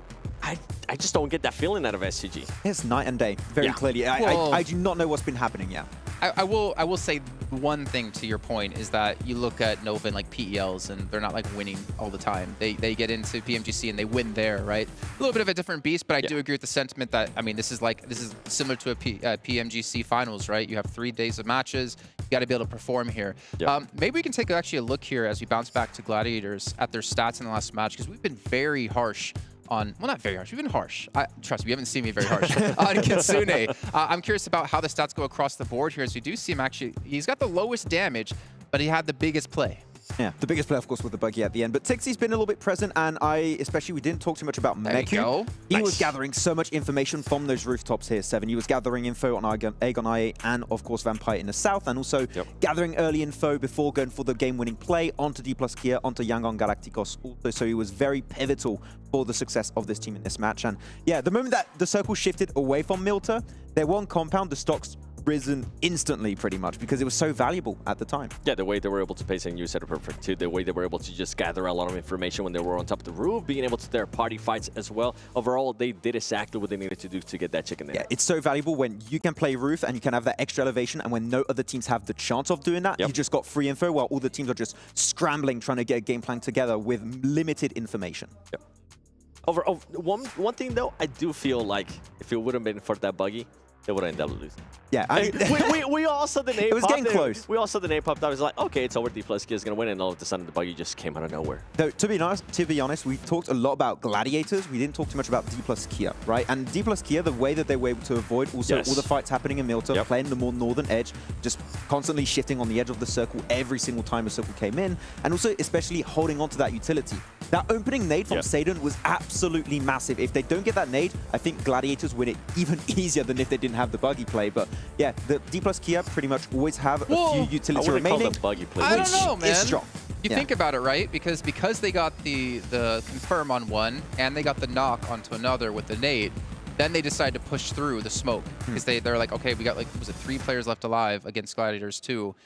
And maybe because of that, they got extra aggressive. They got to a false sense of security, and that might have cost them the loss. They had to push. The blue zone was right behind them. They literally had no chance. And if they delay it any further, the smoke start to dissipate. And I think Yangon Galacticos have an angle on the eastern edge, so you have to go for the push. I think that of course gives them a little bit of a confidence boost. But even without, they have to commit to the play. You can see D+Kia still wasn't expecting that. Especially with the you have a cams, smoke like, and you have a buggy coming in. You're like, how do you react? You can't. You can't do anything. Yeah, well, we're actually going to see D+ in the stats here across the board for the team here in this last match. And Sadon, like the opening nade out of him, phenomenal.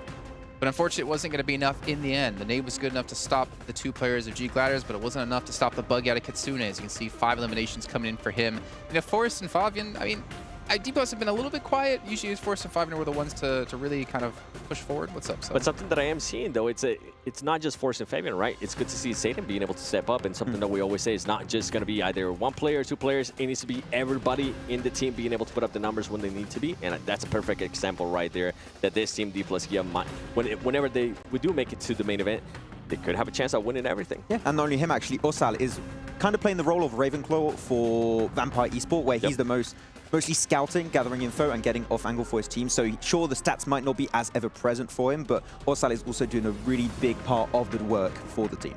Okay, what about their 2 stats against each other? I'm actually curious because we saw the healing was extremely low to both teams. We saw the eliminations, I think, favor, if I'm not mistaken, D+ there. But when it goes in the head-to-head and damage, I don't know. Who are you favoring?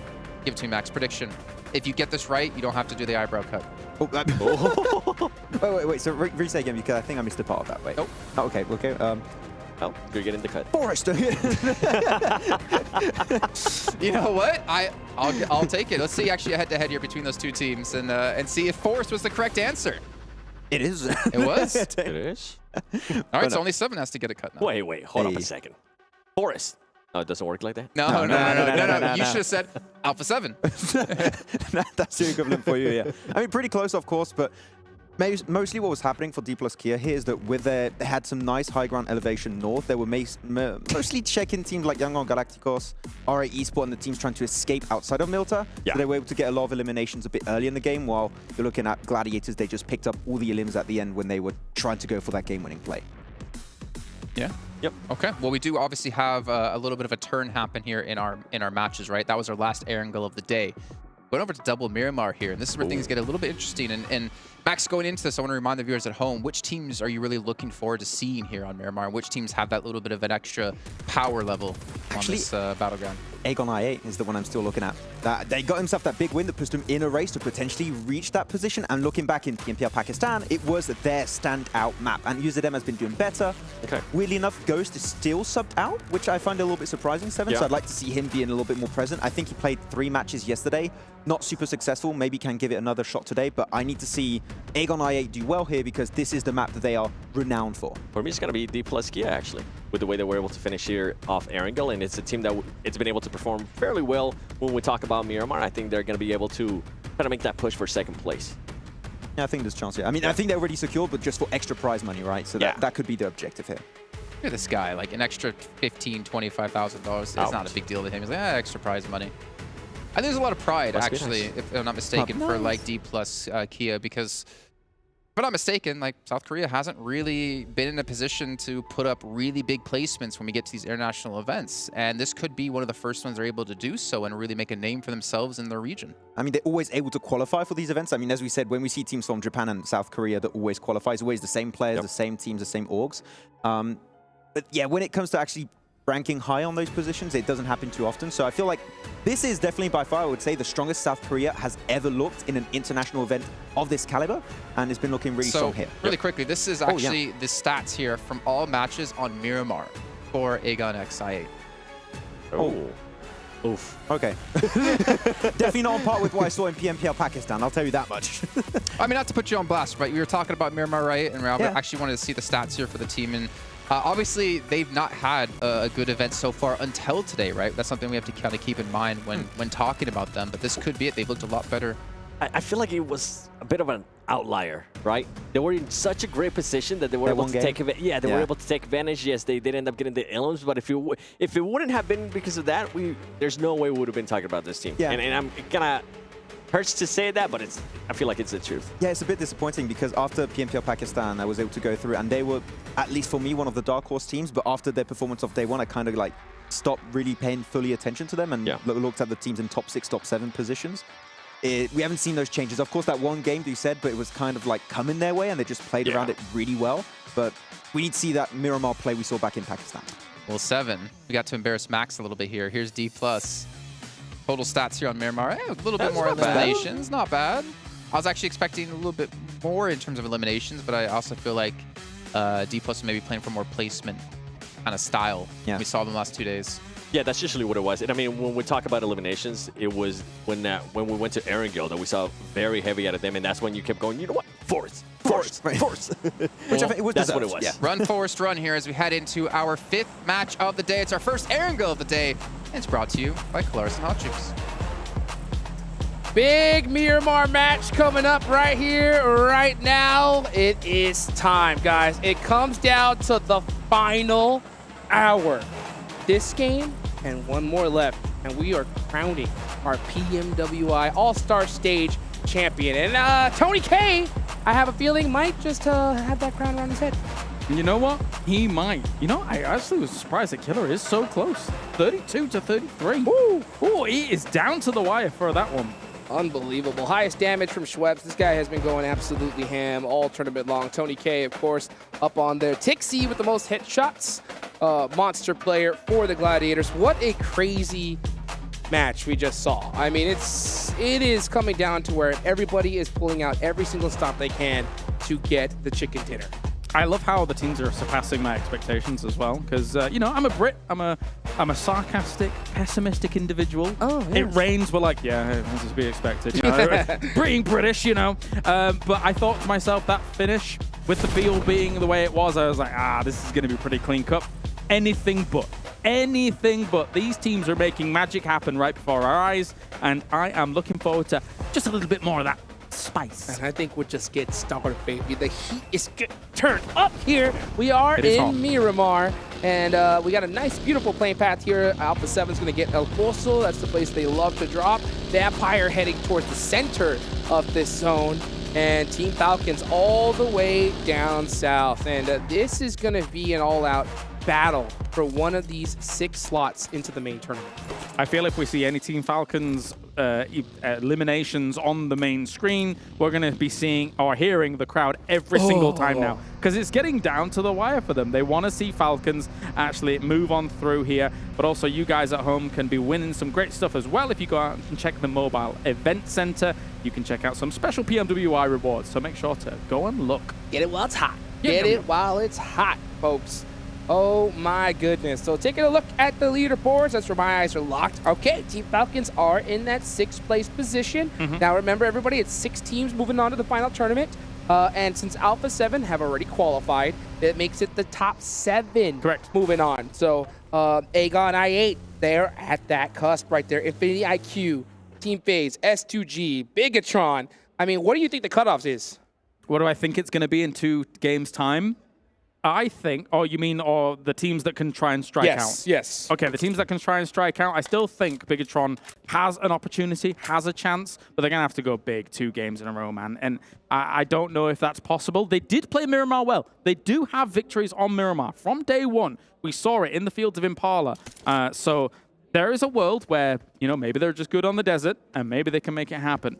I think I have to agree with you. You know, I'm working my math calculator inside my head right now, and I think Bigetron, 11th place on up, they still have a chance. But it's in this match. If Bigetron does not pull out some serious points here, it's all over. Because the important thing is that the barrier hasn't moved dramatically in 1 game, and that could quite easily materialize in 2 games coming up as well, right? It's not out of the realms of possibility that during 3 games, some teams just don't have the easiest time alongside that barrier. But iKURD, unfortunately for them, they won't be making it, but they're looking for a little bit extra prize pool wherever they can, because every step or up the ladder, every rung is a significant chunk of change. And I'll tell you what, one thing we don't talk about a lot, right, and is now that we have reached the finale of this stage, teams at the bottom that know for a fact, like iKURD, that there's just no chance we're going to make it at this point. They could do whatever they want. They can decide how they want to play it. Do they want to move up a little bit, get some more of that prize pool? It's about an extra $2 grand every single time you move up. Let's see what they can do against Infinity IQ here. Bensu! Right out the side, picking up, a little strategy from the Gladiators. And oh my goodness, just dominating iKURD. Yeah, Bensu looking good here to start things off. Bensu with the double elimination. He gets the first one and he says, hello, anybody else here? Because right now, he's absolutely rocking it. That's a good start here for Infinity IQ, who are in 8th. Any little points they can get right now is absolutely dramatic. That is 2 points closer to AGONxI8. So if you're AGONxI8, Team Falcons, you're biting your nails right now, because this is getting insane. Nice long-range shots coming out here in the early game. DRS Gaming got a nice solid 10 points to move up. That's going to get them in a really good position in 2nd place.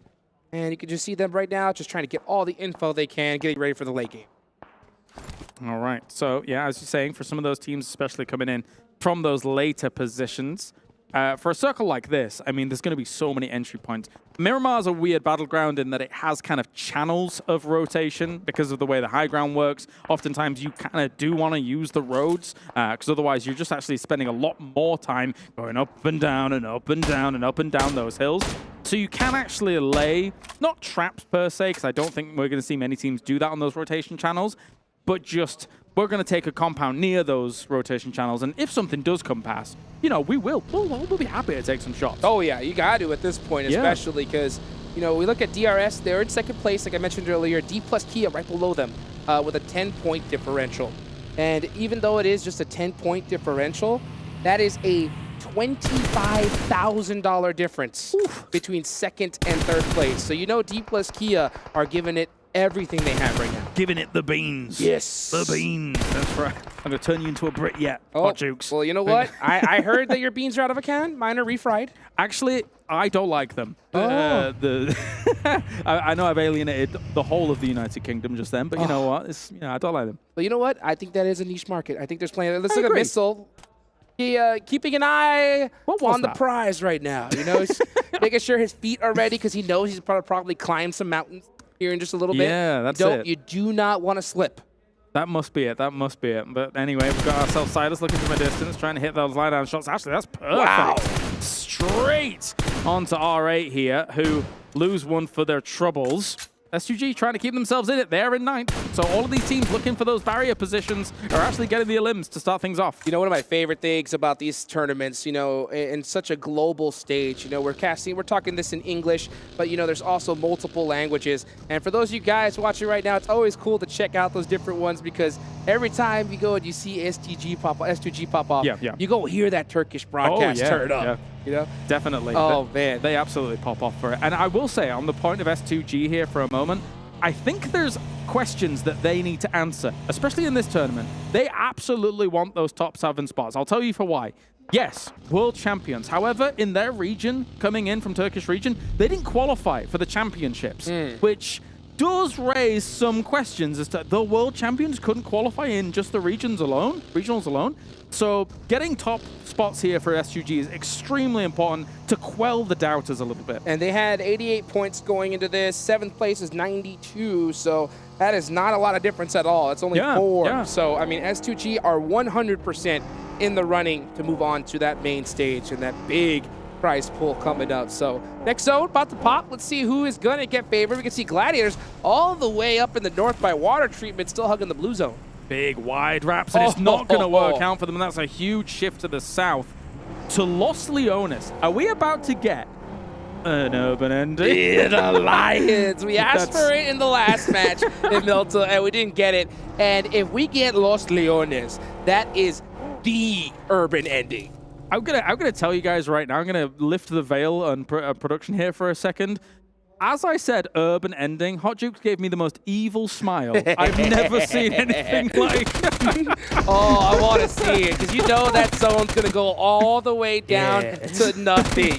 And I'll tell you what, this is actually a really good shift for the Falcons, right? They were all the way down by Minas del Valle, and now they're going to be able to go through that south side, wrap, and they're going to have that entire lay of the land in the south. Yeah, for Los Leones is a weird city because generally we would use the advice of don't go into a city unless you know it's going to end there. Los Leones, 1, is huge, so it already encompasses a lot of this circle. 2, actually there are some decent paths out of Los Leones to be able to survive if you're kind of being battered from those extremities. So it doesn't act like most cities. It is a very, very different dynamic you're seeing compared to a Picardo, a Minas Generalis, etc. 100%, yeah. In Los Leones, there are some sneaky areas where you can hide some vehicles because you definitely want to keep them just in case that zone goes away from Los Leones, like you mentioned a little bit earlier. So such a vast city.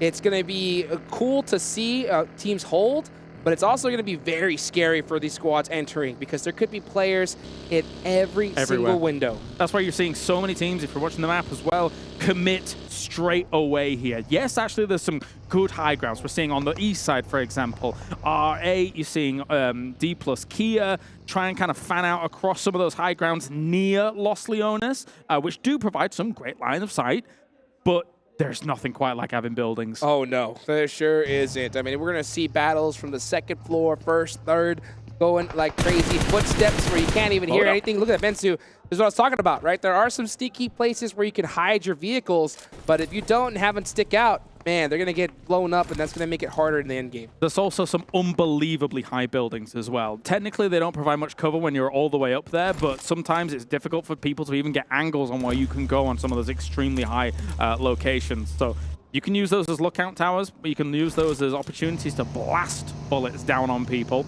As Alpha7 coming in, wide wrap, looking for that entrance on the east side. Vamos! You can see that right there, saying, fast. let's go. Nice. And let's see where they're going to head, because Alpha7 always playing that edge of the circle. Next zone's about to pop. I want to see it. Come on, bring it to Los Leones. I want to see it gonna happen. dead center on it. If it goes south, okay. There's some warehouses down there. Ooh, half and half. you know. Okay. Oh, man, that hurt. I mean, we could still see that northern shift 100%, but this is actually, I'll tell you what, I may be saying wah, but Alpha7 is saying, oh, yeah, because that is a great circle for them. Giving us the big macho man, I'm okay with it. We've got ourselves, as you say, Alpha7, they've got a lot of room to play with this. Likewise, so is D plus Kia, though, as they were spread out across this area. DRS, second place, looking to have 2 big pop-off games to try and catch up with Vampire here. They are going to be running and gunning. They've already got elimination points on the board here, but Aton trying to salvage some points. Yeah, 39-point difference for them, so they need to have a monster game. Definitely possible. We saw it a little bit earlier. Right? Let's see if it can happen here as Aton Esports, Milos gets some nice shots, tries to go for the double, but man, can't hit those on Ragnarok. That one's going to hurt. Yeah, rocking up the way he did as well. No. Here comes the DBS, and he might find himself the double here. Where is the last threat remaining? There's a vehicle to his west side. He's going to go for the heal up, but the thing is, while this is going on, there's the potential. Information's relayed, and they know his position. This is a huge battle right now. This is between AGONxI8 and FaZe Clan. And FaZe Clan were forced to tuck their tail between their legs and run, and they're running into shots. So this is brutal as FaZe Clan go out. They were in 10th place. That is a massive, massive fight for AGONxI8. Yeah, there's a potential if some of the teams above you get just a few more points here for FaZe, then they might be just out of reach if they don't have an insane game in the next one. But DRS here looking for more elimination points. They're absolutely on the hunt. They want to try and strike out at #1 at the moment. They get themselves a few knocks on the board. If they take out R8, that's another good chunk of eliminations. I love to see what DRS's strategy is. They're playing that edge. They're looking for those weak teams to soak up eliminations because they know what they need to do if they want to even have a chance at catching Vampire. They're playing the Mad Max strategy. They are on Fury Road, and they don't care who they run over at this moment, which is exciting to see because any team would be bamboozled by the idea of trying to catch up with Vampires at this point, but DRS is taking the challenge. And they know that they have a little bit of buffer here, so the odds of D plus Kia catching them are not that high, so they say, you know what, let's just go for it. And that's what I love to see. Teams mix it up, do whatever it takes to get the biggest prize pool that they can. Gotta try, as we get now on board with iKURD, who have found themselves a few of these dilapidated buildings to try and get some shots off against Mazexis in the distance, but they're in some of the kind of multi-story buildings, so they'll have a lot of cover. Next zone about to pop. Will it go up north or down south? This is going to be a huge circle shift for these teams, especially those teams in the center right now, not just of the map, but on the leaderboards. They need a favorable zone, and it is going to go south. So Alpha7, even S2G, Team Falcons in a really good spot here. This is where the caves are. Oh, that's right. You wanted this before. You talked about this off. Okay, I may have said caves in Sandhawk. You liked that, but this I one's wouldn't mind to see some cave action in Miramar. That would be wild if that did occur. It's first. Well, I think it might be a first for me as well. I'm trying to think. Anyway, regardless, let's talk about the actual game at hand here, as there will still be battles going on in Los Leones, because eventually at this point, everyone's realizing, okay, our gambit of committing to Los Leones, it's not going to work out. How do we get out of here? Yeah, and now those teams right south of Los Leones are licking their chops because all eyes are in that direction. They're looking to soak up as many points as they can. You got Gladiators there on the left side of the zone. Not to mention you got Infinity IQ right at the edge of Los Leones. So let's see how this is going to play out. We can take a look at R8 doing the wide wrap right into the zone. And they're running right into D plus Kia. Yes, they are, and they need to stay alive as long as possible here. No. And it's going to be a spin out. You already talked about previous games about how quickly buggers will spin out like that, and you're just easy pickings from there on. Ragnarok goes down to Sem9. The Sem9, but I think that is D plus Kia. Oh, the steal. Stealing a major point for them. So good on them to be able to get that. Sem9, kicking some rocks right there. but T plus Kia are definitely need those points more than them. If you're Prestige, he's the last remaining of R8. He could actually find himself a cheeky spot here because of what we've previously been talking about with how all the terrain and underground actually works here. So there's a world they could still survive for a while. Let's see if he has the heads-up decision to try those caves out for size. It's definitely not a common zone. No. So we'll see if they definitely did their map homework here. As Alpha7, they got there mighty close to DRS, and that is going to be a massive battle if it ensues. Yes, it is. And DRS, I don't know. I'm feeling DRS at the moment here, considering that they've been going from fight to fight, shots from across the road as well here. Infinity IQ will be shut down in some of these situations, but Vampire dealing with donuts in the distance. They're going to go out and still be stuck in 12th place, so that's going to probably be their tournament right there. Unfortunate for them, but still a lot of these teams looking to make their dreams come true. Looking at the zone, about to pop in the next few seconds. There's still 55 seconds on the clock, so we'll see. This is that planning phase. Right now, you want to be predicting where's that next zone going to go. You're going to tell your team how they're going to get there, and of course, if it goes on you, there's no moving. You're just going to be shooting anything in sight. But you got to have that plan in effect right now. Definitely you do, as we're seeing already. The M249 very much in hand for BTR. At this point, it's getting really kind of, you were mentioning it's sort of minutes to midnight here for a team like BTR. If they don't start making something happen with eliminations, etc., it is getting way too late for them to make a double big game strikeout. 100%, 100%. If you're Bigetron Red Villains, you were hoping that you have the performance that you did in day number 1. You want to pop off right at the end, and it's a lot harder than any other day because those teams at the bottom, they have nothing to lose here. So we might even see them start popping off because there's no more nerves as the zone goes up north. Yes, it does. Onto some big hills up there for D plus Kia. This is an opportunity for them to get even higher when it comes to some of this prize money. They're fanned out quite spread, I would say, for a circle like this, but they know that a lot of teams are going to have to come up high ground towards them. So it's a position of power, strength. Yes, it is. And a position of weakness is going to be on the side of S2G, a team that really needs those points. They are on the south side. They're going to push up right into some monsters in the lobby. That's going to be Alpha7, R8, D plus Kia in that area as well, DRS. So if they want to continue in this tournament, they're going to have to do it with an M4 on their back. Yep. It's not a bad gun to do it with, admittedly. It'll definitely help, I'll tell you that right now. And Miramar is just one of those maps where you need the most utility that you possibly can get. You want to be able to spray and have the shots during the side. Mazexis with the YOLO push. Currently at last place, looking to achieve the not last position. And they made it. Yeah, 4 players all in, no knocks so far, although they are being shot from another angle here. There's going to be a nade also thrown towards them from Infinity IQ, but they're already in the building. This is way too late, did not go through the windows. So Mazexis makes a bold move, and it worked out. All in, what was that, one vehicle in the monster truck? That is crazy. Take a look here at Team Falcons, the squad that this entire stadium has their eyes on. They're in a pretty solid spot, focusing on their backs, something they definitely need to do, and they are going to hold that position until the next zone. Yes, they are. Infinity IQ also just trying to transition in from building to building, throwing down a few smokes, making an aggressive push here on iKURD, who now have been smoked off. Their sight lines have been alleviated, taken away from them, but shots from the distance here, shutting them down. Mazexis getting some points on the board. Here's S2G. They're hanging out by the caves. Just on top of it right now, but Gladiators are very close to them. Let's see if Kitsune has the heads up to realize that Razy is down. That's a huge loss for S2G. Yeah, it's a big push across here for them. And they've got MG3 in hand as well. If they're able to make something work here in close combat, they're going to be ripping them apart. But Matic is found. Doesn't even get a chance to shoot a bullet here as Mafioso shuts it down. That is a huge break for S2G. Now Gladiators are the one in trouble. And Mafioso and Alpha7 realize the squad that they're going up against. I wouldn't be surprised if they want to press the action, but it's going to be very difficult with DRS on your back. Are 2 members of Gladiators going into the cave? Well, they may be, but anyway, regardless, we've got ourselves still Alpha7 now, considering the position that they found themselves in. They are fortifying this location. Going to be looking north above all of this. iKURD is shut down here. Infinity IQ pushed on. As we said, they blocked their lines of sight, shutting them down strongly.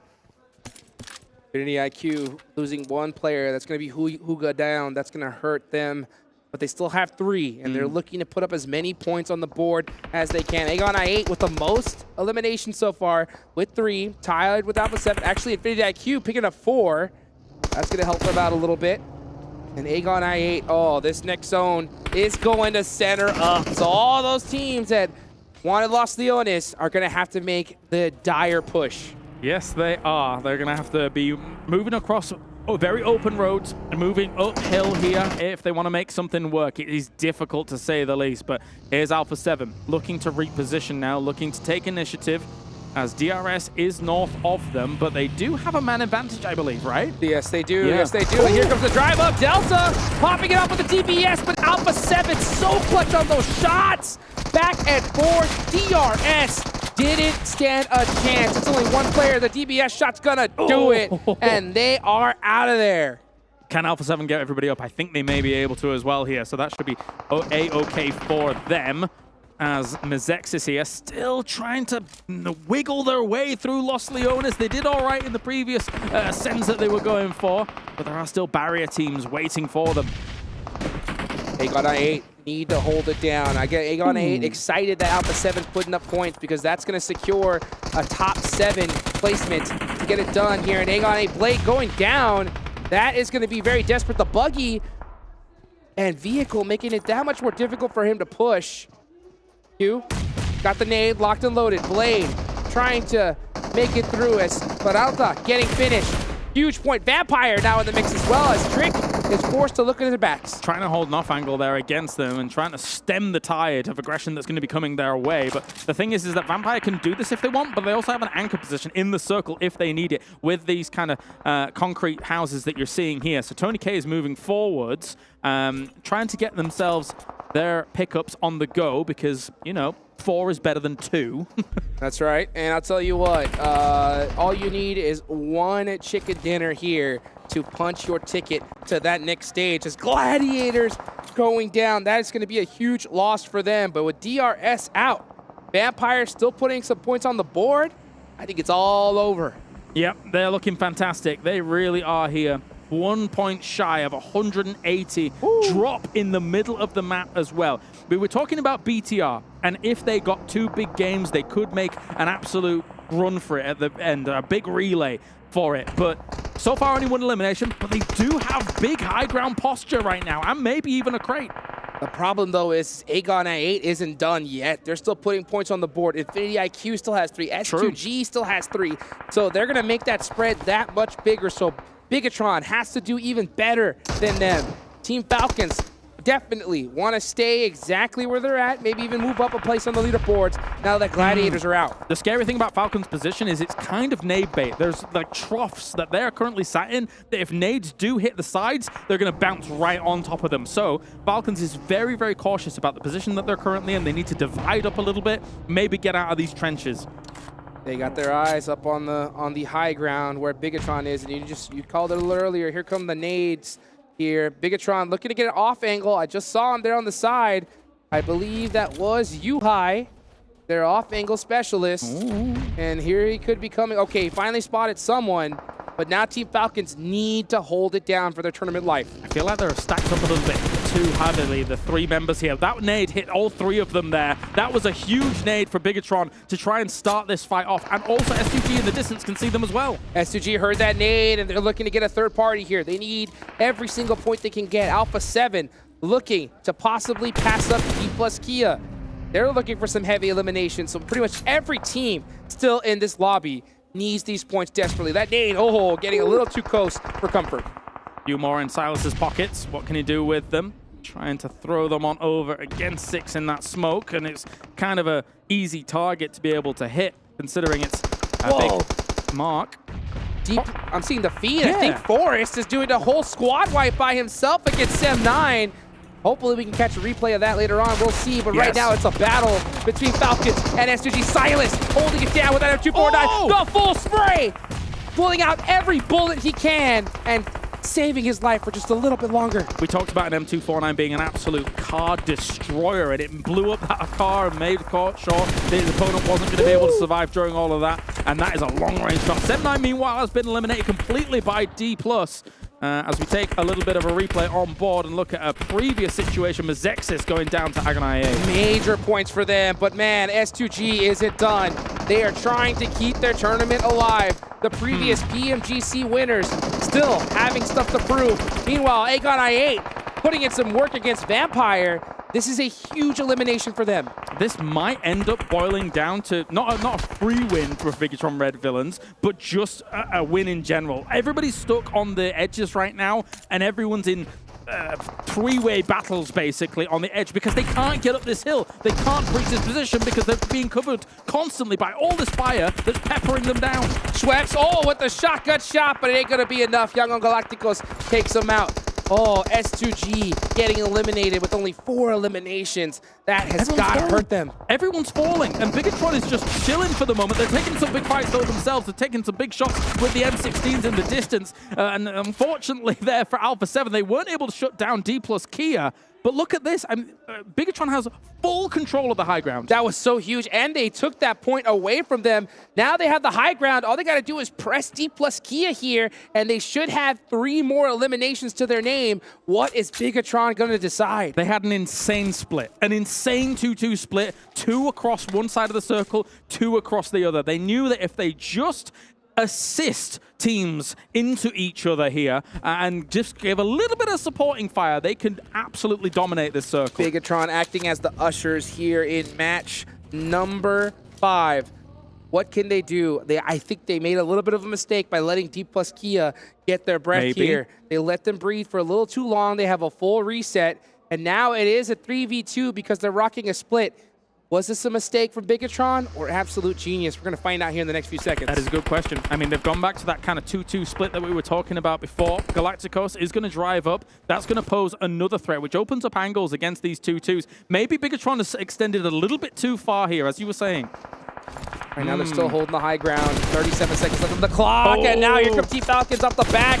Can he be able to hit these shots? Oh, he does go for the laydown, and finally takes him out right on time. D+ Kia heard this, though. Yeah, there should be people kind of jumping at the opportunity to try and punish that, considering how split they were. However, now, the rendezvous is on the way here. Bigetron realizes, okay, yeah, we took 1 knock. That was just a little bit too close for comfort. Let's get back together for a moment. But I don't know how well this is going to work out. They've split once again. Oh, I could hear all the sighs from the voices in the stadium watching Team Falcons go out when they did with only 5 eliminations. It's going to come down to the wire for them, the last game, if they want to make it into the next stage. Final circle here, Zone 9. This circle is going to go into nothing. It's going to be an absolute battle. Whoever can hit their shots best is going to win this match. And with it coming down to a point, once again, advantage Bigetron Red Villains. These teams here, again, they need to try and divide and conquer Bigetron Red Villains, but they have absolute control of that center point at the moment, and they have high ground against everybody. They do have the high ground. That's going to be advantageous once the circle completely centers up. Romeo Boy has a heck of an angle onto Infinity IQ. So once the zone starts closing, which we will start seeing, and yep, here it goes. The zone finally starting to creep in. D+ Kia forced into action. Bigetron falling away from that, but this is actually perfect for Bigetron as D+ Kia is wrapping around on Galacticos. If these two teams dismantle one another, the Bigetron boys are going to be very happy with that. But also already hits you, High Boy, and actually Forrest gets Genfos. Huge shots right there. Bigetron down to only 2 players left. Was it a mistake? We'll find out in just a second as Ferrari finishes off Yang on Galacticos. And now, no way. Oh my gosh, D+ Kia looking to take the chicken dinner away from Bigetron. How are we getting these finishes? It's D+ Kia again in an absolute barn burner of a game to start things off. Also, Infinity IQ, I've got to commend how they've been surviving. It's a 2v2v2. D+ Kia with the huge angles on the Infinity IQ. Can they hit the miracle shots? Here comes the nade from downtown, but Ferrari hits Forrest, and now Bigetron with the advantage. You've got to go, Bigetron here. You've got to push this and push it hard, as now Saden trying to make something happen with the first one. My God! No way! What a play! What a play coming out from D+ Kia! Zayden! Oh my goodness. He might as well have said, say when. Look at this team. Absolutely hype. I cannot believe it once again. From the jaws of defeat in the previous game and getting defeated to then making this work. Look how pumped they are. They were not supposed to win that game. Adversity was against them. High ground was against them. The numbers advantage was against them. But they get the victory. Unbelievable stuff, Hot Juke. Zayden with ice water in his veins. Absolutely incredible. We could not have asked for a more exciting finish to this tournament. How are we going to top that in the next game? They're going to challenge for second place. They're going to be second place now over DRS. My goodness. What? These boys from South Korea, I mean, we've seen them in the past, you know, win tournaments and stuff like that. It's been fantastic. But D+Kia has come to play. They're I say it every single game, Hot Jukes. They're patient, but look, they've got the gun skills to back up the patience, man. Goodness gracious. I always say, you know what? There's one thing you can't teach, and that's clutch. Right? Oh, yeah. But I'll tell you what. If I had a clutch badge in my hand, I would pin it right on Zayden's chest because goodness gracious, that was disgusting. I'm shaking. Yeah, I got goosebumps. I'm shaking at what we just saw. Oh my gosh. Well, how hot can we get this tournament going? One more match left to go. Why don't we cool it down a little bit with just a short break?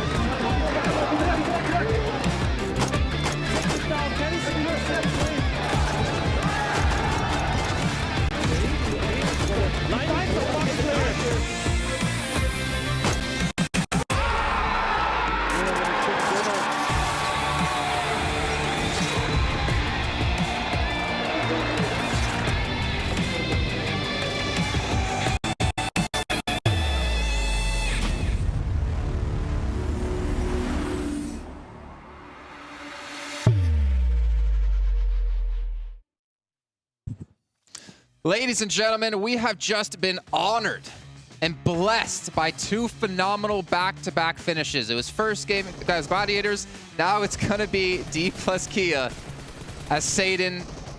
What else is there to say here, gentlemen? I cannot believe what we just witnessed a few minutes ago. It's absolutely insane he was able to come through that, taking 2 fights versus Bigetron and also Infinity IQ at the same time, Seven. If this is not play of the tournament, I don't know what's going to be. I mean, to be able to win the game, too, the way he was able to snap on him, we were jumping. We were jumping like little kids at a candy store. The spider sense was tingling. He just knew he was over there. Yeah, look at that. And Forrest is like, guys. He's just sitting there like just chilling in his chair. I mean, that has to have been one of the best clutches I've ever seen in PUBG Mobile, actually. No, Rise in the Bush? Yeah, true. That's, you know what. Hands down, one of the best. Like, that almost needs to be immortalized in that spot in Miramar going forward. That should never have happened. That was, let's be honest, if Bigetron hit the shots like they should have, that should never have occurred. But for him to clutch it out. With the amount of control Bigetron had this entire game, I have no idea how they were able to keep away Yangon Galacticos, Infinity IQ, and Bigetron. That center circle had, I think, 3 angles at the time, and yet they're able to just multitask like crazy madmen in that entire match. And as you said, the way that Zayden's able to flip over to that final player of Infinity IQ is just, the game sense is insane. The awareness, too, because they knew that he was going to be coming up, too.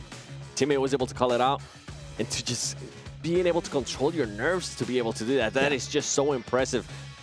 I feel like Bigetron threw that window if we actually go a little bit more back. We were talking about it. They were trying to take into 2 fights at the same time, and I felt like he ended up backfiring for them. I feel like they gave a little bit too much space to D+Kia. And D+Kia, once again, we mentioned this multiple times about this team. They keep holding on to that utility until the very, very end. And they just chucked a few more nades towards Infinity IQ. Then 1 player knocked, 1 player extremely low. He only needed 1 more bullet to really wrap up that game. So Not many teams do it, but D+Kia keep bringing those 2-3 nades in the late game, and it really makes such a massive difference. That might have been just enough to possibly put him in second place. It could have been. You guys are talking about like, oh, BTR messing up, or oh, it was clutch. I mean, it was really, if you think about it, just the Honor Magic 5 Pro, powered by Snapdragon 8 Gen 2. I got you there. What a segue. An Honor self-developed GPU Turbo X. I mean, what is there to say? Like in my notes, it literally just says D+, Satan in all caps, because that was just ridiculous. But I mean, to be fair, obviously there's a lot that happened to get to that point. Let's take a look at the match rankings, though, to give you guys an idea of how many points they got.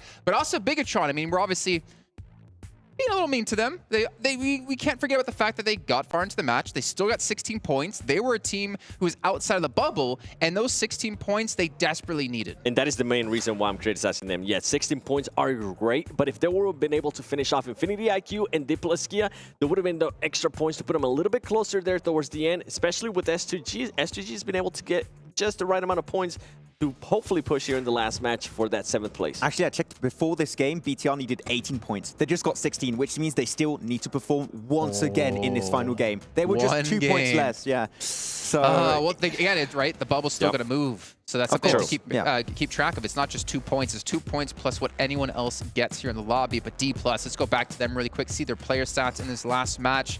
Because Satan, he better be up there. It's actually not actually going to be him. Forrest, going to be the most or the highest damage dealer here in this last match. But I mean, Satan's limbs got to be pretty high. I loved the way they were controlling the southern side of Los Leones, because we all thought, a lot of the teams thought, okay, this is going to be potentially a city finish, right, Seven? Yeah. And what they thought is like, okay, we're just going to hold on to the southern cliff and just shut down all the teams trying to exit that city. And the way they did it on the eastern edge especially was just so dominant that they picked up a bunch of limbs, looted up all the utility and bullets they needed, and then just started blasting. I know, Max, you want to shout out Forrest there, but those were, I think, from all Miramars. So I have to, I got to give Satan his credit. I'll take every opportunity. For what? To shout out Forrest. There you go. Go ahead, Seven.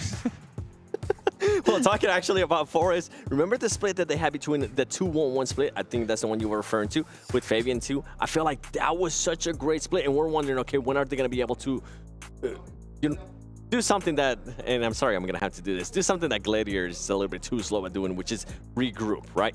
They were able to time that perfectly. They were able to work together and just put themselves in a great spot there for the end, just to allow Saving to... There we go. Here's the right. Hey, it's still Forrest. Dang.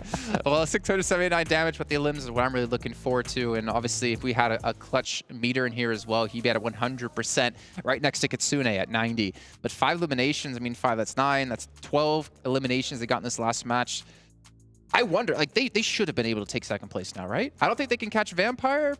Because Vampire was like 30-something points ahead of everyone, but still, that's getting close. Just imagine, last match, they actually passed Vampires somehow. DRS has slowed down in a big way. I think they might have been able to pass them. I feel so, second place. The last 2 matches, DRS haven't been too present compared to now. I mean, they got off the back of a second place, and now a chicken dinner back-to-back on Orangle and Miramar. I mean, depending on how this game goes, we could see them normally secure a spot in second, and as we said, maybe overtake Vampire if that gap is not big enough. Well, do you want to see how big the gap is? Yes. Yeah, show me. I want to see. No.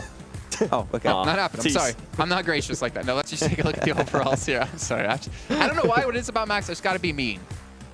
That's still a lot of points. Yeah, but D+Kia did end up passing DRS. Yeah, not overtaking first place for sure, but securing himself a second place, which is at the top. When you're reaching those top 3 positions, the prize pool increase is significant. Yes, but quickly here, 102 points, Infinity IQ, AGONxI8. They have been pushed out of the bubble at 100. S2G, there's what, 92, Bigetron at 90. It is doable for here. These teams, even FaZe Clan, though, we're going to count out any team below 12th or below.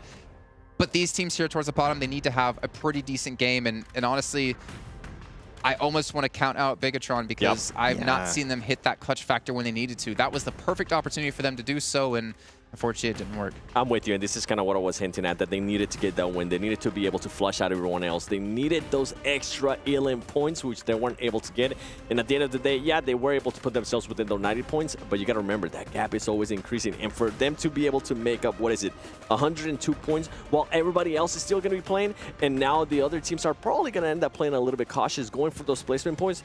I just don't see I don't see a match where Bigetron is able to do just the right amount that they need to do to qualify. Seven, calm down. I know you're excited. I know you want to see what's going to happen. You can hear the music. You can see the plane come in just a few moments as well. It is time to get underway here with our final match here of the All-Star Stage at PMWI. Let's find out who's going to make it into the main event.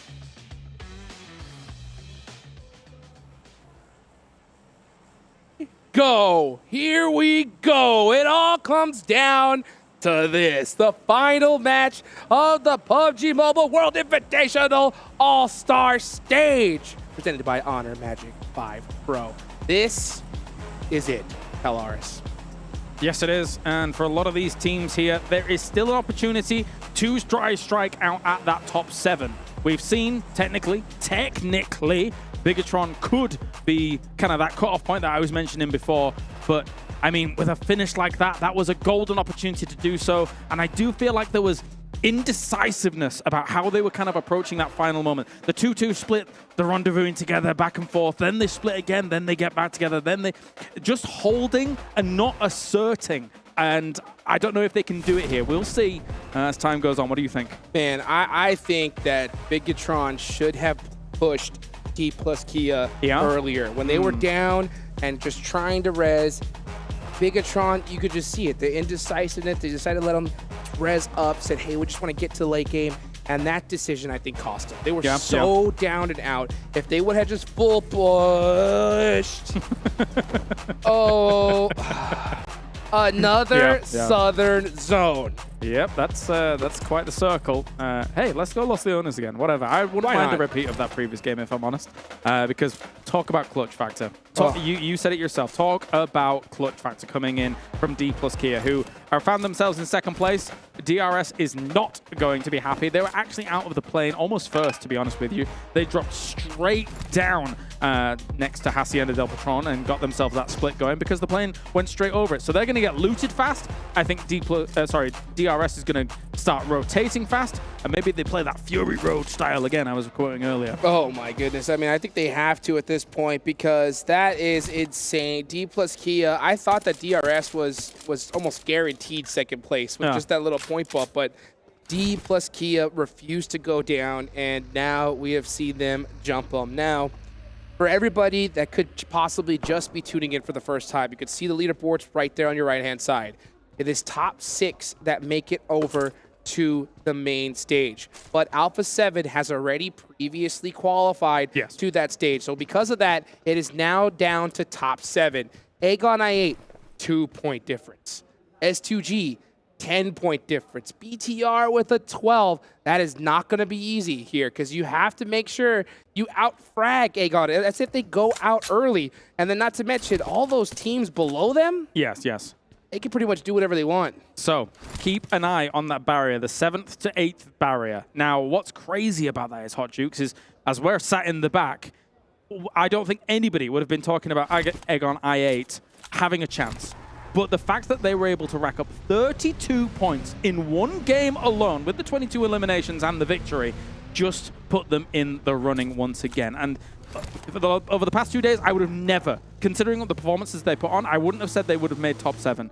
But there is a real-world possibility that they're able to make it here in this last game. Totally possible. And then you got those teams all the way at the bottom that, you know, they have pretty much no chance. They don't have a chance of making it here and now. So they can pretty much do whatever they want. There is a point difference. Wow. What a shot onto Vint Ores, and that is a member from FaZe Clan out, and they were at 11th place. That's honestly, that's like a dagger. That has got to hurt. That is rough. You're not expecting to get caught out from that as soon as you're starting your rotations from places like Picardo of all places. That's, you know what? That was a cool jump. Good job, Kelsey. Smooth. As he's going to be riding on to the rest of his teammates and getting rendezvoused and good to go. But for FaZe, this whole last game just became a whole lot harder, and they were one of the teams in contention of trying to draw blood into that top 7. Oh my goodness. Looking at the prize pool as well, difference between 8th place and 6th. Extra $12,000 to take to the bank here. So, I mean, it is crazy here. Even all the way down from 15th to 12th, that's a $6,000 difference, you know? So I wouldn't be surprised if we see some of these teams at the bottom still want to go all out. But at the end of the day, it is all about the main stage ticket, that golden ticket, and it's going to be so close. Because again, there is, what, 3, 4, 5 teams that could still potentially do it. FaZe with that loss, that's going to make it pretty tough. Yeah, at this point, I may count them out. But, I mean, you know, anything can happen. Magic can happen. In the last 2 games, we've watched Magic happen here on the stage. But for now, we do have BTR making the move. A lot of eyes on them. A lot of fans for the Bigetron Red Villains, as they are going to be entering this circle pretty rapidly, to be perfectly honest with you. But again, there's a lot of space. And the problem for all the teams is there's a lot of diverse terrain in a circle like this. You could pitch up on those southwest hills, which are very different to the northwest fields, which are very different to Los Leones. So if this circle starts hard shifting, you're having to adapt your mindset and those rotations very, very quickly. Yeah, I mentioned it so many times before. That southern Miramar circle, the terrain is just so brutal. It's tough to navigate through. And I think looking at this zone in particular, for everybody that's looking at the map feed, you know, I think we're seeing a lot slower rotations here in this one. I think we're seeing very careful movement. Teams just leapfrogging little by little. They do not want to get caught out and lose a player early on, because they need everything they can as we take a look at some of the stats from BTR. Actually, 24 minutes average survival time is pretty darn high. So nice to see that they're able to get up there. But again, when you're only in 10th place and you still need a lot more points to actually strike out at that top 7, I guess you're going to need even more. A lot more, to be honest, because with this point system, it's first place gets you 10 points. Not to mention you have 1 point per elimination, so a first place finish and 2 elims will get you there, you know? So the rest of these squads really need to make sure that they're putting up major points on the board. AGONxI8 moving through the middle of this circle at the moment. Now the big question is where do you even start your campaign from here on a circle like this? As I mentioned, there's a lot of varied terrain. Honestly, towards the middle of the circle, some of the compounds aren't even that great. They're not really high prio compounds. So I think that's maybe why we're seeing some slow rotations here and there. Because ideally, a lot of teams would be like, okay, the center of the circle is Impala Fields. There's 3 great locations, you know? Or, oh, the center of the circle is West Picado. There's actually some great warehouses to take there. Center of this, I mean, there's Los Leones, and beyond that, there's some hills. I think right now, honestly, prioritizing that high ground is going to be huge. I would agree. Right, just getting as much vision as you can, as much information is going to be huge, because the zone's been going nuts all day today. It's been shifting like crazy. This AGONxI8, they cannot lose Blade. Blade desperately trying to get away. Barely does in the nick of time. Especially when Blade was so clutch for them in a lot of scenarios when they were kind of up against it in previous games throughout the last 2 days. So do not be losing Blade. He gets himself out of that. Kudos to him. Heal on up. Get back out there. Oh, too close for comfort. And very. You know, we talked about clutch factor. You know, we saw E plus Kia. They got it. Satan got it, right? These other teams are going to have to prove if they do. And it isn't going to be easy. The nerves are at an all-time high right now, folks. Let's see where this next zone's about to pop. Will it decide to center up? Will we get that desired Los Leones finish, maybe? I'm hearing some Carnage in the background. I don't know what's that. But anyway, we're waiting here for a second. As you say, you're seeing lots of teams coming in the slope. We're heading west of Los Leones. So between Chumacera as well, it's hillside battles, baby. Oh, yeah. That high ground is going to be so valuable. You see Bigetron already securing a nice spot in this next zone. Team Falcons, a team trying to make sure that they punch their ticket in. They're right there in 6th place. They could still get passed up potentially. They definitely want to put some points on the board and secure their ticket to the main stage. Now all the health bars as well, a little bit misleading. I mean, you can actually also see that these teams are in the blue, so what I was about to say is a mute point. So ignore me. Yeah, they just need to heal up once they get into the circle and they'll be fine. But at least for Gladiators coming in on the west, they'll have Chumacera to move through. They could even take the high ground above Chumacera, which is very valuable, very nice. But again, it's an edge position. Big shots coming in from FaZe here. They need to salvage some points. Actually, that's a great little shot coming in against Ravenclaw, ultimately from a few members. They need any point that they can get because they were 1 man down to start things off. Vampire Esports right now, you can see very attentive. Also, it could be a little bit of trouble for them here because right now, I think the main thing they're doing is they're obviously focused on which position's going to go next. But I think right now their main focus is what are they going to add to their shopping cart right after this. A lot of things. A lot of things, yeah. And maybe a new target to try and get themselves even $2 million on the line for what's coming up for them. But yes, Vampire is actually, one was stolen during all of this here by Galacticos. And Tony K is down trying to get that recovery on. I mean, again, for them, I don't think they're really sweating too much, even though they're still taking this game very seriously. Oh, yeah. 187 is their point system. Everybody in the U.S. knows what that means. As we take a look here at Young Galacticos, shooting some vehicles, making it tough for them. Now, DRS Gaming, they want to pass up D plus Kia and secure that second place once again. Galacticos stole the second as well. So for FaZe, who were up against it because they lost one already, yeah, they were like, wow, brilliant. 2 knocks, 2 steals away from them. They can't catch a break here. That is so brutal. I mean, and they need those points so desperately. That would have at least tied them with BTR, but they are still so far behind in this lobby. Again, for FaZe, they need 12 points just to catch up to AGONxI8, 14 to Infinity IQ at this point. And that is only going to grow as time goes on. Zone looking for some retribution there with his DMR to try and see if he could spot things. That's an interesting place to zoom in, but we'll forgive it, as we're going to be looking over once again to Galacticos and seeing if we can get anything else. But they're not really showing themselves. They can sit in those buildings for a little bit longer whilst we wait for this next circle to pop. Yeah, you know, 10-point difference is such a scary place to be, because it's not too far away where you want to hunt down that team, take them out early and get points. No, you just want to put a major game on the board. Next zone's about to pop. If it does go to that west side, Bigetron could be in a good spot, but they are very separate right now as S2G is passing up one of their players. Yes, they are. Alkev getting very close. Flying a little bit too close to the sun there as S2G moving on through. I did mention again in the previous game, this is our world champions or S2G. They, well, I would say that they need top 7 to again prove that how strong they can still be as the world champion, because they've had a bit of a rough year thus far as things have continued on. But the great migration begins. Everybody's driving in. There's not enough compounds, certainly in here, Hot Jukes. So everybody's going to be looking for really important dips. And let's see what dips they decide to choose. AGONxI8 need to make sure they pick a big one.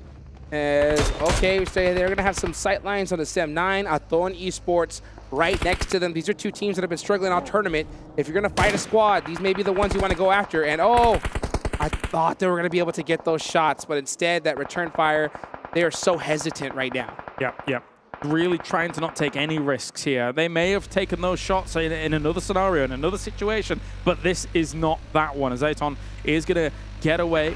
Yes, run away across these, and well, this is a notoriously difficult vehicle to drive on Miramar when it comes to the hills, but it's doing all right. Oh my gosh, Vampire literally at the edge of their life. Stone's like, hey, calm down, let me get a Band-Aid off here, and they're gonna go ahead and head for the shack. So Vampire, again, little victory lap right here. They got nothing to worry about, but just trying to extend their play. And you know what? This is the toughest part of the tournament, because those hesitations, right? That little second guessing, because you don't want to go out, could make or break this tournament for you. Sometimes you got to play the way you've normally been playing all tournament. A push on from SEM9 here as Aton is going to actually deal with this quite handedly. There's also reinforcing shots coming in from a distance as well, though. So that's helping things out. SEM9 is being shot by a lot of teams here, but Aton's going to be bearing the brunt of a lot of that. They're taking some damage as well. Zohan's already down and done. Fran has to do something to get them out of this along with Milos. Yeah, pretty insignificant fight right here when it comes to the leaderboards, but, you know, you could definitely see a team third party this that desperately needs those points. One of them, right? Infinity IQ, very close here. R8 up on top, looking to make some points on the board as well. And this is going to be a close one. Come on with the VSS. Make something happen. The little P shooter. He actually doesn't have an extended mag on it either, so it's only the 10 shots for him. And he goes down to the car, the vehicle. A bit of a shame there, but it's also Kenny actually taking a lot of damage on AGONxI8. They could be taking severe damage here. Kenny somehow was able to get knocks and a finish. That's one of their players down. Oh, brutal loss there for AGONxI8. They have to make up for it. They need to put some desperately points on the board. And let's see how they decide to do it. Valak with the nade brings Kenny down to 1 HP. But the hesitancy, they have 3 people versus 1, and they don't want to push this. It's got to be with nades, though. You can't, because he has a DBS in hand, and they know it because of the previous knock and finish. You can't risk one more person going in there, getting knocked, and then getting finished instantly, unless they all push at the same time. That's why they're being careful. On the edges, going for the mollies, actually do catch him. I think he could heal through that, though. But you know what they're risking? Oh my. The third party. Yes. Again, the longer this fight goes, Kenny's going to be able to get out of it. The DPS, they have to time this perfectly. They finally take him out. So lucky for them, they do get that elimination, but very unfortunate that they lost a player in the process. Man, Kenny was slipping as anything. He dodged so much utility during that. He really cost AGONxI8 quite a bit, despite it only, as you said, technically being one member, but it's very important than one member. But all of that utility gone is super important as well in a finish like this. 2-point difference between Infinity IQ and AGONxI8. Yeah. This is going to come down to the wire.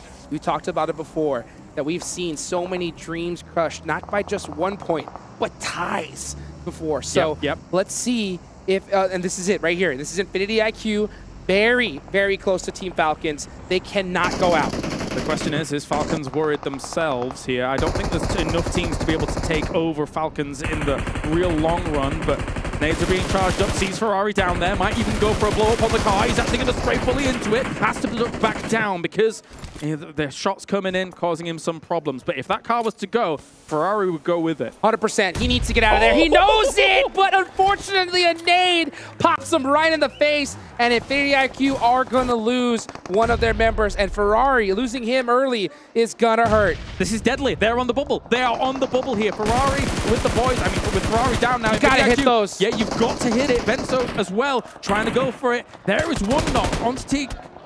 Kaidao Lua with a beautiful knock. They get a double as well. That is going to buy them a lot of time. But S2G is stealing these points away from them. Infinity IQ need to clutch it, and they need to finish this fight. This actually might have been the blessing in disguise that Infinity IQ needed, though, because it's alleviated pressure from them from another distance. Huge battle! Right, at the same time, Bigetron here going to be going down to all of this. A close range battle at the moment. Psycho in hand as well. And Bigetron is done. They will not be going to the main event. Absolute insanity. This is what I was talking about those teams that got nothing to lose, putting it all on the line as the last game ensues, and Bigetron pay the price. D plus Kia, an absolute monster of a squad. 2 back-to-back chicken dinners, looking for possibly pulling out the third here, as Infinity IQ are just trying to stay alive with everything they have. Yeah, so constantly teams barreling down on this position makes it really, really hard for them to survive. They're going to be done here. They are going to be going out of the main event unless they can somehow make absolute miracles occur. Kaidao Lua, you have to pull out the clutch. You got to make it happen. Uiga down. The monster truck. It's it. It explodes, and AGONxI8 is out of there. And I guarantee you, the rest of the lobby saw that, especially the teams right next to them. They're going to be, yeah, the teams below them, I think it was AGONxI8, as you say, here, they're just 1 or 2 points behind. All they have to do is get an elimination or 2 here or there, just keep surviving. They are on the south side of the circle, and as you mentioned, they've already lost 1, so the barrier is very up against them here. Let's see what they're going to do. AGONxI8 still alive here as Infinity IQ goes down. They definitely want to secure this here. Let's take a look here at that battle between Bigetron and R8. Man, yep, I think this is what we're talking about, that indecision. They tried to play it safe, got rushed, and they're gone. S2G now on the move throughout the edge, wanting to try and secure themselves at top 7, but they need some points to be able to do so. And in the distance, iKURD can see them as they're trying to make those rotates. So it's quite a vulnerable spot. They're eventually going to have to crest that hill and try and get across the road. That car is unoccupied at present, so they're okay. Take a look here again, looking at the leaderboards. Infinity IQ going out, that is that cutoff mark. AGONxI8 need at least 3 eliminations to make sure that they move on. S2G not far behind. Even FaZe, if they could pull out a miracle here, could get it done. But it's going to be very difficult. That's a big game we're talking about. Yeah. That's a big game we are talking. But, you know, anything is possible. We've seen 32 points as we dropped here throughout the day, as big spray coming in from Tixi, they've done enough for the most part, as they're just looking for any little bit of extra placement that they can get some extra money on the board. Spray goes up against Donuts over in the distance. technically maybe in nade range if you get for a jump for that, but I mean, you're wasting utility at that point. 100%. You can see the Team Falcon 6 just chilling right now, just saying, you know what, hey, Agon, you know, seeing Infinity IQ go out is a good thing for us. Let's just put up maybe even a couple points on the board. Hitting Galacticos from a distance here is Gladiators as well with some of those DMRs. Realizing now driving's happening and turns away from it as just staying in the smokes here. Our Donuts trying to hold off on this angle. I'll tell you what, though, if you are a Team Falcons fan, the last thing you want to see is a 1-2 finish from AGONxI8 and S2G. Yes, so that would be terrifying. That would be absolutely horrific for them. And Alpha7 is going to go out. It's a monster on the leaderboard. But we could still see Gladiators now in a position to steal 4th place from them.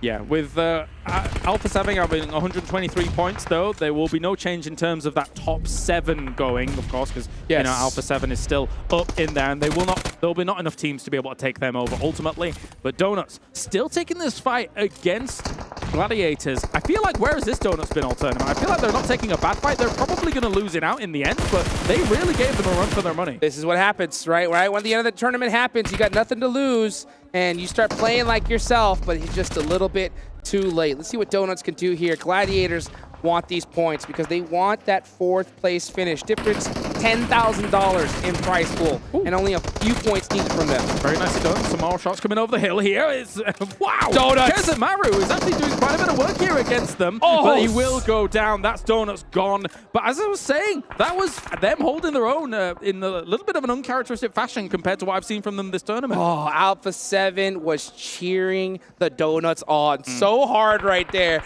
and unfortunately they were not able to get it done. A huge play, though, for the Gladiators, and I believe they will be able to get everybody up, so perfectly timed for them.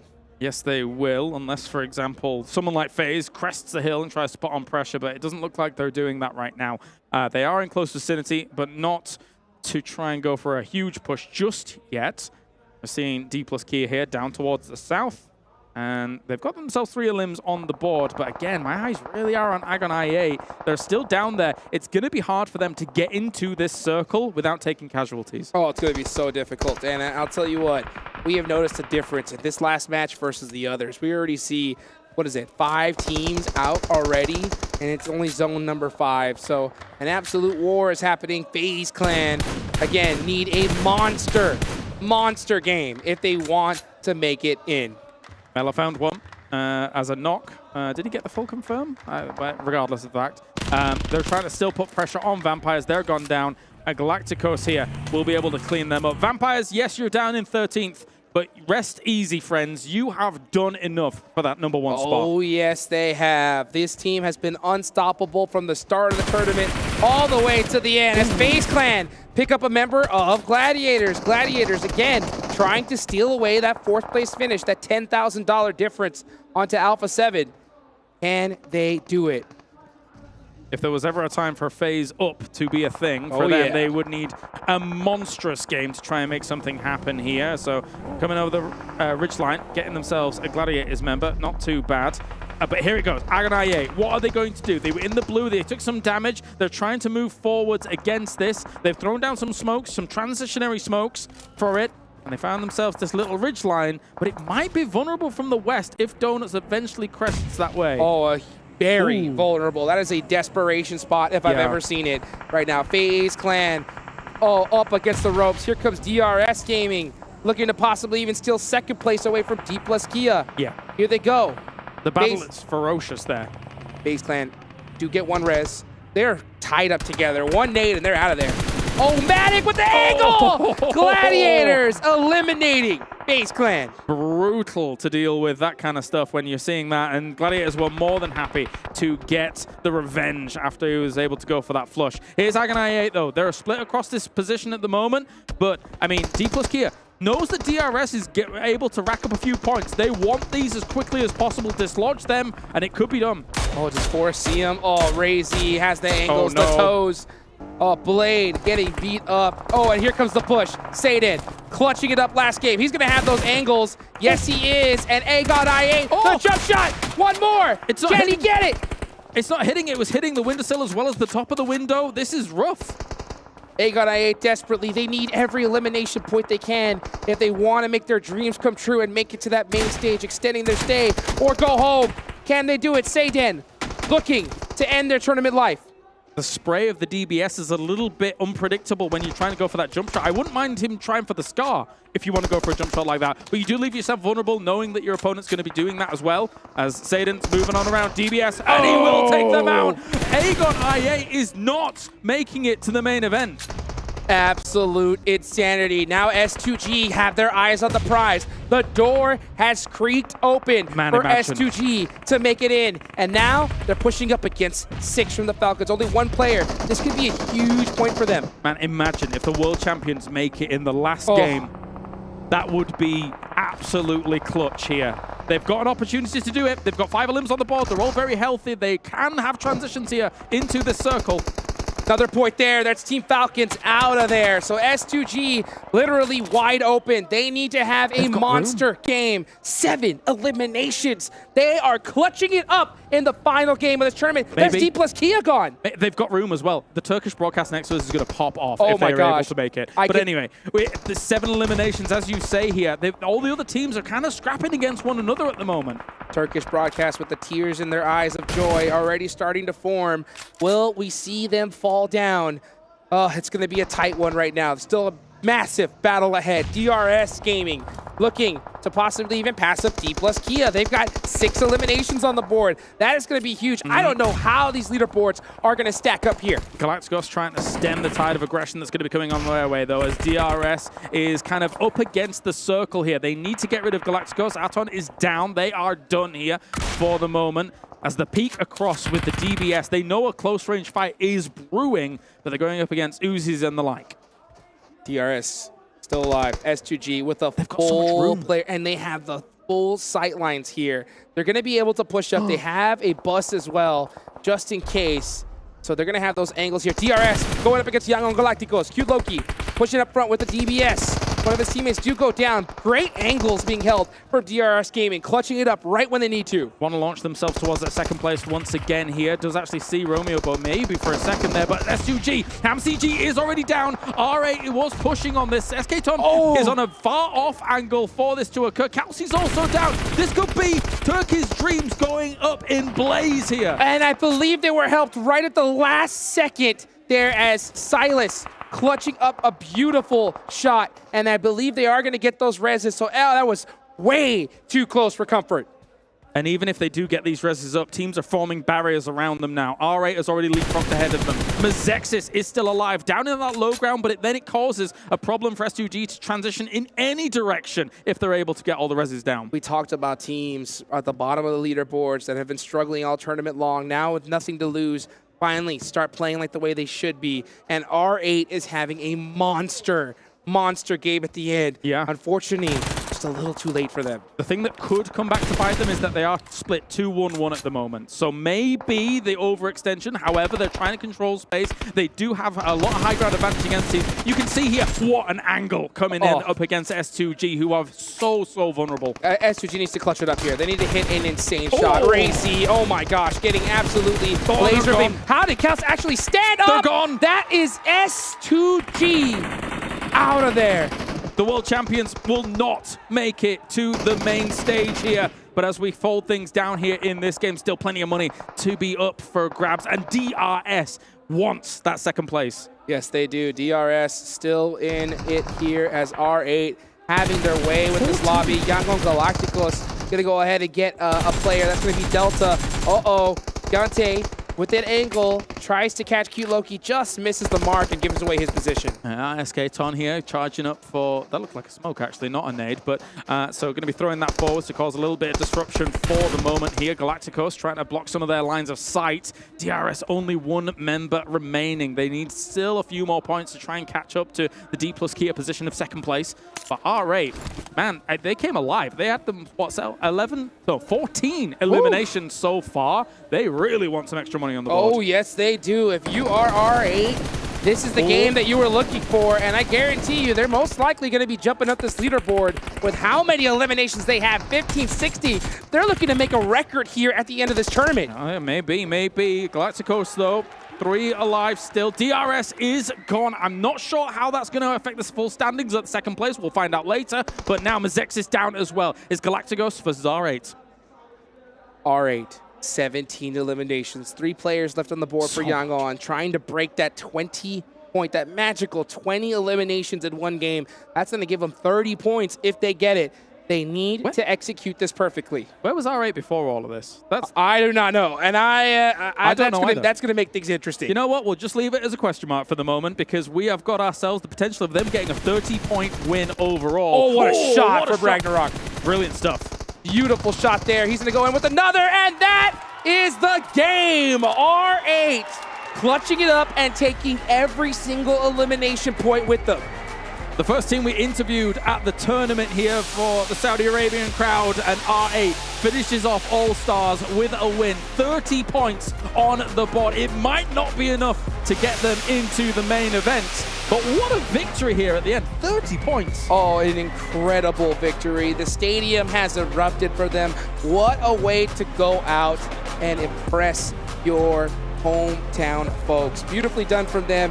Craziness all over the place. I mean, it was so crazy to see how tight this 7th place to 8th place differential was. Honestly, I don't know. I don't know who made it in there right there at the edge. And for R8, you can see them there as well, cleaning things up, good to go. But I mean, I said at the day number 1 that this is a better team than sitting in kind of the bottom 4 of this. And indeed, they have been able to prove themselves. Again, not able to get to that main tournament, but probably around 90-some points on the board here for R8 after what is a huge victory. And I can see the look on their faces. I can already tell what they're thinking. You see the hands on the head, and they're just thinking, why didn't we play like this earlier on? You know, we had it in us. You know, we just finally played the way we've been waiting for and have the most monstrous game, but it's just too late. This is the thing that just really gut-wrenches me the most about esports, but this is what I've been talking about, is you may have those nerves, but you gotta shake them off early. And that is going to be it for us, ladies and gentlemen. Let's take it on over to the desk to see who won this thing and who's going to the main tournament. Well, I don't think we're going to be disappointed about the teams going through into the main event, as we've gotten quite a few of the ones that we expected to make it in. But it all comes down to what kicks off tomorrow, of which one of those could potentially challenge the likes of the teams who had to qualify in and not be voted in. Just Captain here, joined by Maxman and 7 Worlds Gaming to break this one down. And R8 close things out. Question is, if they did this a little bit earlier on in the event, could they have been one of those teams to make it through? Well, now, unfortunately, we'll never know. It's definitely way too late. Yeah. For that, I mean, good for them to get himself a win there. He's going to get some extra prize pool, which is still significant for the All-Star stage here, 7. But so many dreams have been absolutely shattered in this game. We're looking at, of course, S2G, i8, and FaZe just not able to live up to the expectations of this final game. And it's unfortunate because the bubble team died right super early, but it just didn't happen. It didn't happen indeed, but you know what? That's sometimes life, and gives them a little bit of a lesson coming into next season, next year. But what we have is 2 and 4 handsome gentlemen on the stage for an interview with Sertani. The lion's share of $1 million, and you have placed first at the All-Stars Stage. How proud are you of your team? Yeah, I'm really proud to them because we want to win this tournament so much, and we did it again. So I hope we continue in the main stage. And a question for Schweppes as well. I just wanted to ask you, how confident are you that you could do the double like you did last year? ก็มีความมั่นใจขนาดไหนที่จะแบบคว้าแชมป์2 แชมป์ได้เหมือนปีที่แล้ว ก็มีความมั่นใจมากครับเพราะว่าเราแบบเหมือน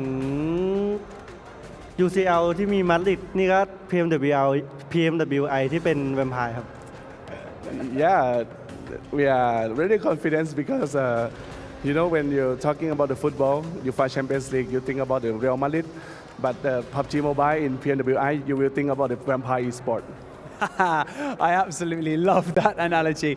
Okay, and just to round things off, I just wanted to say, you know, you came into this part of the tournament as the reigning champions. You've absolutely dominated the All-Star stage. Is there anything that you would like to say to your community who have supported you throughout this tournament? Yeah, so thank you so much for supporting our teams, and it's glad to be back here in Saudi Arabia. So it's a great country I've ever seen. So thank you so much for have this tournament again, and we'll see you in the main stage, and we will win the champion. كل التوفيق لفريق فامباير بعد ما تأهلوا معنا إلى البطولة الرئيسية وتحقيقهم للمركز الأول في بطولة الأول ستارز. سألنا قبل شوي المدرب إن كيف كانت التجربة حتى برضو بالنسبة لهم بشكل كامل، وكيف كانت حتى برضو البطولة بالنسبة لهم. قال الحمد لله كانوا جدا واثقين من الأداء وكانوا في المركز الأول في كل 3 أيام، فهذا أعطاهم ثقة عالية وكلهم متيقنين بأن الله راح يكونون في المركز الأول في البطولة الرئيسية وراح يفوزون فيها. وسألنا برضو إن كانوا في العام الماضي يقدروا يحققون البطولتين برضو ورا بعض، هل يقدروا يسوونها برضو مرة ثانية في هذه السنة؟ وقال بإذن الله عندنا ثقة عالية في مستوى اللعيبة وراح نسويها هذه السنة. المبروك لفريق فامباير تحقيقهم النصر وتحقيقهم المركز الأول في هذه المجموعات. أعزائنا المشاهدين، أعزائنا الحضور، أعطونا تحية لفريق فامباير. Sertani and Schweppes, thank you so much for joining us here on the main stage, and best of luck this weekend where the real work begins. And with that being said, Atik, PUBG Mobile World Invitational Allstars Stage is over. We have our 6 teams who are going to be going through to our main tournament, and that's where the hard work really is going to begin. Thank you so much to everyone who took part in this 3-day event. Thank you so much to all of the players, the talent, and the production for building all of this. It truly has been outstanding to work with all of you. Like we've already said, the main tournament, it begins tomorrow. 16 teams, $2 million up for grabs, and of course, the PMWI trophy. Once again, thank you so much to all of the fans for watching and supporting all of your favorite teams as well. But for now, my name is Banks, this is Atik, and we're going to send you over to the studio to round out the day. Yeah, rounding out the day here, as we did get to hear from Sertani and Schweppes. So if you think about it, this is 3 in a row now. Yep. Meow. Meow. Just became a cat. 3 in a row now here at PMWI, as they have now 1 more title to take here. If they can win the main event, that'll be back to back to back to back. And I don't want to know how many Rolexes Sertani's going to have next time we see him. Wait a minute, all up his arm. Them. And then he's going to be like, come with that's my gifts. home. He's gonna come with gifts for all of us. Yeah. But, you know, obviously Vampire do take home, technically the winner, getting home the $115,000 for themselves in their pocket, and now obviously have to turn their attention towards the main tournament. Downside for them, or upside, depends how you look at it, is that they've had to play out 18 matches across 3 different days. No day off. There's no break. They go into another 18 matches starting tomorrow. And the main tournament teams have been watching every one of these matches, right, Seven? So they're going to be heavily studied entering into the main tournament. So it's going to be rough to really bring that surprise factor, something that Vampire Esports will not be able to do compared to the teams that directly qualified. But as Sertani said, now PMWI is synonymous with Vampire Esports, with the legacy they've built now over 2 years. And with the way Vampire Esports has been able to play, with the performances that we saw, especially out of Tony K, out of Stone, and all the players right from Vampire Esports, I'm honestly taking Vampire Esports as one of the favorites to win the main event. I think they're already we're going into it with what they did last year and their performances in spring. But here they're just proven once again, if any doubters were out there, that they are ready for PMWI, and they're not only going to do well on All-Star Stage, but clearly this playstyle is so efficient, so by the book and efficient, that it will also translate, I think, pretty successfully for the main event. Okay, well, let's actually take a look at the match rankings here for the final time today, for the final time in the All-Star Stage of this event. All right, 30 points, a fantastic way to end off the tournament. Ending things off with a W is always something you can be happy about. Even Mazex's, I think, one of their best results they've had so far here with 11. With DRS with 10, S2G with 10. You know, we're right next to the Turkish casters as well, and you could just kind of hear like how sad they were seeing S2G get locked out and just pushed out and eventually knocked out. Just absolute silence after they got eliminated. They're like, all right, going home. Have a good show, everyone. Bye. See you guys. Bye later. But yeah, AGONxI8 also again picked up a little bit earlier in this game. They were one of the teams contending for it, especially because they were still alive here, Seven, when Infinity IQ went out. And I think they had a 2-3 point difference, and they just were not able to score them in. So I think it was not quite enough, but just a few more points might have made the difference. And I'm kind of glad that they did end up getting taken out early on, because if it would have been for that big match they had earlier today, they wouldn't even be in this conversation. And I didn't want to feel like a one-off team, right? Like they only got in here because of that big match that they were able to do, where they were able to take advantage of the location where they ended up being. I'm glad they didn't make it. I'm sorry, but all right, any journalists out there, since you already quoted Max Ben before, you can hear it here. Sever Worlds Gaming happy AGONxI8 did not qualify. You're done. True. I want to see the article. No, it is a shame, unfortunately, for them, but again, a lot of experience picked up for this team, and a lot of teams out there as well. The teams who, unfortunately, were towards the bottom of the leaderboards, if I can get my words out now, they at least get the experience, get to take it home with them, and look forward to the next season of PMPL coming up. We're talking about experience, right? If you're S2G, how are you feeling after all this? Because, man, it's such a... my wrist is really hurting right now. It was such a big disappointment. I mean, you were mentioning, too, we're listening to the casters, and you can just hear it in their voice, even though we don't really understand what they're saying. At least I don't. Just hear the disappointment as soon as they got eliminated. It's like... They started improving, but it was a little bit too late. I wouldn't say improving because they have good games happen once in a while and then completely fell off. There was they weren't streaky in any sense of the word. football list. But, I mean, yeah, that's the thing. Good event, bad event, might come back in the full season, but they have to prove themselves again. Did they recently visit the Maldives? Ooh. I don't think, well, that's an ask, actually, yeah. Okay, well, anyways, let's move on past this one. It is time to not scream forced, by the way, Max. Oh, okay. The Colonel's Choice brought to us by KFC. What do you think it's going to be? Satan. Yes. Same team, different player. Not fair. Not fair. No, I think we all agree. Let's actually take a look here at what our Colonel's Choice is going to be. Pretty much our highlight play of the day. I mean, you have Kitsune coming in from GG as well. Actually, it's not even going to be that. Okay. Yeah, it will be Satan. What a surprise. Yeah. I felt like it was going to be Kitsune at one point until this happened, and I was like, okay, this has to take it. I mean, the way he was able to just take on all those players, that flip too, so impressive. You know what some might say? Yeah. Some might say that play was camera on me. I'm going to wait for it. Finger looking good. All right. Okay. How to get that in there? Why are you making me hungry? I mean, that doesn't take much, Seven. Come on. I've been asking for KFC all day. Just saying. Okay. Well, I'm glad you said that because I was going to say something else. But no, honestly, I think well deserved. Like Satan. It's kind of a shame for Kitsune as well because we were all so hyped up. He got 3 knocks with his buggy, but then Satan just destroyed. He might have the drive-by of the day. Well, potentially that's going to be an award, yeah. Maybe. Yeah. Maybe Kitsune will get the save of the day. Save of the day brought to us by Dr. Suleiman Al-Habib. Could be, because he did save his teammate. True. But I could be wrong. Oh, the FaZe one. Yeah, I remember that one.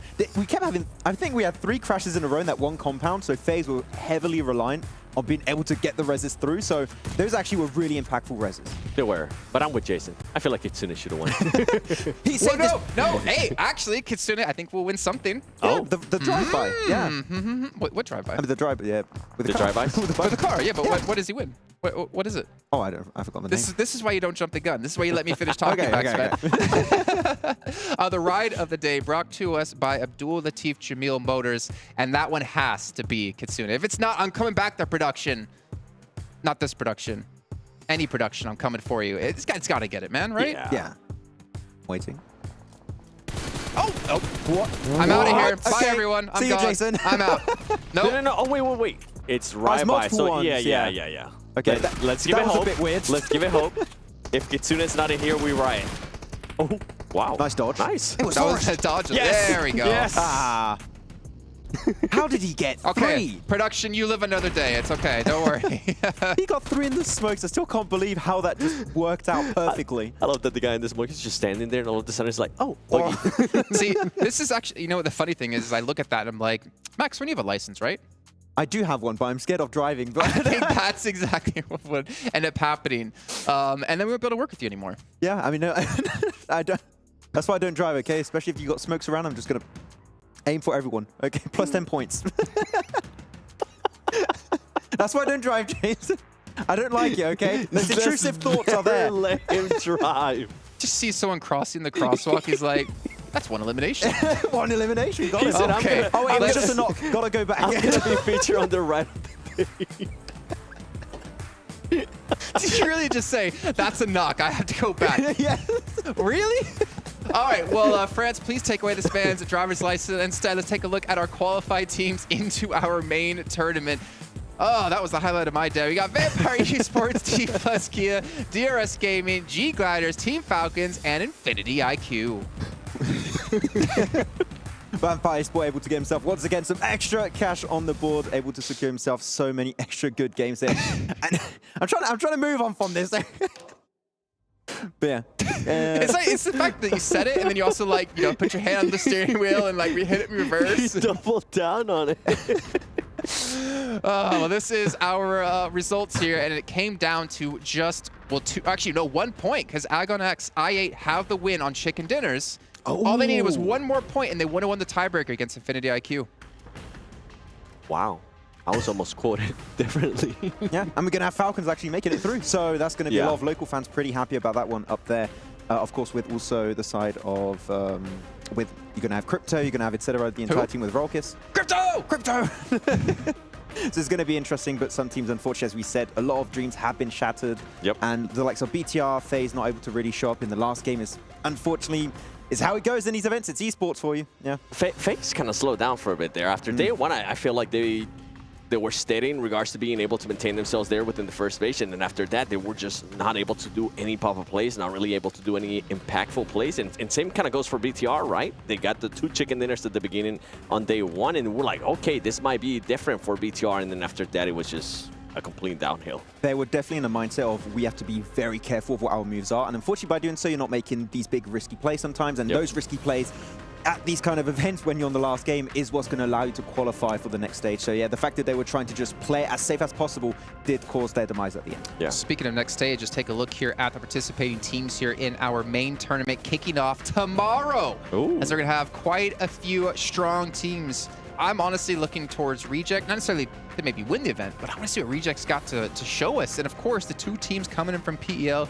and pardon me if I say this and butcher it completely, John Allen, I'm sure will correct me if I'm wrong. Chianba. We'll go with that. Yep. And 628. Yeah, that one's easy. Yeah, that one's pretty simple. But yeah, it's good to see some teams coming out from PEL. I think Chianba, this is, if I'm not mistaken, the first time we see them outside of their region, which I'm really hyped to see how their playstyle is going to translate internationally, because a first team that has yet to play outside of their region after being like playing in PL for years now, that's going to be the highlight for me, at least at the start of the main tournament. Really? And for me, it's going to be Fireflux. I want to see what Fireflux is going to be able to do. All right, I need to check if you have a fever, Max, because your boys from Stalwart hasn't even been mentioned. Okay, so Chianba was like my surprise. I was like, I want to see how that's going to work out. But Stalwart is my team that I'm expecting to win the whole thing. Vampire is going to be pretty close, but Stalwart, they're just looking as good as ever in their home region, winning the South Asia Championship. Didn't quite win the vote, but they're like, okay, we didn't win the vote. Our other way in is to just win the event, so just, well, let's just take the dub. Fair enough. Well, we can see what they can win as well. We had $1 million on the line here for Allstars Stage. We got the main tournament with $2 million, so we're almost quadrupling the first place prize here as we get into $400,000 for winning this event. You know, I don't want to be biased, right? I'm not trying to be biased, but like I kind of want to see Vampire win this as well, just to be like the back-to-back champions of PMWI. I think one thing we kind of lack, which is kind of exciting, depends on how you look at it, within PUBG MOBILE Esports, is like consistency of our top teams. Yes. It changes so often, it feels like. And I want to see Vampire just kind of put some consistency down. That's what we've been hinting at with SCG, right? We expected them to be consistent here in international event, being able to move on to the main event and end up possibly winning that. Because we want to see that consistency. And if Vampire can actually do it, they're going to be looking at those 400,000 like, yeah, we want to take that home. That's ours. Rolexes. But clearly it could happen because we've seen some improvements throughout this tournament. They tried a few things and they played with Newsy. So I think Newsy especially might be a little bit ready to go in the main tournament. So that was good. He got that kind of training before the event. Yeah, letting him warm up, letting him, okay, you know what? Let's try to figure out if we do end up using you during the main event, what kind of role are we going to be using you in regards to, like, because it's going to be different, right? They're not going to be playing in Thailand, in their region. Now it's going to be against international teams. I feel like sometimes players definitely have to adjust in regards to the roles. Yeah, well, we're going to find obviously and even a little bit of adjustment, maybe in a positive way here to actually our provider here of our amazing devices, Honor Magic 5 Pro, powered by Snapdragon 8 Gen 2, and also made with a self-created GPU they created themselves, Turbo X. And it's going to be fantastic to see what they can pull off as well with these devices. We've already seen what some players have been able to do themselves. Yeah, some really good moments coming out. Well, it's by me for a reason.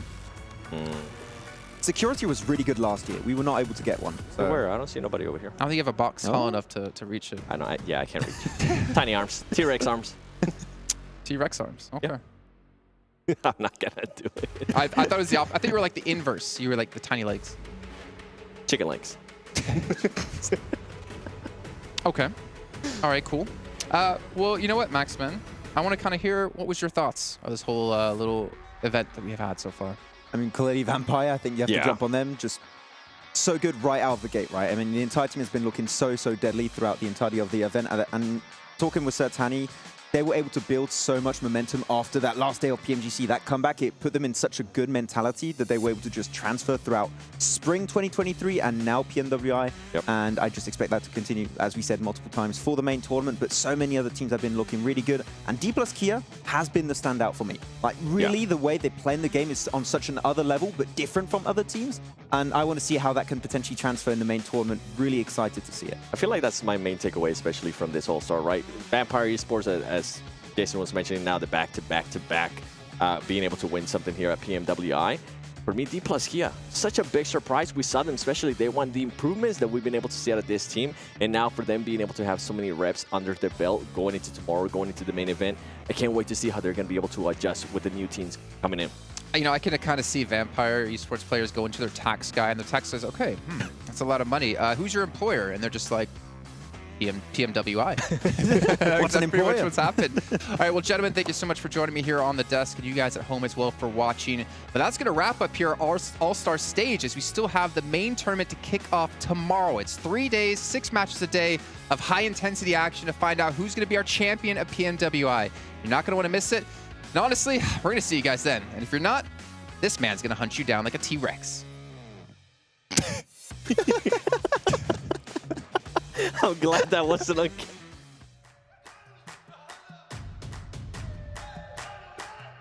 Dragging us down, face on the ground. Still we so proud, just look at the crowd. Making some noise, making some sound. We got a choice, they're hearing us now.